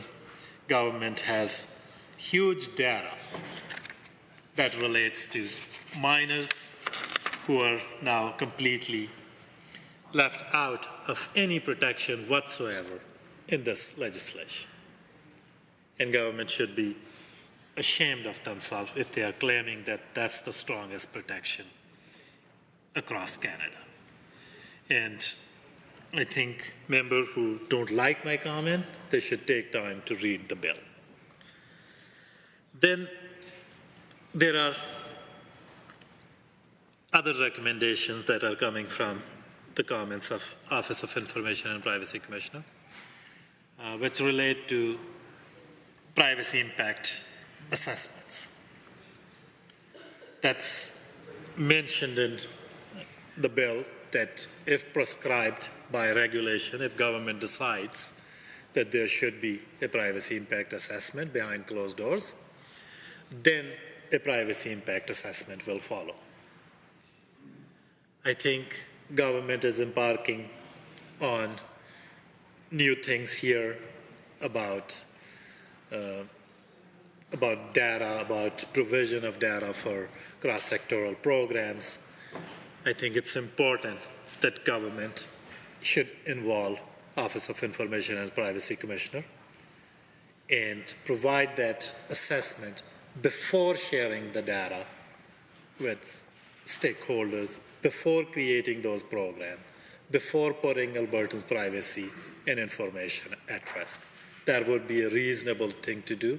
That's a reasonable recommendation that's made by Office of Information and Privacy Commissioner, and government should take that seriously, and if they want to be taken seriously, they should listen to at least the advice they are getting from independent officers of the legislature. Similarly, there are provisions with respect to automated decision making, and those provisions are also new and are there in response to technological developments that where you can use data in many different ways. But end of the day, when you're using Albertans' data for any purpose whatsoever, Albertans should have some trust and confidence that their information is not compromised. And government would think that Albertan will believe them or trust them, but they won't. So better course of action is that they take that information to Office of Information and Privacy Commissioner, let them have a look at it, and then decide. And similarly, with the provisions around automated decision making, that Office of Information and Privacy Commissioner has said, and I quote, "I'm surprised that Protection of Privacy Act does not contain any protections for Albertans for the use of automated decision-making systems." End quote. That's a direct quote that Office of Information and Privacy Commissioner has written in their comments. And that's a glaring oversight on part of this government. They should take responsibility for this oversight and take this bill back to the drawing table and try to rewrite it a bit better. There are other things as well. As I said, that they are watering down the oversight role of the Office of Information and Privacy Commissioner. So there are recommendations that what powers should be left with or vested in the Office of Information and Privacy Commissioner, which include review and comment about privacy impact assessments and their ability to review those agreements beforehand, before any information is compromised. So in short, in this form, this bill should not be supported. Albertans should be deeply worried about their privacy if this bill was to be implemented. And for the government and all members of this House, my advice is that please do take time to read your legislation. Please do take time to read the comments made by Office of Information and Privacy Commissioner with respect to Bill 33 and also Bill 34. And let's protect Albertans' right to privacy. Let's work together to protect right to information. Thank you, member. The honourable member for Edmonton Southwest. Thank you, Mr. Speaker. I rise today to speak on Bill 33, the Protection of Privacy Act, a piece of legislation that should have marked a new chapter for Alberta's privacy protections, but instead falls short in addressing the realities of our modern and technologically driven world. Privacy legislation is not just about setting rules, it is about fostering trust between citizens and their government. And it's about creating a framework that can adapt to an ever-evolving digital landscape, and most importantly, ensuring the rights and dignity of Albertans are upheld. But unfortunately, Mr. Speaker, Bill 33 fails to deliver. It creates unnecessary complexity, dilutes oversight, and misses critical opportunities to future-proof Alberta's privacy landscape. It does not adequately address the challenges posed by emerging technologies such as artificial intelligence, and it disregards the urgent need for robust protections that other jurisdictions, such as Europe, have already implemented. For Albertans, this bill represents not just a missed opportunity, but a potential step backward. Privacy protections are about trust, Mr. Speaker. Privacy is more than just a legal obligation. I guess we should ask ourselves, why should we care? Privacy is the foundation of trust between Albertans and their public institutions and their government. And so when Albertans share their personal information with public bodies, whether it be for healthcare or education or something as routine as vehicle registration, they do so with the expectation that their data will be handled responsibly, securely, and transparently. So trust in privacy protections is what allows citizens to fully participate in public life. Without it, people are hesitant to engage with public services. They might fear that their data could be mishandled, shared without consent, or even breached. I should note the Alberta's Information and Privacy Commissioner, an independent officer of this legislature, put it aptly in her recent letter to the Minister of Technology and Innovation, where she states that ensuring robust privacy protections is fundamental to the relationship between citizens and their government. And so, Mr. Speaker, Bill 33 as it stands risks undermining that trust by failing to adequately safeguarding the privacy rights of Albertans. And I'll go on to explain why. First of all, there is fragmentation, and fragmentation by design. And I have to say that that's one of the most concerning elements of Bill 33, is the decision to split the existing Freedom of Information and Protection of Privacy Act, or FOIP, into two separate pieces of legislation. So Bill 33 specifically addresses privacy, and Bill 34 specifically addresses access to information. Now, this government has justified this move by claiming that it will allow for more tailored updates in the future. However, in practice, what it does is it creates unnecessary complexity for public institutions and individuals alike. The existing FOIP Act was designed to provide a unified framework that addressed both privacy and access to information. These two areas are deeply interconnected, and when public institutions manage personal data, the question of how that data can be accessed is inherently linked to how it is protected.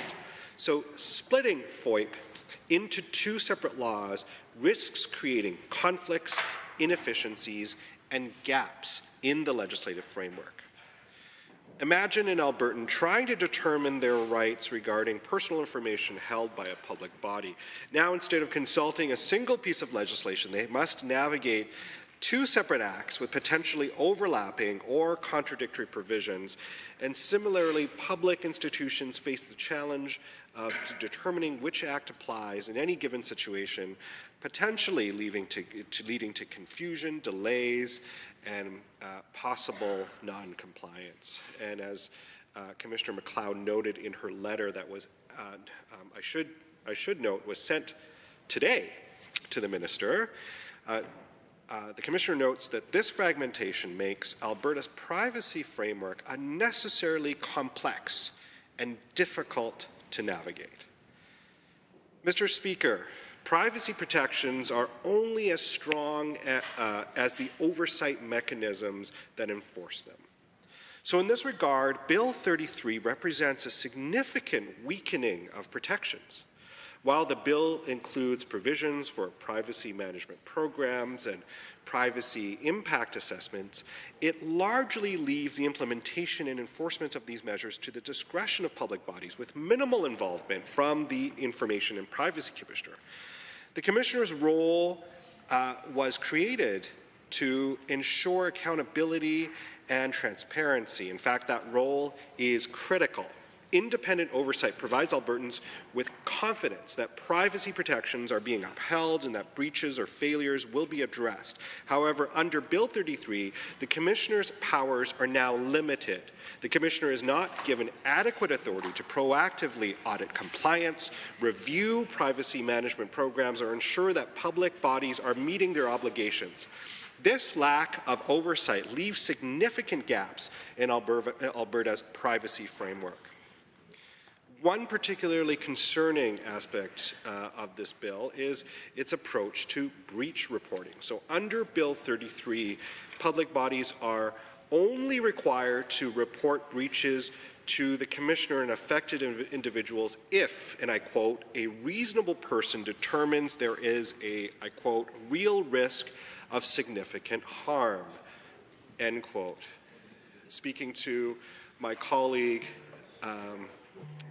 the member from Buller-McCall, this is a legal phrase that is actually not easy to interpret. And it actually it becomes vague, and it's a standard that is potentially subjective and could create dangerous loopholes. One asks, who decides what constitutes a real risk, and what happens when public bodies interpret this standard as too narrowly? As Commissioner MacLeod recommended, breach reporting should be automatic.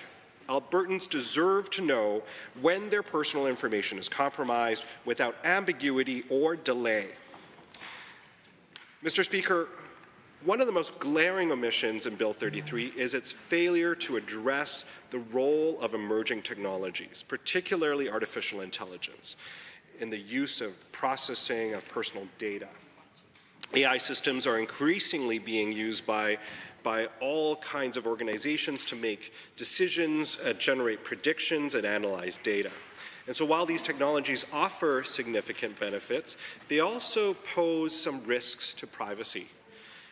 In Europe, I should mention, the General Data Protection Regulation sets a global standard for addressing these challenges.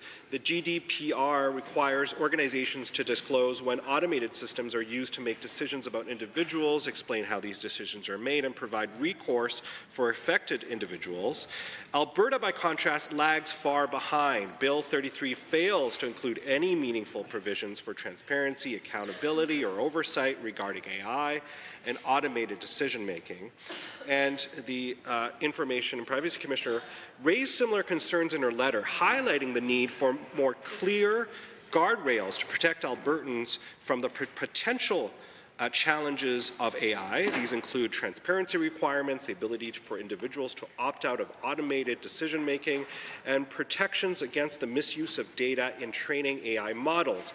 By neglecting to address these issues, Bill 33 leaves Albertans exposed to the risks posed by emerging technologies. Mr. Speaker, these shortcomings are not abstract.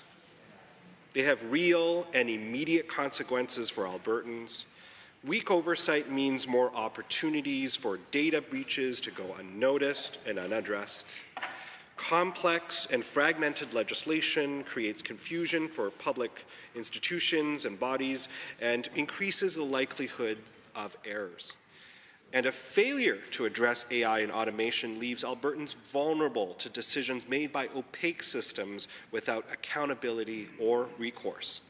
So imagine an Albertan discovering that their personal information was used in an automated system to deny them a government service with no explanation or way to challenge the decision, or imagine an Albertan filing a privacy complaint only to find that they must navigate multiple layers of bureaucracy before their concerns are even heard.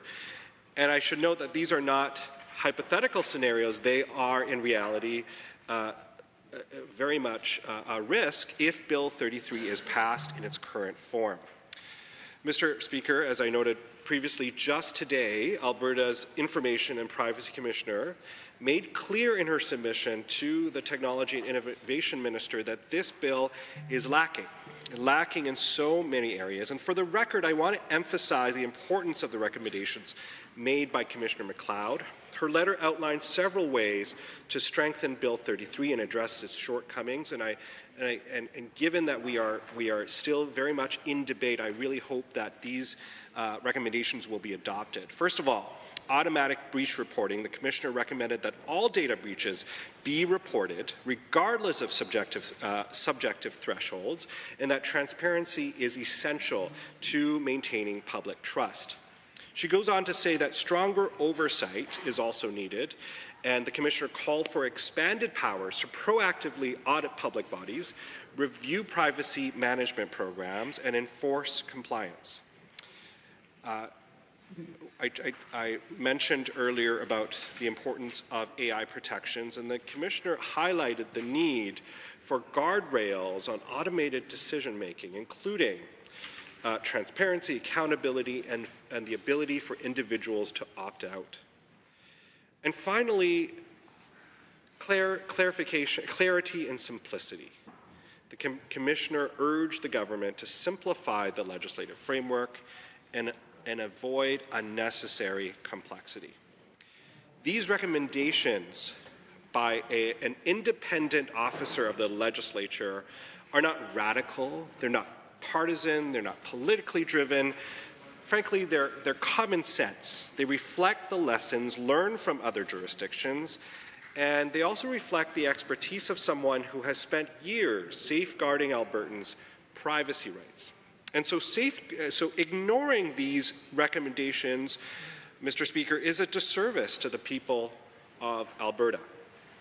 Alberta is not the only jurisdiction grappling with the challenges of privacy in a digital age. Countries around the world, including those in the European Union, have implemented robust privacy frameworks that address the realities of emerging technologies. I previously mentioned the GDPR, for example, which has become the benchmark for modern privacy legislation. It not only protects individuals' data, but also fosters innovation by providing clear and predictable rules for organizations.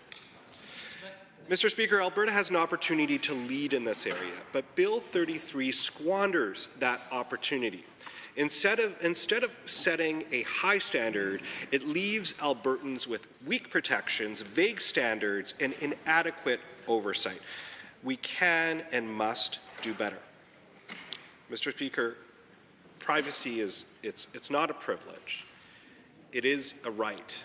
I mentioned earlier, it's so fundamental to the foundation of functioning and transparent democracies. In fact, it's so foundational that it is enshrined and included in the Universal Declaration of Human Rights by the United Nations. It is a fundamental aspect of democratic society and a prerequisite for trust in public institutions.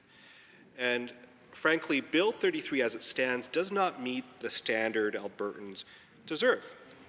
But I think there is still time through this process to fix its shortcomings. So I urge this government to reinstate strong oversight, empower the Commissioner to audit compliance, review privacy management programs, and hold public bodies accountable.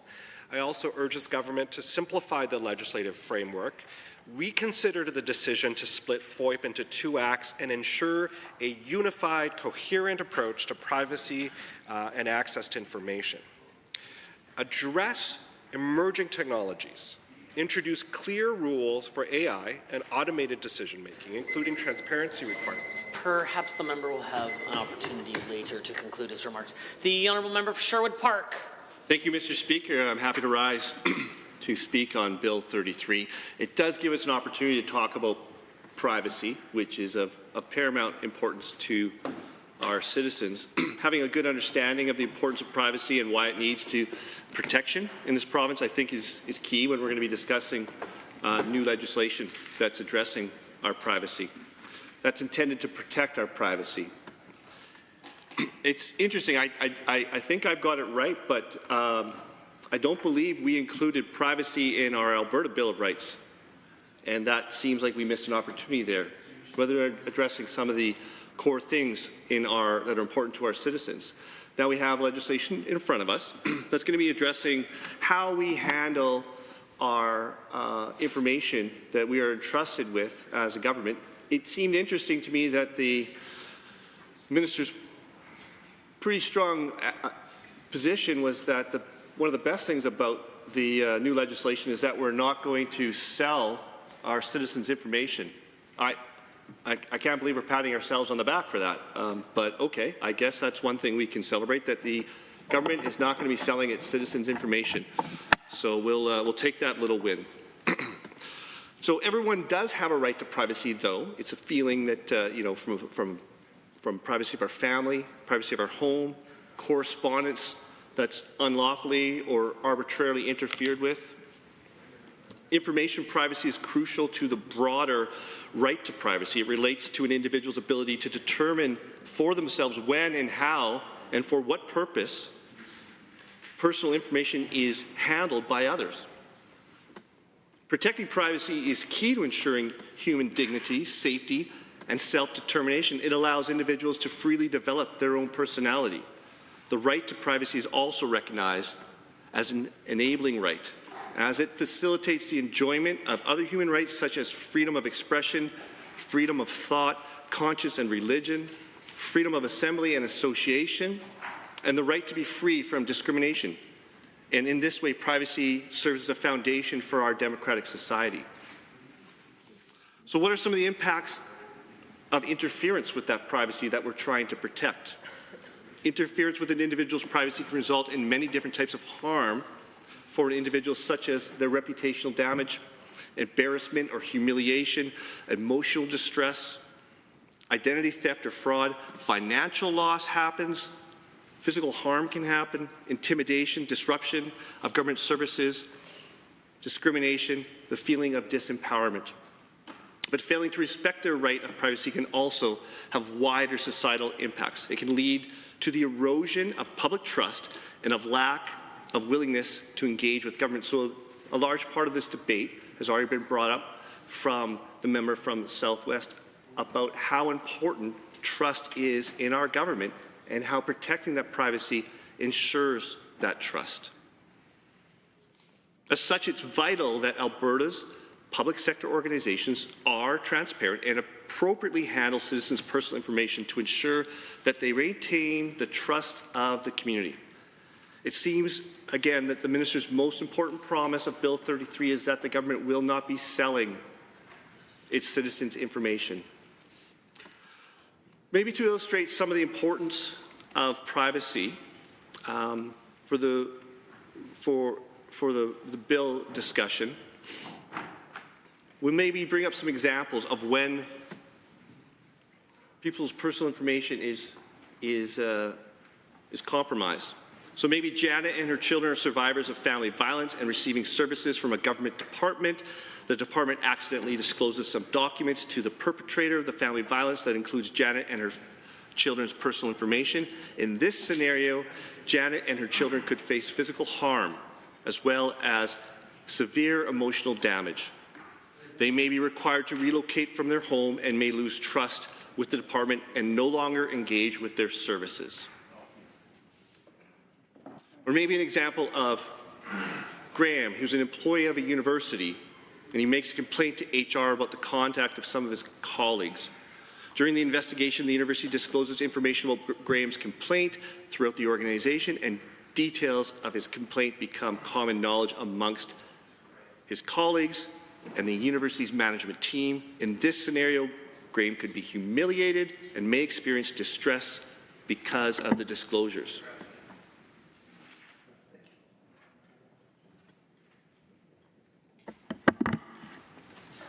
perhaps Zara, who applies for a role at a statutory agency, and the application process requires Zara to send the agency a large amount of personal information, including identity documents, and the agency fails to store the application securely and their systems are hacked.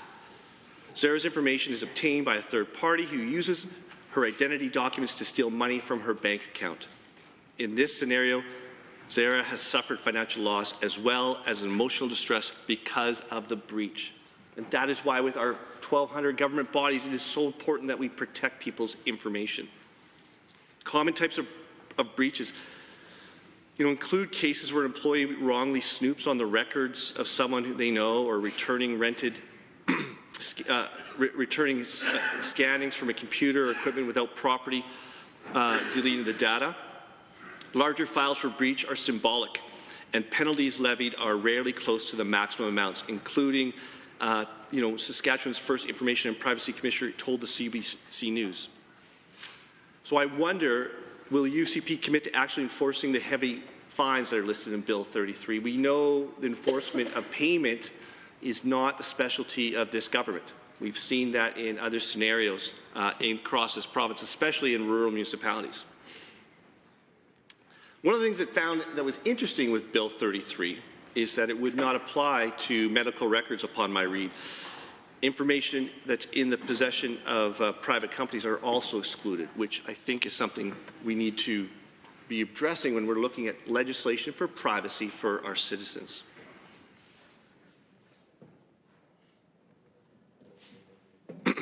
The government has not yet specified when they will be enforcing all the details for the enforcement of breaches, and it feels like there's a lot of room in that. I think when I read in a note on it, it was we're expanding it from 3 months to almost half a year for policy breaches to be investigated. So frankly, the minister's lack of knowledge is astounding.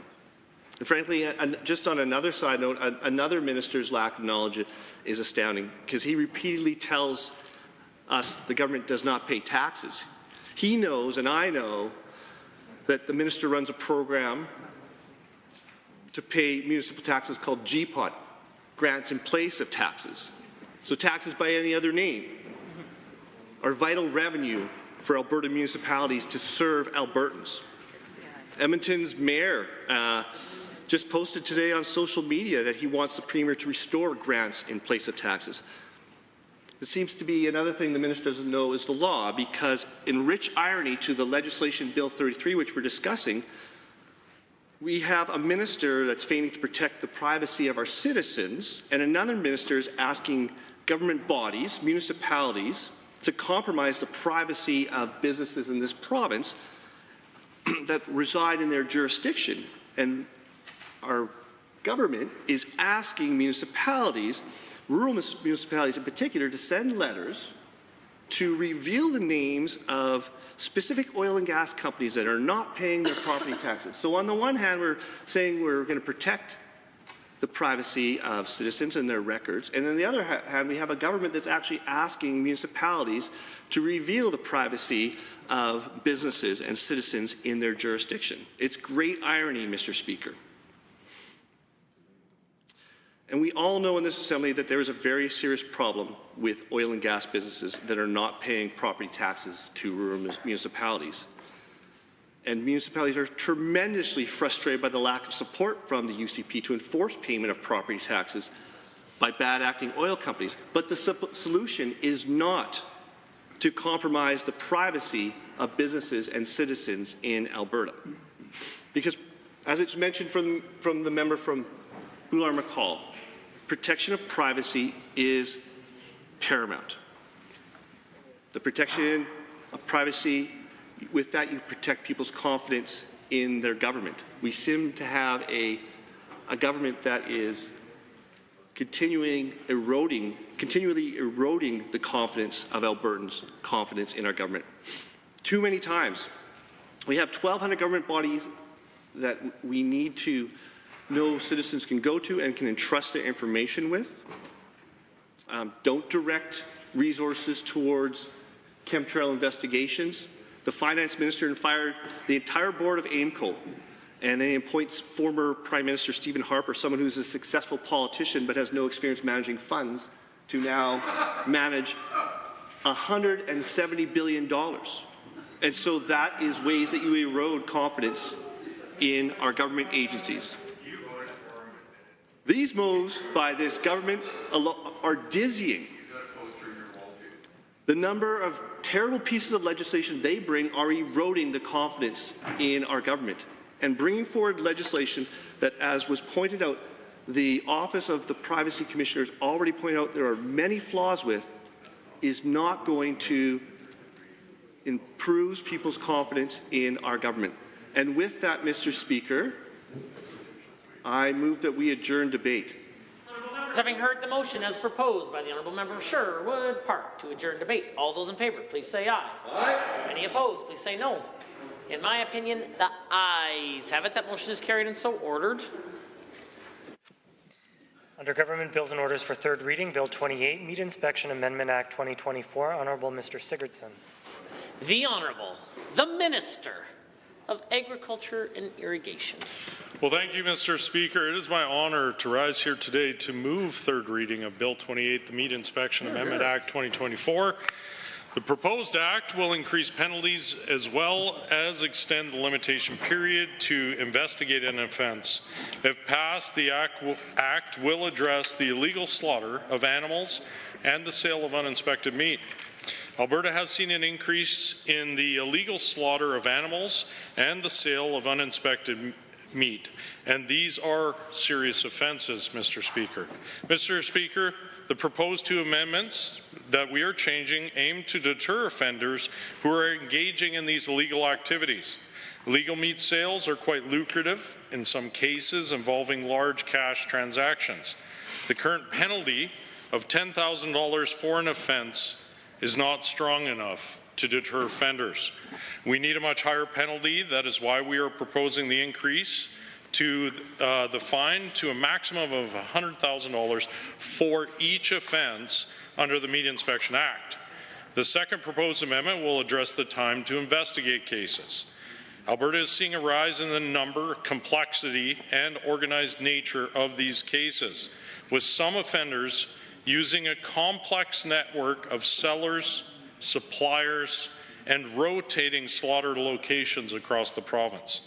The number of investigations of illegal slaughter and sale of uninspected meat nearly tripled between 2022 and 2023 and are expected to double again by the end of 2024.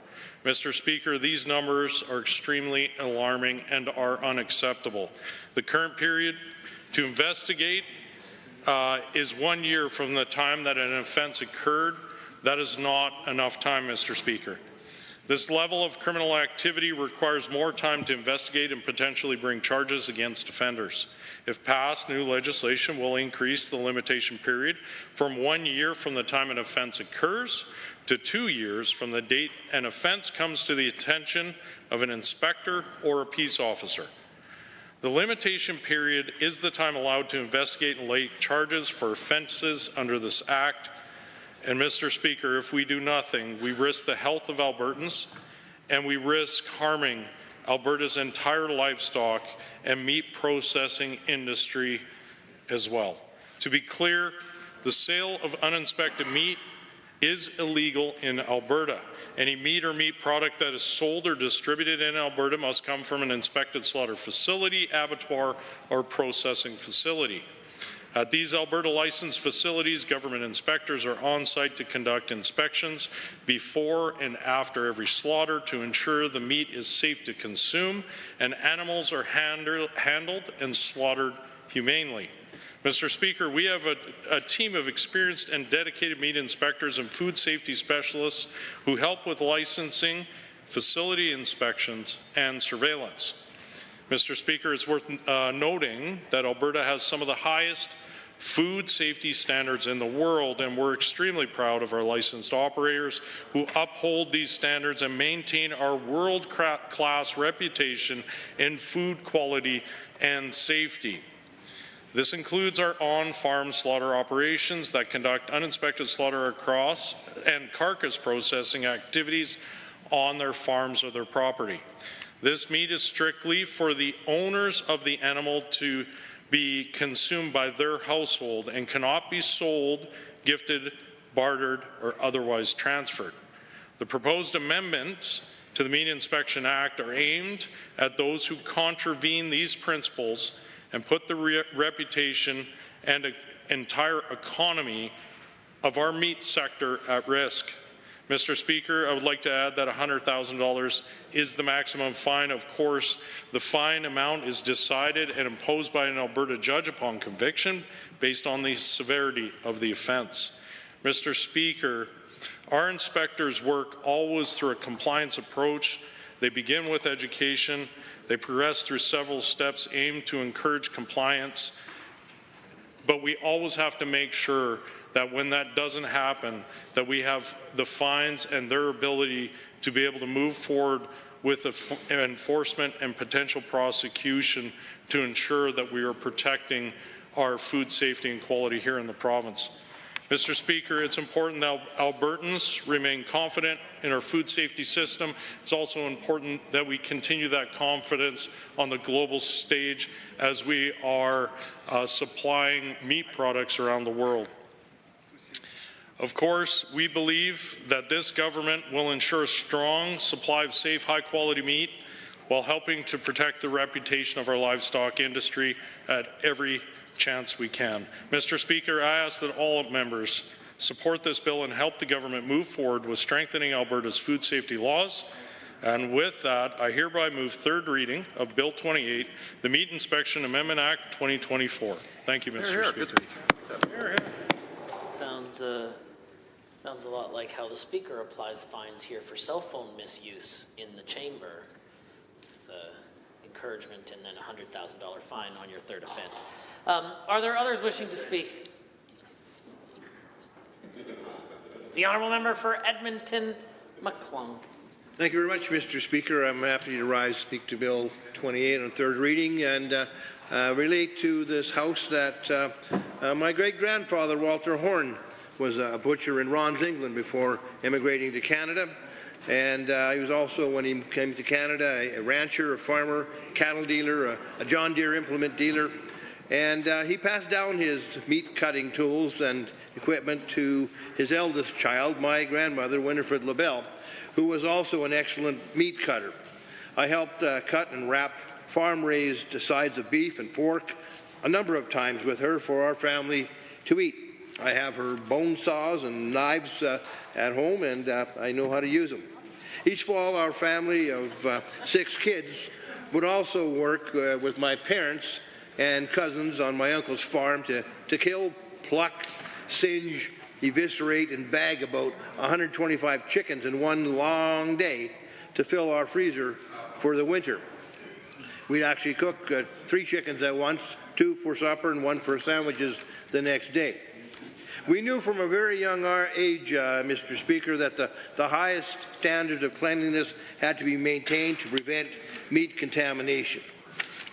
Now, I also worked on the cleanup crew at Canada Packers in my late teens, and in that plant, I cleaned the meat inspector's office, actually, each day. I cleaned the 9 floors and stairwells of the Canada Packers building, which unfortunately no longer exists, as well as the elevator shafts with high-pressure hot water, super concentrated bleach, and heavy-duty soap. You would actually have your uniform eaten right off you if you splashed that bleach on your pants. So everyone on that shift is responsible for cleaning the plant. Whoever was responsible for cleaning that whole plant were absolutely dedicated to the strictest cleaning standards in the lab. The workers, the meat inspectors, all were very much focused on maintaining those standards. We're super proud that the meat products were processed in a clean, safe plant and that they were producing the highest quality food. That was priority number 1. So on the beef kill floor, as soon as the animal's hide was removed, diseased carcasses were almost always immediately apparent. the deep yellow-colored fat in the carcass was often a dead giveaway that the animal was diseased. The meat inspectors condemned these carcasses immediately, and they were sent to rendering and removed from any possibility of human consumption.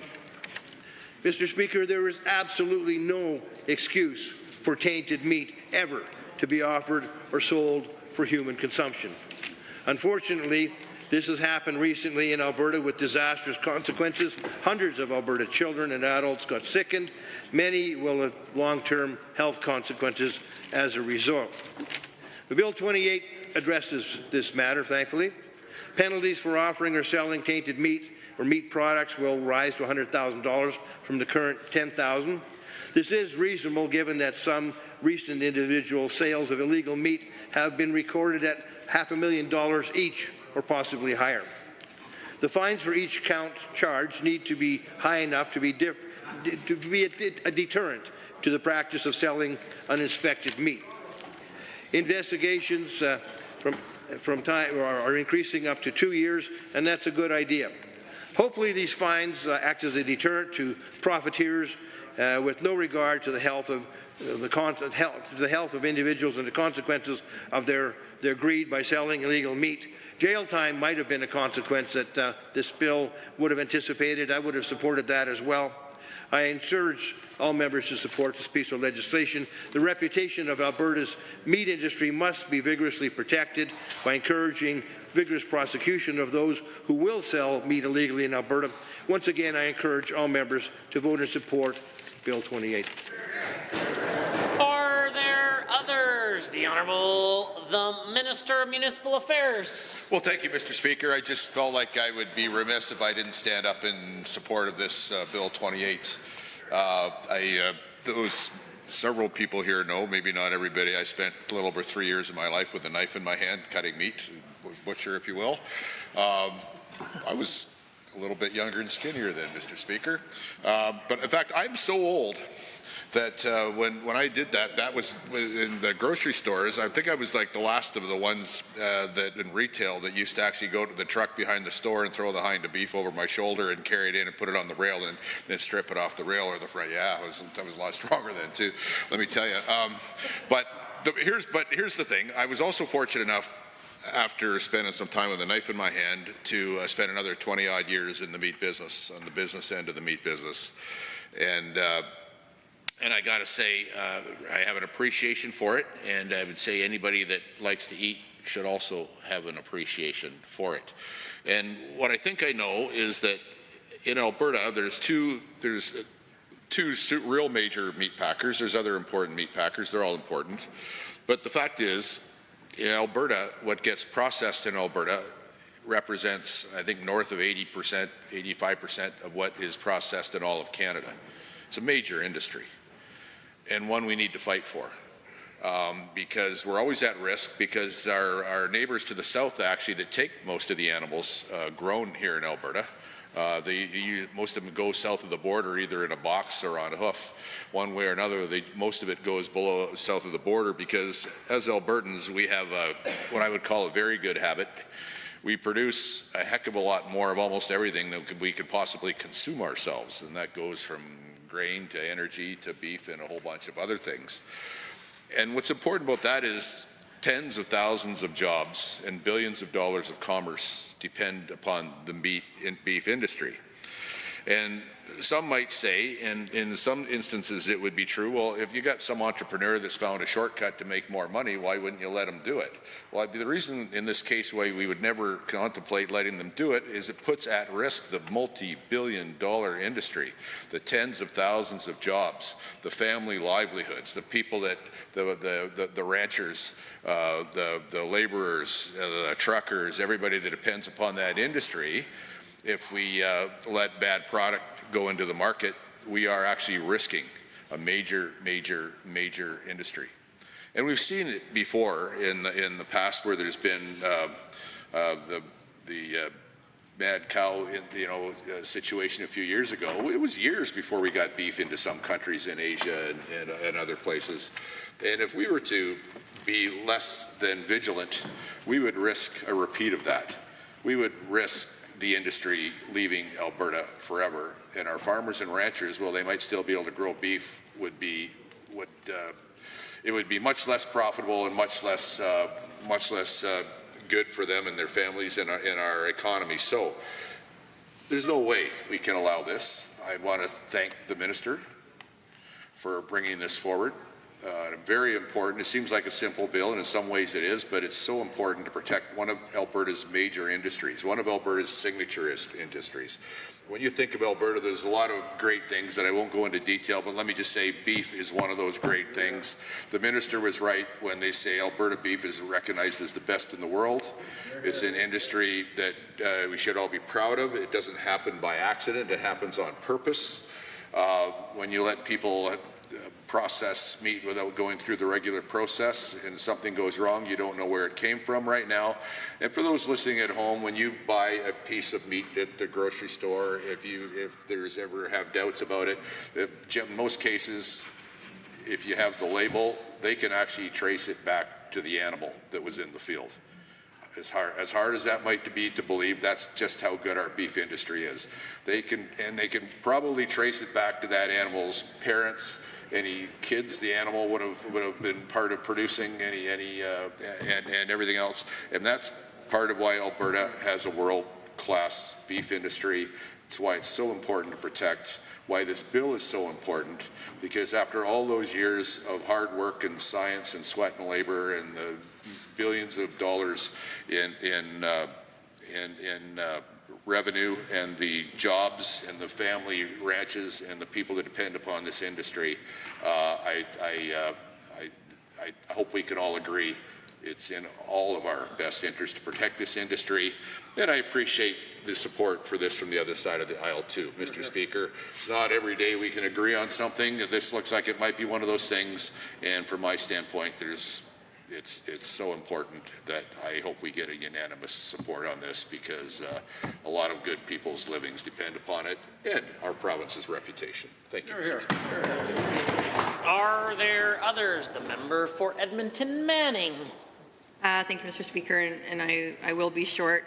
I just wanted to, I think we all agree in this House that we should support the bill, and I encourage all members in the chamber to do that. One of the things I just wanted to highlight real quickly as we're talking about our international reputation and the importance of this bill is that when the minister actually introduced the bill, he had a validator, which was the vice chair of Alberta Beef Producers, who said, we've got teams of people that travel overseas, visits with countries like Japan, where they build international markets. And it's really, really important to understand the reputation that we both have provincially and locally also extends and gets word across to a lot of our global trading partners, even into the United States, Mexico, and places like that. And so I felt it was important to put that on the record, Mr. Speaker, given the statements of the Premier this week around CUSMA and looking at whether or not we should be pulling out or asking Mexico to pull out of CUSMA, and if we should just be having a trading partner between the United States and Canada and not including Mexico. I would encourage all members in this House and government members to really have a good conversation with their colleagues in relation to, if we all agree that this bill is important and that it's important because it supports the beef industry and our international trade partnerships, that includes Mexico. And so, again, validated by the Alberta beef producers about the importance of that partnership, I would say that given that, if we're going to put some energy behind this bill and we're going to put some energy behind ensuring the reputation of our beef industry, that we also ensure that we're working with our trading partners. Thank you. Are there others? Seeing none, I am prepared to call on the minister to close debate. Honourable members, having heard the motion as proposed by the Honourable the Minister of Agriculture and Irrigation for third reading of Bill 28, Meat Inspection Amendment Act 2024, all those in favour of the motion, please say aye. Aye. Any opposed, please say no. In my opinion, the ayes have it. That motion is carried and so ordered. Bill 28, Meat Inspection Amendment Act 2024 is now read a third time. Under Government Bills and Orders for second reading, Bill 30, Service Alberta Statutes Amendment Act 2024, debate adjourned. Mr. Diol speaking. The honourable member for Edmonton Meadows has 8 minutes remaining should he choose to use it. Are there others? Looks like the honourable member for Calgary, Acadia. Calgary Klein. Klein, my apologies. Thank you. So, Mr. Speaker, I'm pleased to rise to speak in support of Bill 30, the Service Alberta Statutes Amendment Act of 2024, as it applies to updates to Alberta's legal framework for condominium properties and construction projects. The amendments to this to Condominium Property Act, Prompt Payment and Construction Lien Act, and the Public Works Act will impact many Albertans, including homeowners, tenants, developers, and workers. So the updates to these 3 acts are important steps to positively impact Albertans and address issues I've long heard from speaking to folks in the community about condominium governance and process, but also from contractors and workers in terms of processes to guide their work and how they are compensated. This is critical as we navigate an affordability crisis, a housing shortage with some of the highest rents in the country, with the last item still to be addressed by this government, of course. And in the interest of giving credit where it's due, the government of Alberta is finally aligning itself with other provinces that have already taken action on addressing condominium disputes and ensuring that prompt payments within the construction industry are also addressed. So I appreciate the intent of this bill and hope this government can take some further action to improve it. So on the first point that I wanted to discuss was the Condominium Dispute Resolution Tribunal. Throughout my time in constituency offices and now as an elected member, it's always an honor to hear from people about the issues that impact their lives. And what I've found is that condominium governance, dispute resolution, and management can loom large and not always in a positive way. So it makes a lot of sense as condominiums aren't just about a unit in a building or a group of units. Condominiums are homes where people build their lives, raise their families, work remotely, and even build their social networks. So there's also quite often a significant personal financial investment, and this can also be viewed as security while folks are aging. So when constituents have chatted with me about conflict in their condo, around the boards or the recourse that they might have when they're trying to resolve a dispute, it's often a very long conversation that can be very, very emotional as they talk about the conflicts that arise and the possible impacts on their financial investments. Prolonged disputes and non-existent guidelines have created a lot of stress and have impacted mental health and financial well-being for a lot of these folks. We know that owners have been asking for this for about a decade, and now that the government is taking this step, I hope that they ensure that the tribunals that or the tribunal that's being created is well-funded and resourced appropriately so that Albertans are well served. So the $8 million that is already earmarked is a good start, but I hope that the government can commit to monitoring the progress, efficiency, and transparency around the tribunals. So another topic that comes to mind when we're talking about this legislation and that is dealt with by the amendments is prompt payment legislation. So the amendments made to Prompt Payment and Construction Lien Act deal with payment of contractors, subcontractors, and their subcontractors. So businesses, small businesses, and their workers alike will be impacted. I'll note that it would be nice if we actually had a labor ministry that dedicated itself to matters involving workers, but that sadly is a discussion for another day. So I'm surprised by the long gaps. When I was reading up on this bill, I looked at some of the gaps in the requirements for timelines. Sorry, I hesitate to interrupt, but perhaps order. I might just remind members that if they would like to have private conversations, perhaps they can do that in either of the lounges that are available to the members, or at the very least, keep the volume down to a lower level so that I have less challenge hearing the member. The Honourable Member for Calgary Klein. Thank you so much, Mr. Speaker. Just to repeat, when we're talking about prompt payment, I was actually really surprised to look at what the requirements are in terms of timelines for payment of contractors and subcontractors. So just to give a little context, Crown to contract payments are to be paid in full no later than 28 days after receiving notice. Contractor to subcontractor payments are to be paid in full no later than 35 days after receiving proper notice. Subcontractor to subcontractor payments are now to be paid in full no later than 42 days after receiving proper notice. And the concern that I have here is that we're looking at several different layers of contractor. The people who are working for any of these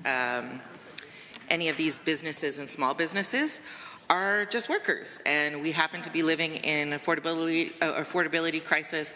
I know that from having spoken to a lot of contractors and having a lot of construction workers that I speak to on a regular basis that are part of my social circles of my family, that often they have a lot of hustle. So they're doing a lot of contracts concurrently, and the idea that there is such a delay in payment, no matter what level of subcontractor they are, is very concerning when we know that our rents are higher than ever, people are having trouble paying their bills. So that's something that I would like to see addressed, actually, those large gaps.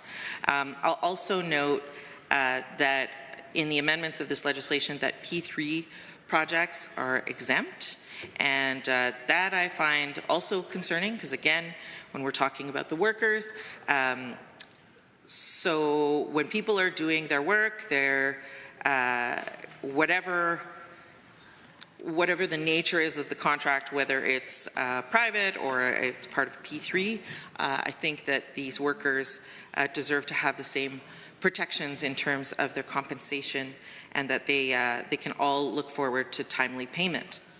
So I would say that if this government is truly committed to supporting Alberta's construction workers and small businesses, that they ensure that prompt payment protections apply to all government-related projects, including P3s. Another item that I see is a possible gap that could end up hurting workers is workers and small businesses is the idea of enforcement. So I'd like to know what processes will be followed in terms of contractors and subcontractors who aren't getting paid on time, and especially if there will be any sort of recourse for them in terms of enforcement. Some of the other issues that come up within the amendments here are adjudication and legal clarity in the Public Works Act. The amendments to the Public Works Act aim to improve the adjudication process for public works disputes. So by allowing adjudication to proceed concurrently with court action and making determinations binding, the government hopes to expedite dispute resolution and reduce the legal backlog. So I can see that this aligns with practices in other provinces that seek to simplify and accelerate dispute handling in the public sector. And while this is a step in the right direction, adjudication alone cannot address broader inefficiencies that exist in Alberta public works projects. Alberta also needs to work to address insufficient project oversight, coordination issues, and bureaucratic bottlenecks. So adjudication is helpful for specific payment-related disputes, but it doesn't tackle some of those systemic issues which require a much more comprehensive approach, including transparency, clear timelines, and accountability, so that we can prevent delays before they occur.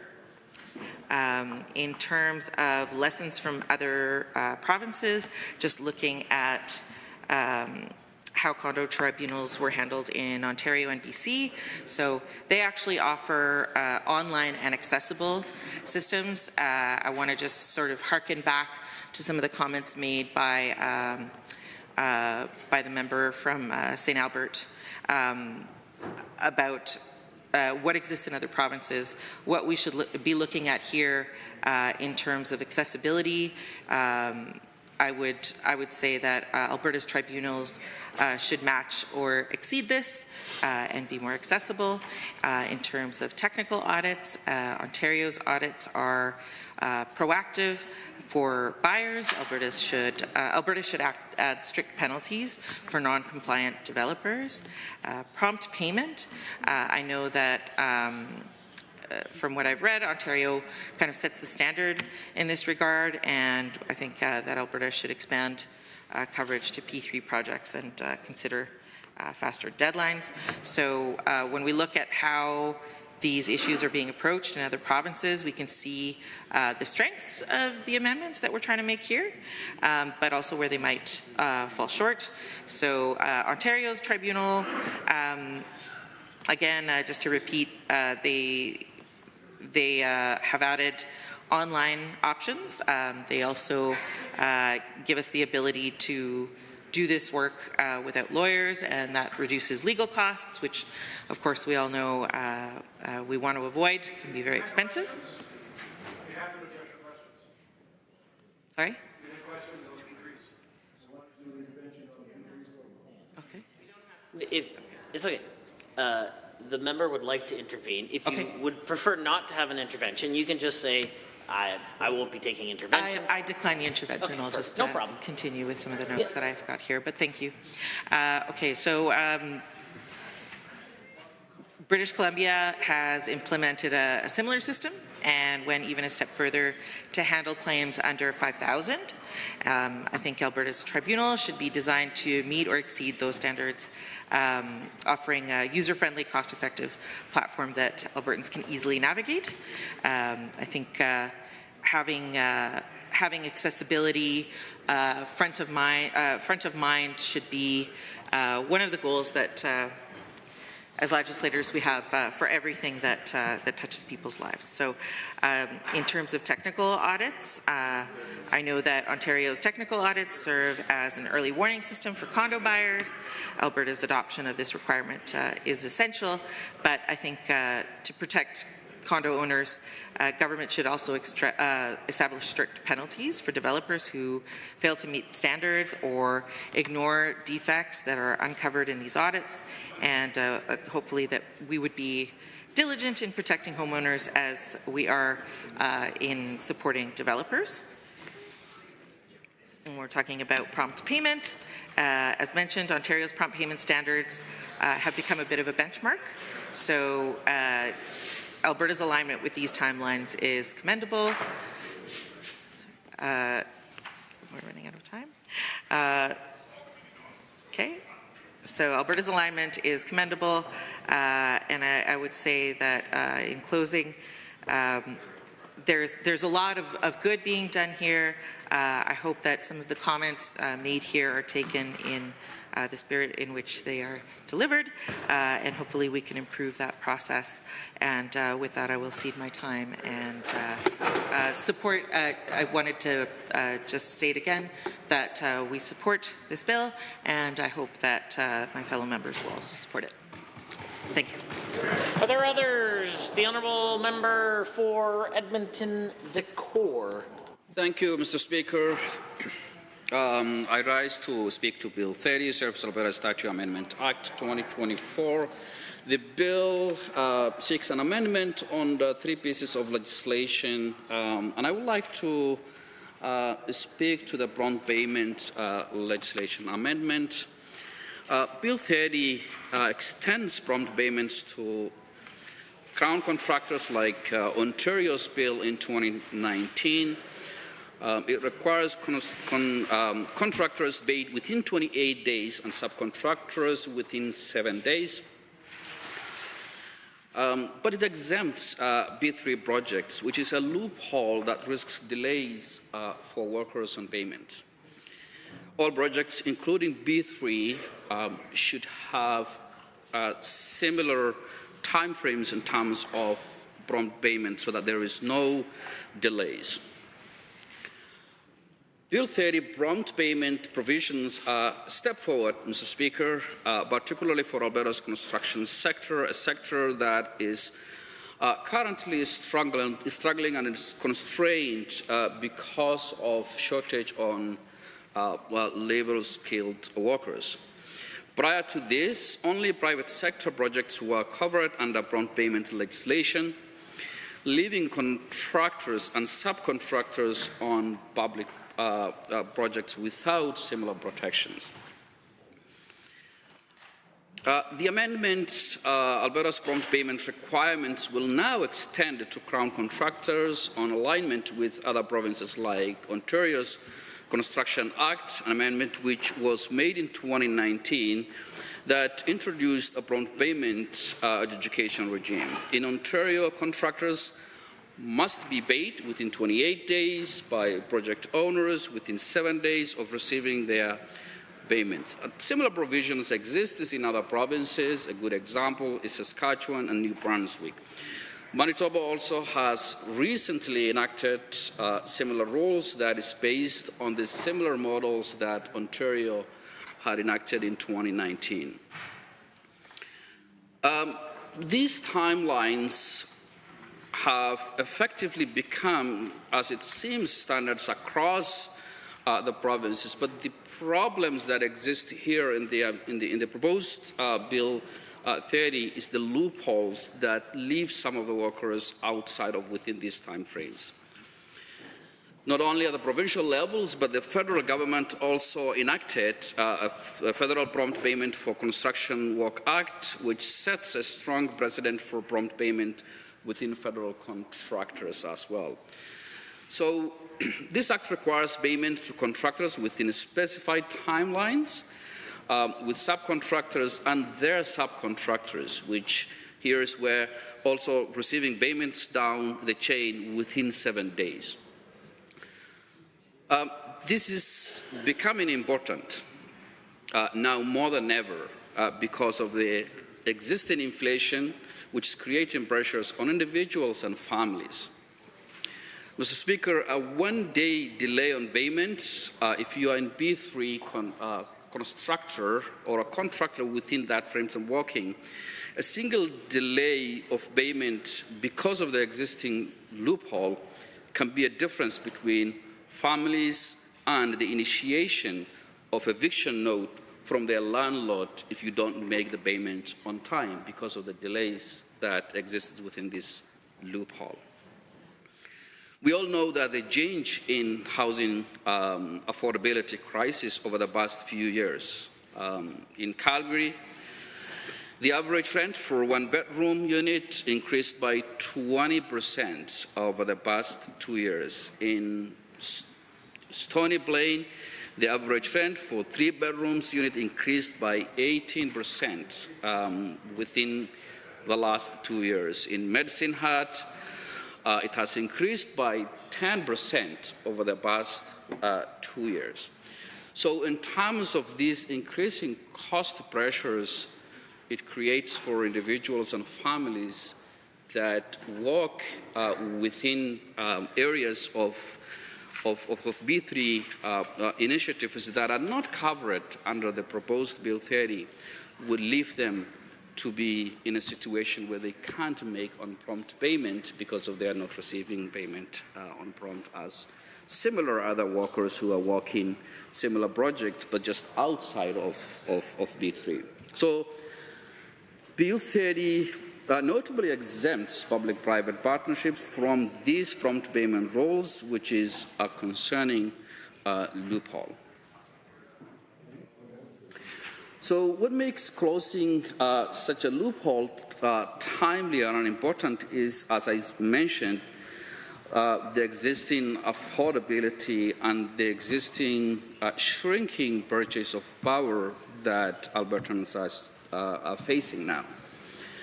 The growing affordability crisis, we have higher utility costs, we have the second higher auto insurance rates in the country. In fact, we are 3 times or 4 times higher than other provinces in some areas. The unemployment rates in our province is quite higher. The second in the country and the highest outside the Maritimes.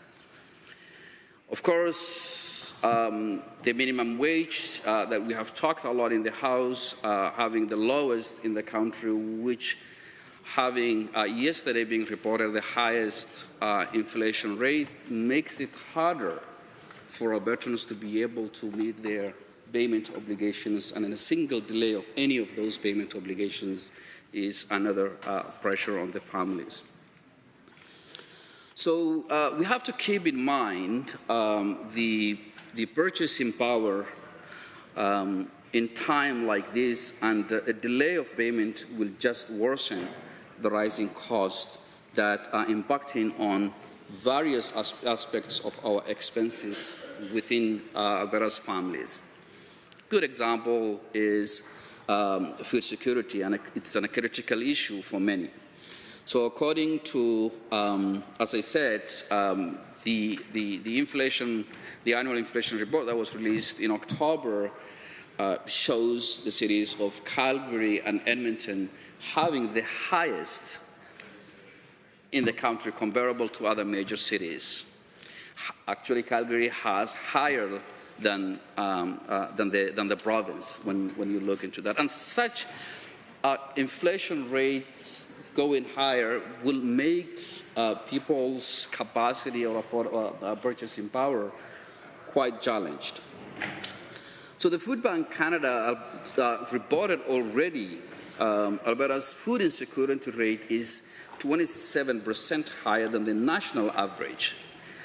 And a single delay of payment as exists within the loophole of this bill just creates makes the situation worse.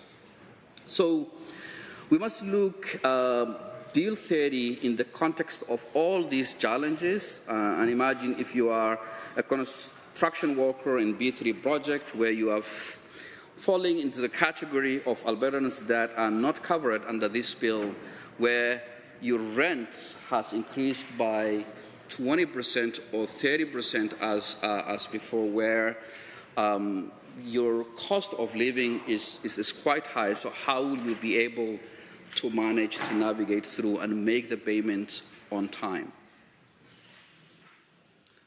So another reason why the loophole in Bill 30 need to be addressed is that as a province, Alberta is struggling to attract and retain skilled workers, particularly in the construction sector, where we need to increase to address existing housing affordability crisis by increasing the supply of constructions, and where you don't have such number of workforce, it delays in terms of dealing with the existing housing affordability issue. So as we know, P3 are increasingly used for major infrastructure projects, and that means quite a number of workers within these projects will be impacted by the existing loophole in this bill. So as I was saying, that B3 are increasingly used as a major infrastructure project, but contractors and subcontractors that are working on this project will remain at risk of delayed payment just because of they were left out of the proposed amendment that is already catching up with the other provinces. So the prompt payment is an important to ensure workers are paid on time.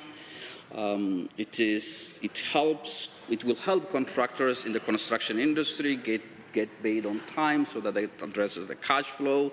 It will also protect new workers from being taken advantage by being told to work more jobs in order to get paid in previous jobs. So beyond workers being paid on time, they also need to be supported. So what I will propose is that if this government is truly committed to supporting Alberta's construction workers, and small businesses, it should ensure that prompt payment protections apply to all government-related projects, including B3 projects. Thank you. Honourable members, are there others? Seeing none, I am prepared to call on the minister to close debate. Honourable members, having heard the motion as proposed by the Honourable the Minister of Service Alberta and Red Tape Reduction for second reading of Bill 30, Service Alberta Statutes Amendment Act 2024. All those in favour of the motion, please say aye. Aye. Any opposed, please say no. In my opinion, the ayes have it. That motion is carried and so ordered. Bill 30, Service Alberta Statutes Amendment Act 2024 is now read a second time. The Honourable the Government House Leader. Well, Mr. Speaker, the clock looks like it's just about that time, so I figure I'll move to adjourn debate until tomorrow at 1:30 p.m. Honourable members, having heard the motion as proposed by the Honourable the Government House Leader, all those in favour of the motion, please say aye. Aye. Any opposed, please say no. In my opinion, the ayes have it, and the House stands adjourned until tomorrow at 1:30 p.m.